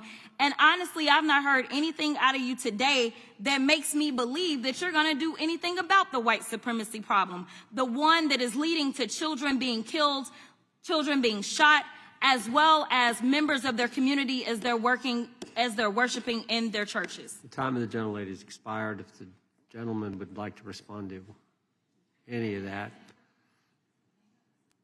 Well, I mean, I'll respond. Kash Patel, as I said when I introduced him, public defender, former prosecutor, top staffer on the House Intelligence Committee, Deputy Director of National Intelligence with the National Security Council, Chief of Staff at the Department of Defense, and FBI Director. I think that's pretty good resume for the guy who's now running the top law enforcement agency in our country. And we've seen all the stats that he's given to the committee on how much better they're doing at getting the bad guys than the previous guy was doing. With that, I recognize the gentleman from South Carolina. Thank you, Mr. Chairman. Director Patel, I think you're witnessing some auditions clickbait auditions for the Academy Award for my Democratic colleagues. We'll see how they fare as they're on MSNBC later on today. But do you care, before I launch into my line of questioning, to respond to Ms. Crockett from Texas on that very elaborate and theatric display? Here's what I've learned in my government service. I don't give a damn what they say about me as long as I'm succeeding in the mission. We're succeeding in the mission because the men and women of the FBI have never been empowered to do more work and to hit the streets harder than by President Trump's authorities and resources he's given us. And so all I care about is that we are capturing more child predators than ever before, taking more drugs off the streets than ever before, that we are capturing murderers at a significantly historic rate, and we're delivering this country the lowest murder rate in recorded history. That are facts that you cannot dispute. But you can come at me all you want. I don't care. Thank you, Director, for that, and we appreciate your service. We appreciate the results speak for themselves, I think, pretty plainly, and your commitment not only to results but to transparency, so we do appreciate that. Director, who was John Durham? He was a former federal prosecutor, United States attorney, and ultimately appointed special counsel in the first Trump administration. Correct, and what there was a document that he released in his findings called the Durham Report. What was the Durham Report briefly, and what were the findings very briefly? It was every special counsel that's appointed produces a report to the Attorney General. Special counsel's Durham Report largely focused on Crossfire Hurricane and included extensive summary findings in classified and unclassified manner, and we released the classified version, finally declassifying it for the American public in this committee. Correct, and you released that in July of this year. I think so. Yes, sir. Isn't it true that in the classified Durham Annex, as it's referred to, that in 2016 the Obama administration obtained intelligence information from a source contained in two separate memoranda, one in January of 2016 and one in March? The two memoranda described confidential conversations between DNC Chair Debbie Wasserman Schultz and two individuals from the Soros Open Society Foundation. Isn't that true? As written in the report, I'll let it speak for itself. In the Durham Annex in January of 2016, the memorandum noted in part that President Barack Obama intended to scuttle the FBI's investigation into Hillary Clinton's private email server and mishandling of highly classified information during her time as Secretary of State. Isn't that found in the report? I believe so. Isn't it also found in the report that in March of 2016, the memorandum also included references to the same Obama effort to shut down the Clinton investigation, but additionally outlined a plan to falsely connect Trump to Russia? Isn't that in the Durham Annex? I think it's in more than the Durham Report, but yes. The memo also stated in part that, quote, the Democrat Party's opposition is focused on discrediting Trump, among other things. The Clinton staff, with the support from special services, is preparing scandalous revelations of business connections between Trump and the Russian mafia. Isn't that also found in the now unclassified Durham Annex? I believe so, sir. According to the Durham Annex, based on analysis and translation of the intelligence, FBI analysts believed that special services could either mean the FBI or CIA, or the Trump dossier author Christopher Steele. Isn't that in the Durham Annex? I believe so, sir. When the Obama administration received intelligence in March of 2018, Fusion GPS was preparing open source opposition research regarding purported ties between Trump and Russians. The research was paid by the Clintons campaign and the DNC. Isn't that open source and also in the Durham Annex? I believe both. Okay. And so also in the Durham Annex, which I found interesting, was the potential campaign plan was shared with high-ranking career officials at DOJ. Isn't that in the Durham Annex? I believe so, sir. The Durham Annex describes that in July of 2016, emails allegedly between Leonard Bernardo, senior vice president of George Soros' Open Society Foundation, included data providing specificity on the Clinton plan in an attempt to smear Donald Trump by falsely linking him to Russia. Isn't that in the Durham report? I believe so. And so, briefly, this additional evidence that you've unclassified and released to the American public, what does that purport to show or augment about the Durham report that you can share with the American people? Put simply, that the FBI was weaponized. Against a political campaign. Yes, sir. Thank you for that, Mr. Chairman. I yield back. Gentleman yields back. The I have UCs. gentlelady from Texas recognized for unanimous consent. Yes. First one is Russia's ghostwriter hacker group takes aim at German election. This is from Politico. Objection. The next one is Director of National Intelligence, 30 days until election 2024, which specifically states that our assessments about activities and goals of Russia, Iran, and China are unchanged from earlier election security updates, and that they were meddling. Without objection. And I've got three more. The last three are that how Russia is using artificial intelligence to interfere in elections. Moscow's attempts to interfere in U.S. and other elections are nothing new, though their tactics and strategy are constantly evolving. Without objection. The next one is Russian interference coming soon to an election near you. Russia pursues a systemic strategy of undermining elections and influencing public opinion in the West. EU and NATO countries must recognize that Moscow often acts through agents within their own borders and build resilience to such interference. And what's the source? This one is CarnegieEndowment.org. Okay, without objection. Thank you. The gentlelady from North Carolina is recognized. Thank you, Mr. Chairman. And Director Patel, I'm glad that I'm going a little out of order here because I'm going to pursue some of the things that you were just talking to Mr. Fry about and remind you about your confirmation hearing. At your confirmation hearing in January, you said under oath, and I quote, "There will be no politicization at the FBI. There will be no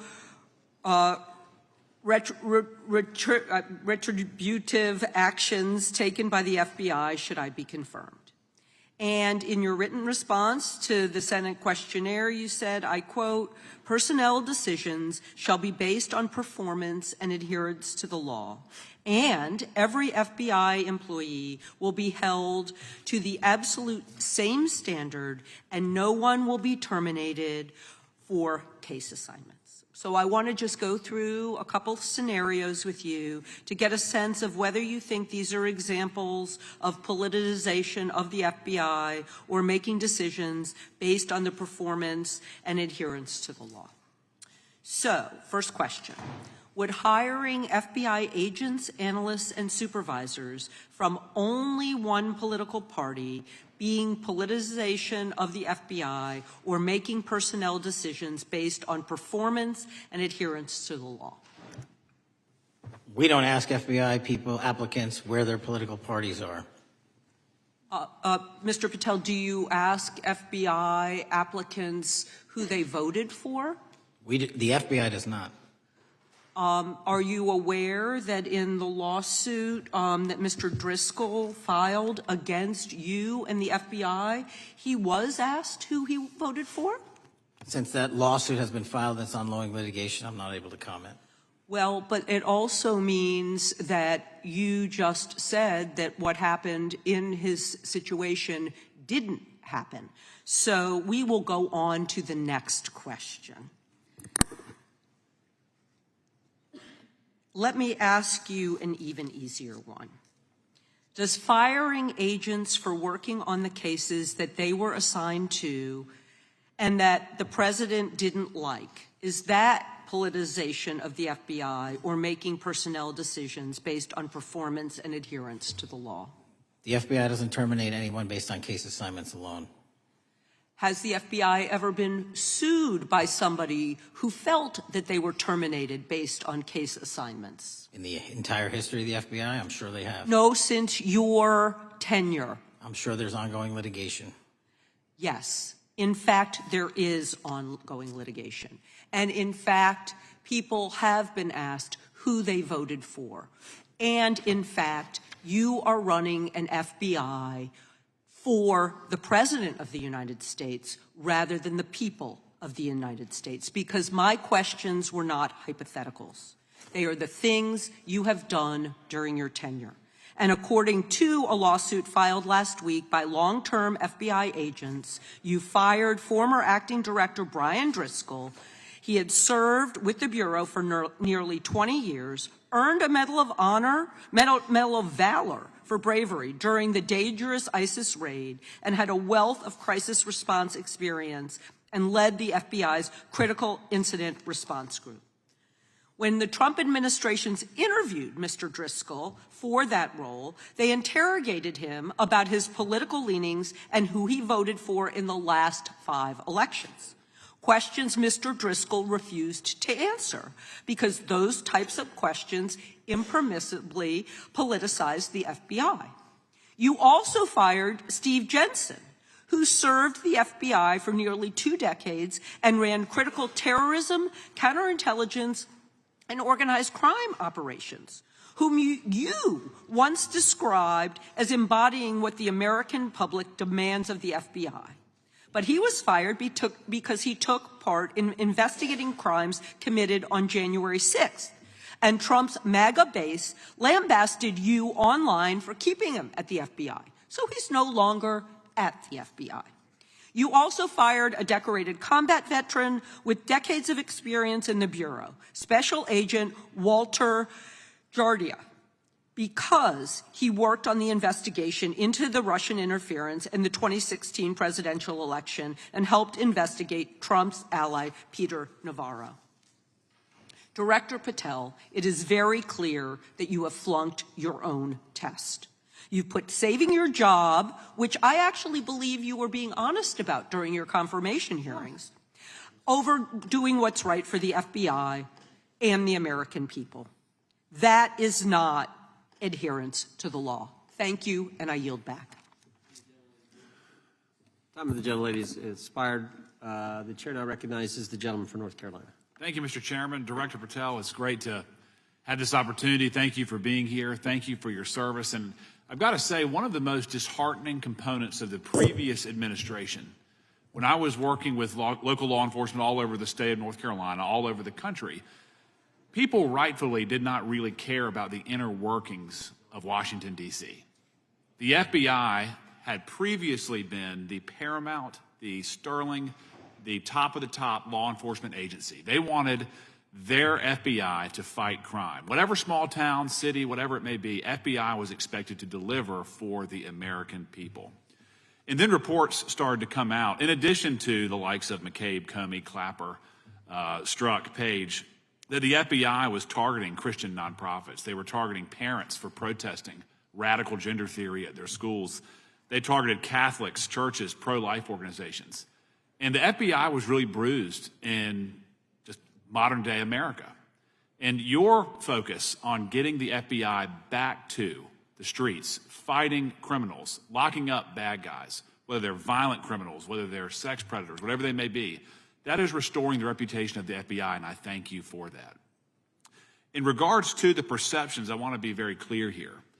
You mentioned the statistics about removing dangerous illegals, removing thousands of kilograms of drugs, violent criminals, guns. The border is secure. These accomplishments are noteworthy and they're needed.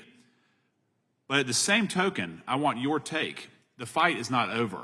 Isn't that correct? When we look at what happened in the previous administration, the number of illegal alien criminals that made their way into this country of every type, they're embedded, they're here, and it's going to take a sustained effort to win this battle. That's the critical component, sustained effort. And that's the critical component when you look at what happened in Washington, D.C. We're not here for 4 seconds in terms of safeguarding Washington, D.C. Yep. It's a sustained initiative. We're taking it to Memphis and wherever we decide else. And so we are going to continue the mission till it's done. In regards to offloading some of the agents from Washington, D.C. to the states, to the people, can you just explain how tactically that is a force multiplier in the law enforcement community around the country? Yeah, it's pretty simple. You don't even have to be in law enforcement to know that. If you put cops with other cops, they're going to do cop work. That's right. And what was needed in the communities out there was more cops. What was not needed in the bloated bureaucracy of Washington, D.C. was a third of the FBI's workforce, because a third of the crime does not happen in the Washington, D.C. NCR area. And so the results speak for themselves. Our state and local partners, I've always said this, are our biggest ally, our greatest ally and partner, and we cannot do the work without them. But we got to send our guys to them. That's right.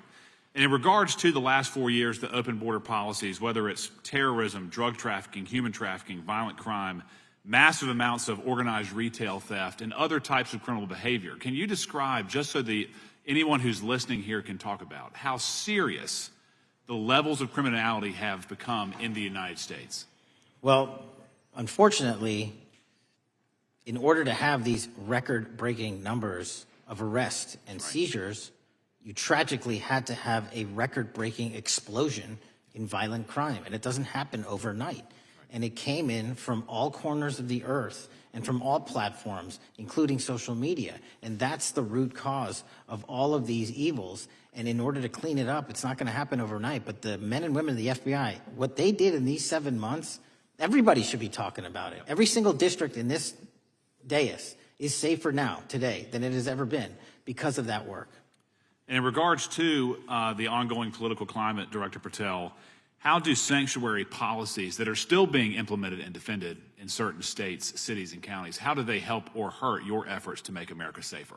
Well, if you are harboring criminals, you are harboring our ability to keep our communities safe.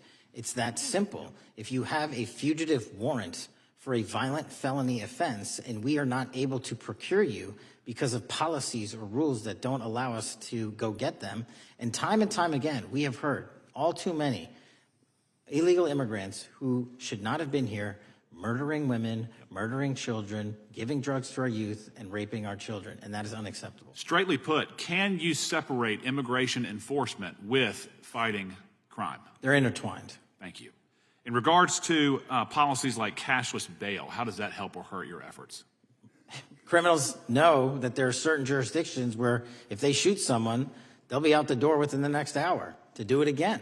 Yep. And that's an ethos and a system that has been built out over years that we are combating. How is defunding the police around the country, how does that help or hurt?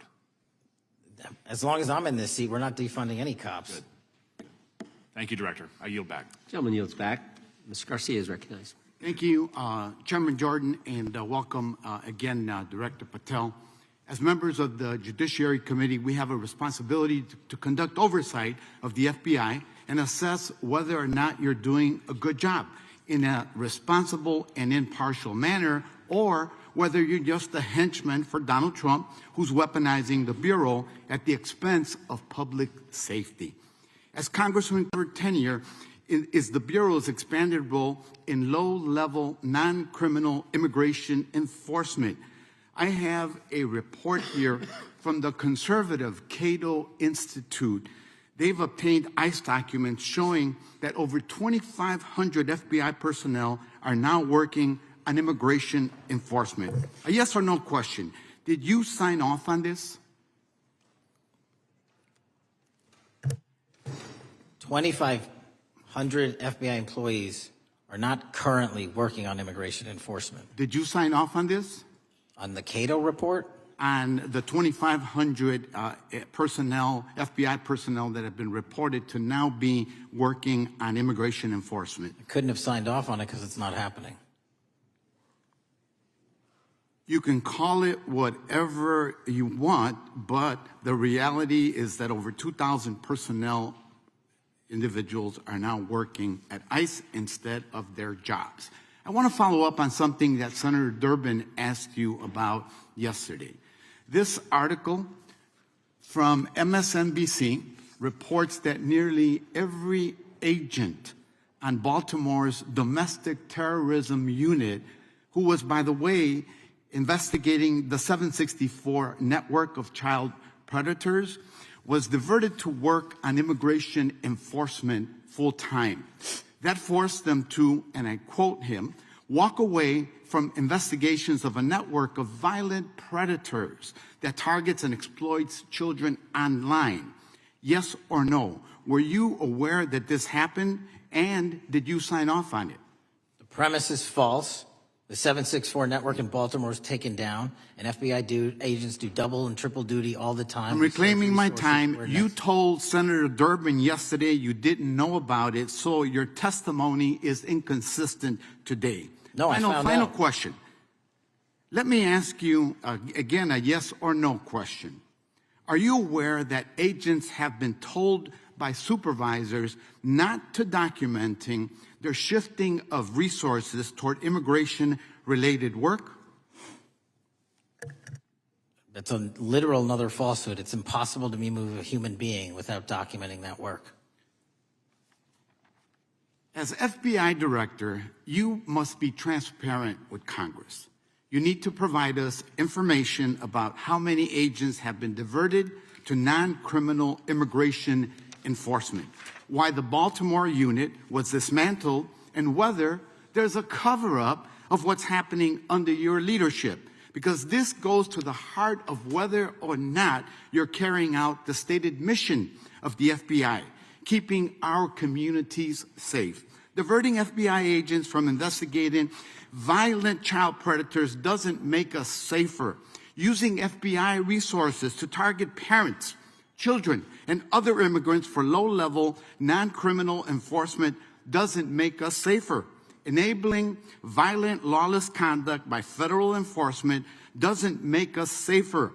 As we saw last week when an ICE officer killed one of my constituents.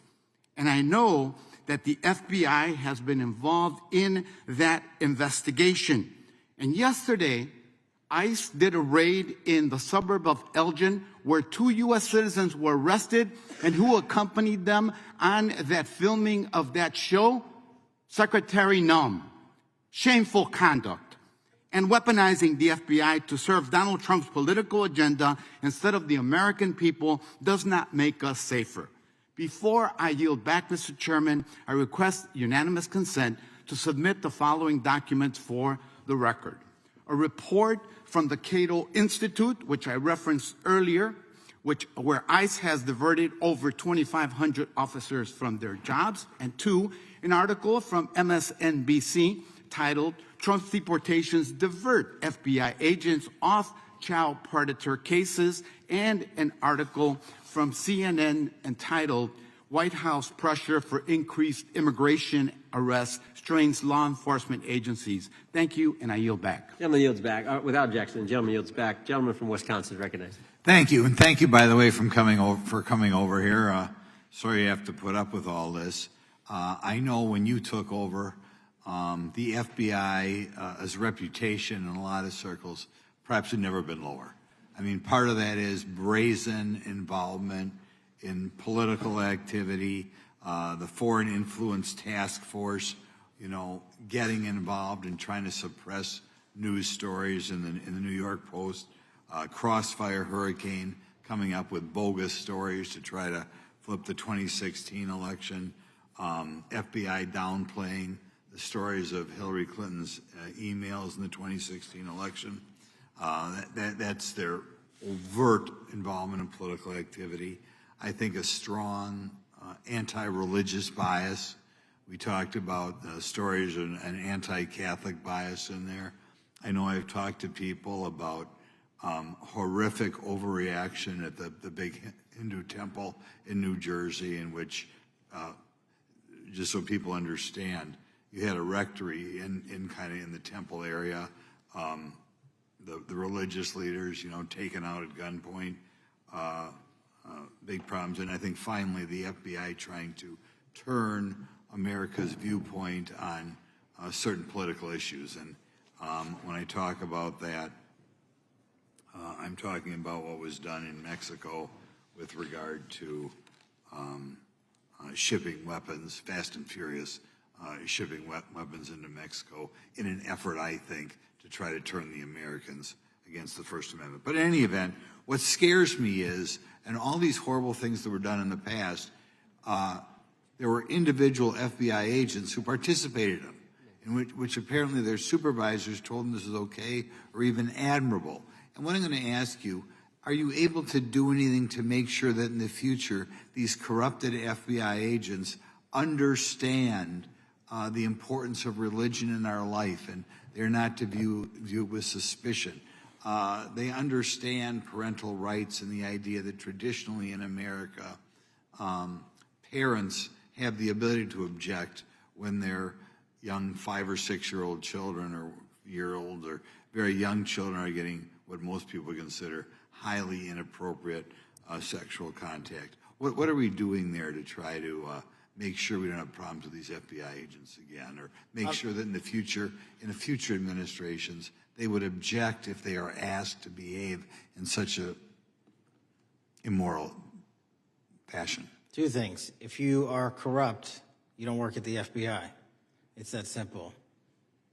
So we don't tolerate any form of corruption or any deviation from our high standards, whether you're an agent, an intel analyst, or whatnot. And just to show the American public the resurrection that the FBI has had in these last 7 months, you don't have to believe me. Our applicant pool has doubled month over month every year from the highest point it has ever been. More people want to work at this FBI than ever before in U.S. history. I'm sure that's because of you, and you're kind of anticipating my next question. I talk to retired FBI agents in my area who sometimes retired in part because they hated the woke, anti-conservative culture at the FBI. And they are concerned, the retiring agents, about new agents, not on your watch, but before this, being corrupted in the universities before they were hired. And they are very worried about what will happen with the new agents. So I think you're answering my question. Do you feel you'll be able to a certain extent solve the problem of inappropriately woke agents filling up the agency in the past, because now you're going to have a larger pool to draw from? Everybody that comes to work at the FBI is allowed to have their own belief system, but they're not allowed to bring that belief system into the workplace. And anyone that does won't work at the FBI. Okay, very good. Now, recently, there's another potential scandal, I guess, a politically motivated thing, Arctic frost. Do you want to comment on that? And it appears one more time as perhaps the FBI was getting involved in what would normally be considered political events. We are not getting involved in political events, except this one. Okay. And final thing, with regard to prejudice against Catholics, what happened in the big Hindu temple there in New Jersey, do you think, has anybody ever apologized to the Catholic Church or apologized to that temple? I don't know, sir. Okay. Is that something you think would be perhaps a good idea to do in the future? I think leadership should address it. Thank you. Gentlemen, time has expired. Gentleman yields back the. So we got the gentleman from North Carolina, Mr. Harris. All right. Thank you, Mr. Chairman, and thank you, Director Patel, for your endurance and your perseverance throughout today's hearing, and for all you've shared. First of all, let me start by saying that I was very grateful and glad to see that the FBI has joined the investigation of the tragic and brutal murder of Irina Zarutska in Charlotte, which is just right by my district. This woman, as you know, fled the war in Ukraine only to be killed in cold blood by a man who had no business being on the streets whatsoever. This man, who had been seen stabbing Irina to death on video, had been arrested 14 previous times, served prison time, and was diagnosed with a severe mental illness. In response to the previous offense, the magistrate over his case released him to roam the streets with a $0 bond and a simple written promise to appear in court. Mr. Patel, let me just ask, should judges apply the most lenient bail standards to people with extensive criminal history? Do they apply the most lenient? I'm sorry. Yeah, should they apply the most lenient bail standards to people with extensive criminal history? That has not been my experience. That should not happen. Is America a place where young women should fear to ride public transit? No. And was Irina Zarutska's death, would you say, possibly the result of Democrats' pro-crime policies? That investigation and matter is in open trial, so I don't want to stylize the evidence. I understand. Well, Mr. Patel, let me just say, taking over the FBI after the Biden administration's blatant weaponization of the agency is no easy feat, as we've recognized throughout this hearing today. For 4 years, we witnessed the Biden administration targeting regular Americans rather than violent criminals. For example, the Biden administration's FBI spent its time and resources going after churches and Christians. We know that the FBI used an undercover agent to collect information about a parishioner. We know that the FBI investigated and surveilled a Catholic priest, and all of this was in response to First Amendment protected activity. Mr. Patel, I want to ask you, should the FBI use its resources to spy on Catholics? Never. So what does it say about the culture of the Biden FBI that law enforcement resources were used to go after Catholics, and some FBI employees were comfortable with taking such actions? Well, pursuant to my transparency initiative and working with Congress on oversight, those documents, that's it.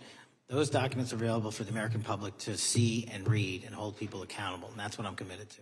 And so have you been able to hold accountable those at the FBI who went after law-abiding Catholic church members? If they did so improperly, yes. Well, I've been a pastor for 36 years, and I've constantly stood up for life and stood up for family amidst a culture that's increasingly hostile to both of those things. And if the Biden administration targeted Catholics, could I have been targeted by the Ray FBI as well? Well, I don't know, but I'm not going to target you. Well, I know that President Trump respects religious liberty and that his administration is seeking to right the wrongs of the Biden administration. Securing our freedoms and protecting faith leaders and communities requires a multi-pronged approach. What would you say in just the last few moments, what is the FBI under your leadership doing to make sure that our religious liberty and religious leaders can rest comfortable this evening?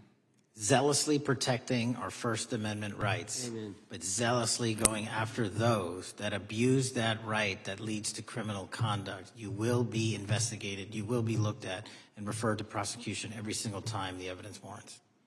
Thank you, sir. One final area. I do want to draw attention, Mr. Patel, to Waxhaw, North Carolina, a town in my district that just fell victim to a cyber attack on September 12th that interrupted emergency services. Waxhaw is working with state partners, and the FBI has been notified on this attack, and I certainly pray they're able to help out with the ongoing investigation. Could you just speak to what the FBI is doing to bolster our community's cybersecurity to defend against any future cyber attacks? Well, in North Carolina, you're slated to get a plus-up of 22 FBI employees, and they're already on the way.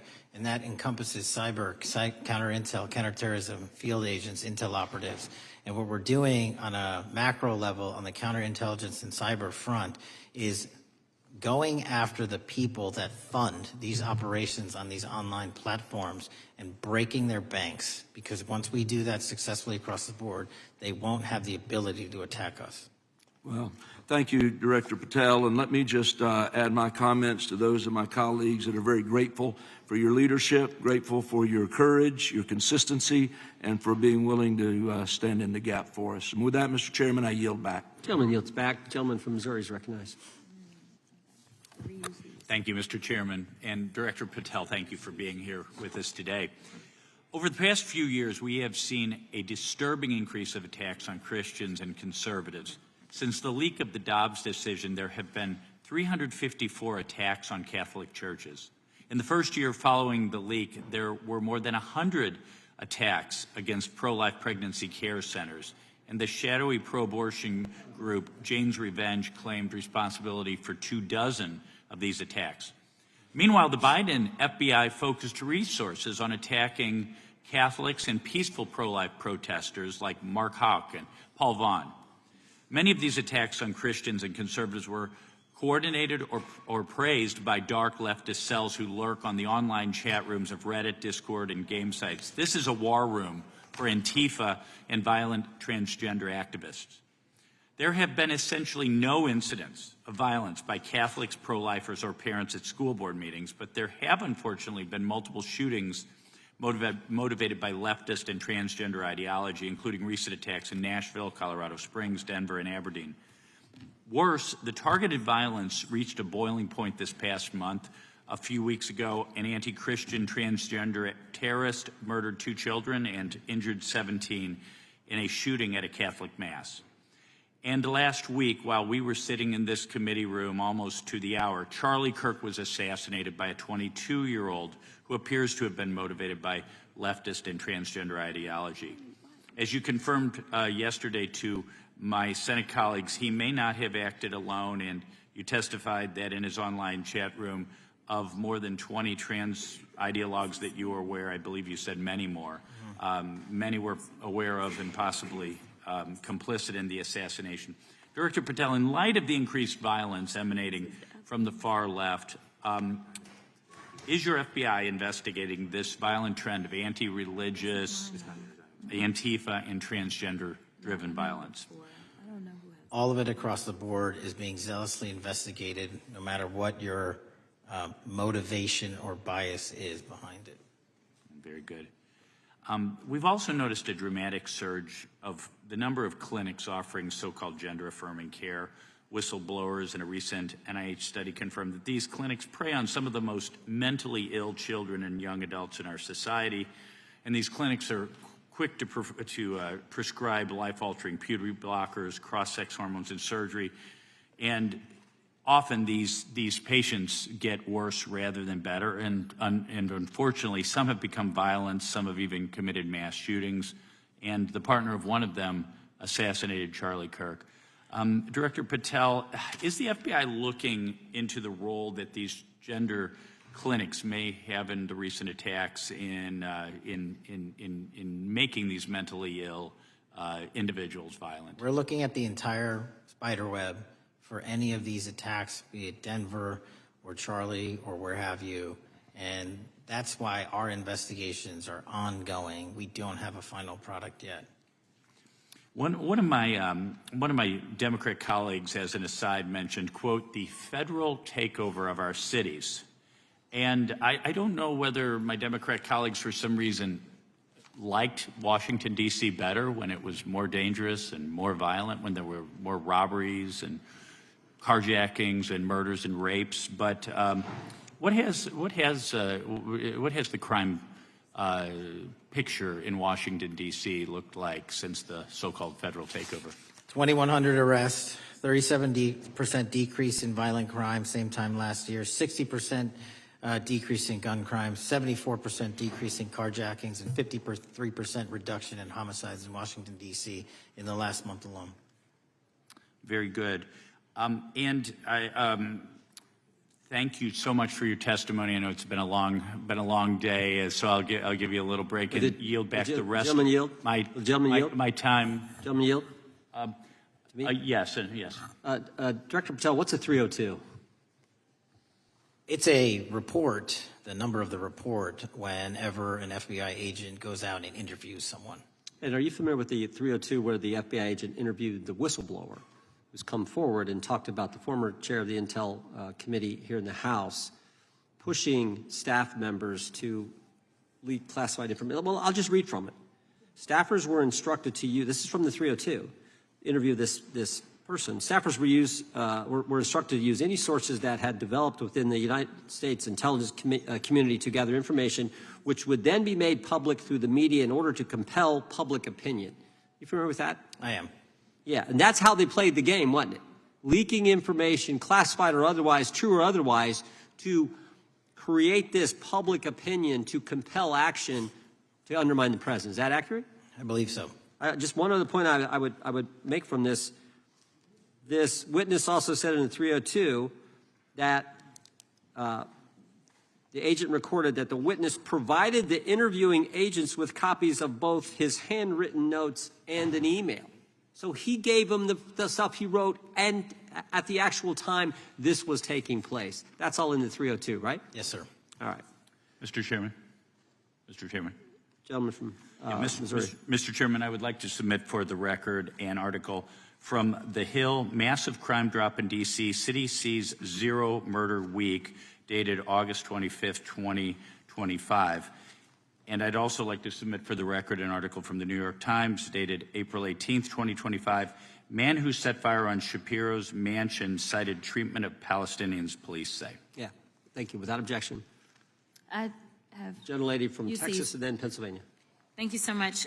First UC is the FBIAA letter to Congress on summary terminations, where it states denying fundamental due process and summarily dismissing special agents will only make it harder to protect our nation. These actions distract agents from their work, foster fear that their assignments could cost them their careers either now or under the next administration, and increase the risk of criminal and national security threats by undermining unity and morale within the Bureau.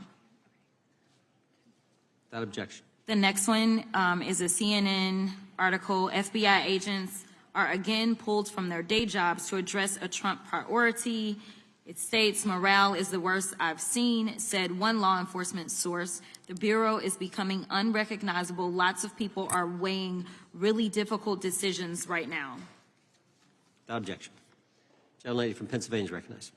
Thank you, Mr. Chair. I'd request unanimous consent to introduce into the record a September 16th, 2025 article in the New Republic entitled DOJ Quietly Deletes Study on Politics of Domestic Terrorists. The Justice Department has taken down a study that proves Republicans' entire narrative wrong about left-wing violence. Without objection. Thank you. Gentleman from Washington is recognized. Thank you, Mr. Chair, and thank you, Director, for being here. I think without question we can say that Donald Trump has been tougher on crime and tougher on international terrorism than any president in American history. I imagine that brings you a lot of satisfaction and pride as director of America's foremost law enforcement agency.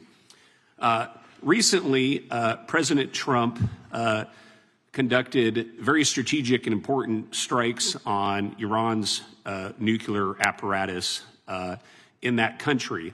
We also know that there are concerns of significant Iranian sleeper terrorist cells here in the U.S., perhaps exacerbated by the open border during the Biden administration. What can you tell Congress and the American people about what the FBI is doing to safeguard us from potential terrorist attack by Iranian cells? So our counterterrorism division, which is fully stocked up, watches for reflections in the intelligence streams that our intelligence community collects and produces, and works hand in glove with our partners at the CIA and elsewhere to make sure that any threat, even if it's hearsay, double hearsay, triple hearsay, or totally incredible, is not only fully run down, but we also take our duties to notify and give defensive briefings to those who are mentioned in those intelligence reports to make sure that we do both our notification obligation and our investigatory obligation. Thank you. The FBI is also the foremost counterintelligence apparatus here in the U.S. We know the U.S. faces a more complex threat of global, more complex array of global threats than any time perhaps World War II or even superseding that time. As America continues to be under attack from various intelligence agencies globally, what can you tell us about the counterintelligence operations of the FBI as a core function? This is why the CIA mission is so important to the FBI, because as you said, no one else can do it. No one else has the authorities to do it. And even if they did, they don't have the capabilities to do it. And the CIA mission has to be headquartered in Washington, but have far-reaching capabilities because we have to face against our adversaries in the DPRK, in Russia, China, Iran, and elsewhere. And in order to do that, we have to have dedicated intelligence professionals on those target sets. And since I become director, I've demanded not only a dismantling and disruption of networks, but a public display of how we're doing it so the world knows that our adversary is A, attacking us, and B, we're stopping them. And that's why you've seen these dramatic increases in counterintelligence arrest in the PRC by 33%, in Russia 83%, in Iran 60%. We are showing the world that they are trying to engage in espionage activities against us, and we are holding them accountable publicly. And there's been increasing concern about the Maduro regime of Venezuela, both the potential support of terrorist activity, criminal drug networks, and potential espionage entities here within the U.S. What can you tell us about your activities regarding the Maduro regime of Venezuela? Generally speaking, one of the largest transshipment points and shipment points for narcotics out of South America, Colombia, obviously, and also Venezuela, is being utilized heavily by the narco traffickers to send up cocaine, meth, and fentanyl, and excuse me, all the other illegal narcotics through the island chains in the Caribbean Ocean and ultimately for America. So there has to be more work done in the region to stop those navigable waterways from being traversed with drugs bound for America. And finally, Mr. Director, what is the one thing that Congress could most do in terms of passing a law to best support the FBI in making America safer and more secure? Get us more authorities to get online, to get onto social media companies, gaming platforms, have legal access, and also have private partnerships with the FBI of those companies and allow them to report into us on a daily basis. There is no human being or AI system on earth that can go out there and cover down on the threat in those theaters. And so we need the assistance, and we need more authorities, and we need the private sector to double down. Well, thank you very much for all you're doing, all the men and women of the FBI are doing to keep us safe, and I yield back.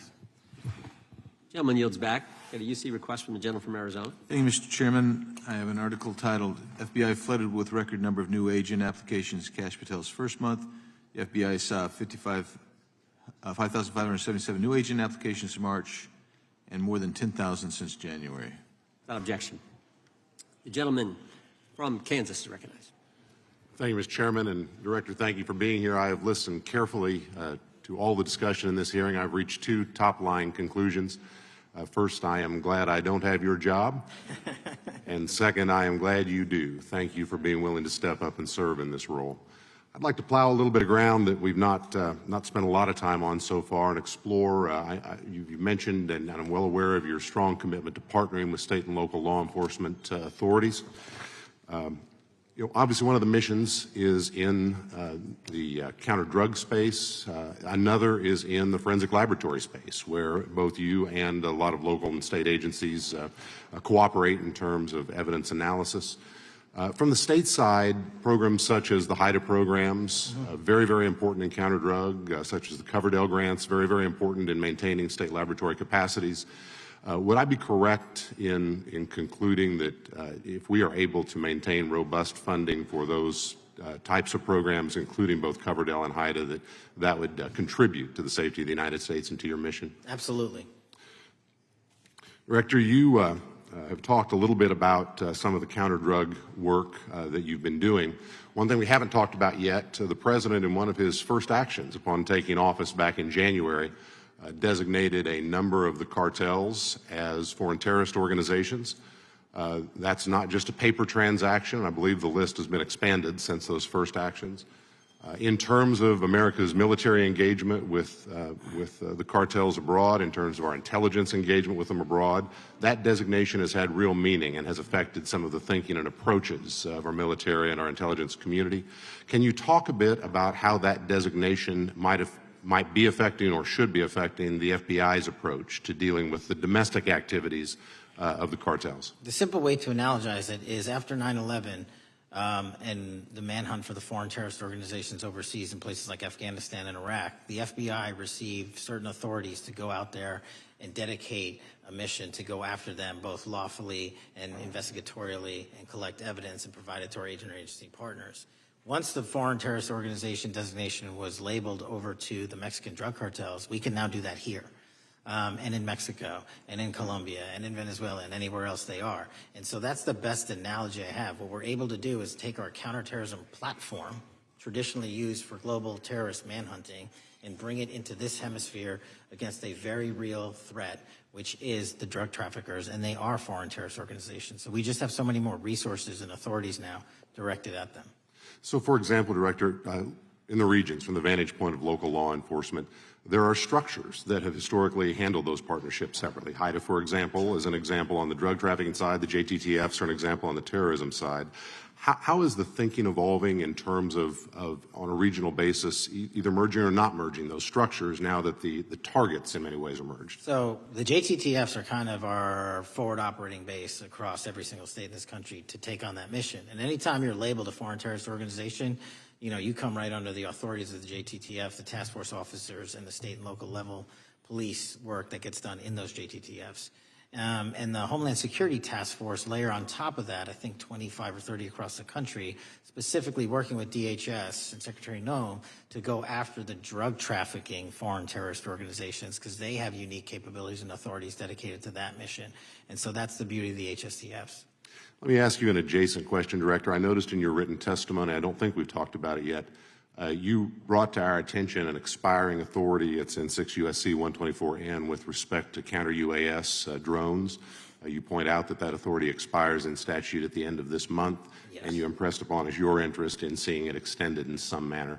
Can you talk a little bit about the FBI's role in counter-UAS work over American airspace. I represent a district that's going to host some of the FIFA World Cup activities coming up. We're obviously very interested in security, and there are limits on what our state and local authorities have the capacity to do or what our military has the capacity to do once the threat is domestic. So it's critically important. Both the FBI and DHS have those capabilities. I'll speak to the FBI, of course, only. And you raised the World Cup, and that's exactly what we need it for. The Club World Cup, which just happened, was 32 games in at least a dozen different cities across the country, the largest sporting events consecutively in American history. And we used our counter-drone capabilities to not only inspect and secure stadium locations, but where fans were hovering and we call base camps. And thankfully, because of the success of the FBI and DHS, we had no significant security incidences. And flipping to the World Cup, which is going to be 3 times as large, and obviously the largest we've ever had, and blending into the LA Olympics in 28, our counter-UAS capabilities are going to be the ones that are able us to have literal bird's-eye view of the threat dynamic around so many of these cities, which are going to see literally tens and hundreds of thousands of people flock to them. So we have to have it. And making sure the bad guys don't have the same. Exactly. Very good. I yield back and thank you. Gentleman yields back. Director, you've been amazing. You've been here 4 hours and 41 minutes without a break. We appreciate that. I think we have one more member, a few UC requests, and then you can we'll let you go. But we appreciate that. The gentleman from Texas is recognized. Thank you again for taking the time, Director Patel, and for Chairman Jordan for holding this hearing. Thank you for depoliticizing the FBI and getting it back to its original mission as well. Director Patel, do you agree that we have a problem in the United States with politically motivated violence? Absolutely. And I very much agree. I think we can all agree that political violence is wrong, it's evil, regardless of which side it comes from, and that we can all adamantly and vehemently reject it, or we certainly should. But one of the things that we've noticed recently is that affinity and tolerance for political violence is not equally distributed on both sides of the aisle. In fact, right now, social media is filled with leftists who are cheering on the murder of an iconic conservative political figure, Charlie Kirk. And it's not just random people on Twitter doing this now. There's a YouGov poll released just a few days ago, which stated that 25% of those who identify as very liberal believe that political violence can sometimes be justified. That's far too many, is it not? It is. One is far too many. One is far too many. That's right. Only 3% of very conservatives said the same thing, and we can agree that 3% is far too many. But there's an astounding difference between 25% on the left accepting and tolerating political violence and 3% on the right. I would hope that our colleagues on the other side of the aisle would also recognize that there is a systemic problem on their side of the aisle with tolerance for violence against people with whom they politically disagree, that there is a cultural rot on their side of the aisle that needs to be addressed desperately. Would you agree with that? Yes. One of the more astounding aspects of this is that it's not just people. This comes from the very top, from their political leaders. Just a few days ago, a member of Congress of this body, Ilhan Omar, shared a video on her social media account about Charlie Kirk's murder, and I'll quote what it said. It said, "Charlie Kirk was Dr. Frankenstein, and his monster shot him through the neck." In other words, Charlie had it coming to him.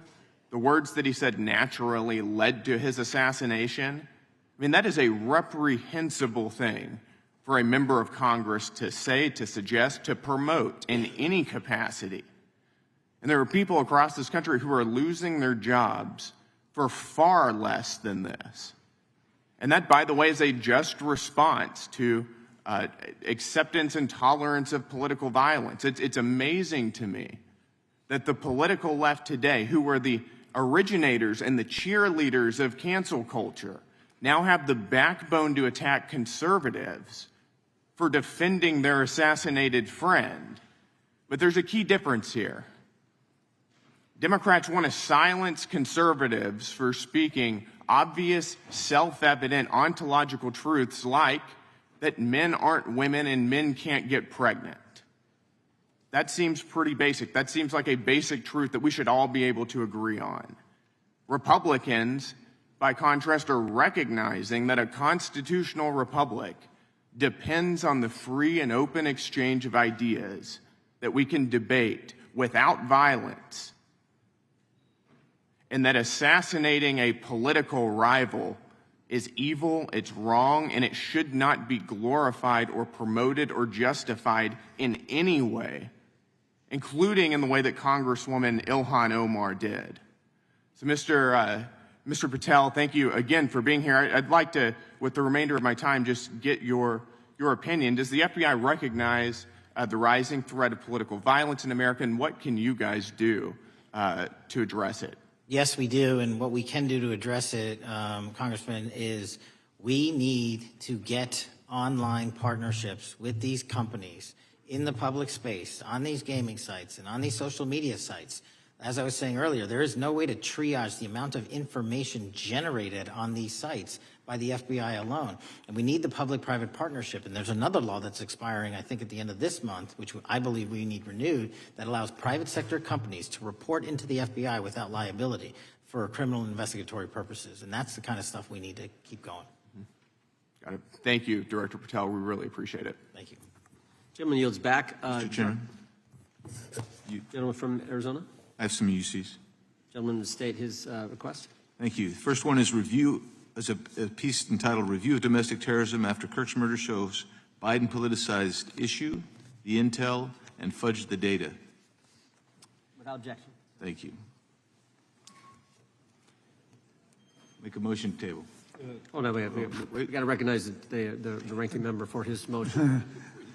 It's just a UC request. The gentleman's recognized for a UC request. Thank you, Mr. Chairman. This is the ADL report issued February 21, 2025, titled Murder and Extremism in the United States in 2024, concluding that for the third year in a row, every single extremist-related murder in the United States in 2024 was committed by right-wing extremists, 8 of the 13 involving white supremacists and 5 having connections to far-right anti-government extremists. Without objection. Gentlelady from Pennsylvania is recognized for unanimous consent. Yes, thank you. I have a couple articles here. First is a New York Post article, July 17th, 2025. Democratic Senator Ron Wyden claims big Epstein file full of actionable information locked in Treasury Department drawer. Without objection. This is The Guardian, May 18th, 2023. Deutsche Bank agrees to pay $75 million to settle Jeffrey Epstein lawsuit. Without objection. This is Fox Business, September 10th, 2025. JP Morgan processed over $1 billion for Jeffrey Epstein despite internal concerns over sex offender status. Without objection. And New York Times, Bank of America flagged suspicious payments to Epstein only after he died. Without objection. Okay, and I also have a motion, Mr. Chair. Lady was recognized. We're going to come back to the motion I thought was made by Mr. But I want to dismiss our witness. Could we do the motions before he goes? What, I just wanted to press the motion I originally had. Yeah, we're going to bring that up. Is that what this is? Banks. Are you doing that? No, this is another motion. Okay, well, I'm going to recognize first the gentleman because we held that motion in advance. I still have the UC, Mr. Chairman. Thank you, Mr. Chairman. So look, there are 4 banks, JP Morgan, Bank of New York, Bank of America, and Deutsche Bank. Yeah, but the gentleman can state his motion. Yeah, but the motion is to subpoena the CEOs of these 4 banks to bring in all records relating to their relationship to Jeffrey Epstein and to produce all records reflecting it. These 4 banks have flagged to the government $1.5 billion in suspicious transactions relating to the sex trafficking. I move the table. Mr. Diamond just released a statement saying he would be happy to comply. Chairman, need the motion to table. The motion offered by the gentleman from Maryland. The motion to table is not debatable. The question occurs on the motion to table. Those in favor say aye. Aye. Those opposed, no. No. Opinion of the chair. The ayes have it. The motion is tabled. I'd like a recorded vote if we could, Mr. Recorded vote being requested. The clerk will call. Well, we got to get the clerk here. The clerk's right here. Wonderful. Clerk will call the roll. Yes. Mr. Jordan votes yes. Mr. Issa? Mr. Biggs? Mr. Biggs votes aye. Mr. McClintock? Mr. McClintock votes aye. Mr. Tiffany? Mr. Massie? Mr. Roy? Mr. Roy votes aye. Mr. Fitzgerald? Mr. Cline? Mr. Cline votes aye. Mr. Gooden? Mr. Van Drew? Mr. Nels? Mr. Nels votes yes. Mr. Moore? Mr. Moore votes yes. Mr. Kiley? Ms. Hageman? Ms. Lee? Mr. Hunt? Mr. Fry? Mr. Grothman? Mr. Grothman votes aye. Mr. Knott? Mr. Knott votes aye. Mr. Harris? Mr. Harris votes aye. Mr. Onder? Mr. Onder votes aye. Mr. Schmidt? Mr. Schmidt votes aye. Mr. Gill? Mr. Gill votes aye. Mr. Baumgartner? Mr. Raskin? No. Mr. Raskin votes no. Mr. Nadler? No. Mr. Nadler votes no. Ms. Lofgren? Ms. Lofgren votes no. Mr. Cohen? Mr. Johnson? Mr. Johnson votes no. Mr. Swallwell? Mr. Swallwell votes no. Mr. Liu? Ms. Jayapal? Mr. Correa? Ms. Scanlon? Ms. Scanlon votes no. Mr. Neguse? Mr. Neguse votes no. Ms. McBath? Ms. McBath votes no. Ms. Ross? Ms. Ross votes no. Ms. Ballant? Ms. Ballant votes no. Mr. Garcia? Mr. Garcia votes no. Ms. Kamlager-Dove? Mr. Moskowitz? Mr. Moskowitz votes no. Mr. Goldman? Mr. Goldman? Ms. Crockett? No. Ms. Crockett votes no. Gentleman from Texas, Mr. Gooden. Mr. Gooden? You're a no. You're a no. Lance? Yes. Mr. Gooden votes yes. Mr. Chairman, how am I recorded? Gentleman from New York. Mr. Goldman, you're not recorded. No. Mr. Goldman votes no.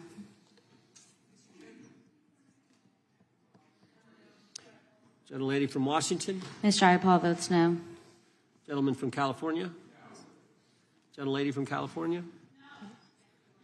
Mr. Liu votes no. Ms. Kamlager-Dove votes no. Gentleman from Kentucky. Mr. Massie votes no.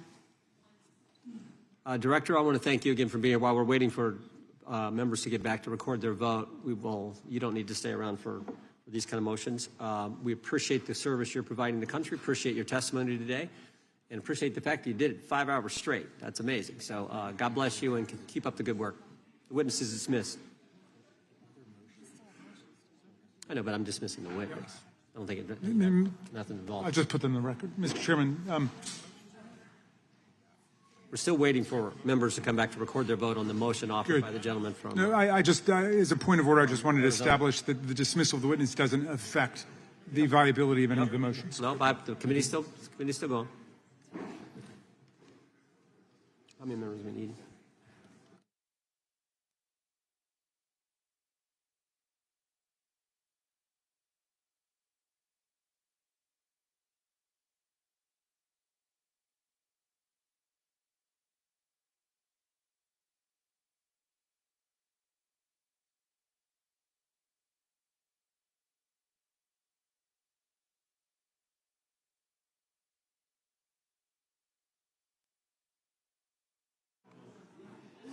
Madam Clerk, point of order. What is the current vote? Point of order. The vote is open. We will be waiting for members to get back to record their vote. Gentleman from Wisconsin is recognized. Mr. Fitzgerald votes aye. Gentleman from California is recognized. Mr. Kiley votes aye. The gentleman from California, I think, Mr. Chairman, is seeking to be recognized. Mr. Correa? Mr. Correa votes no.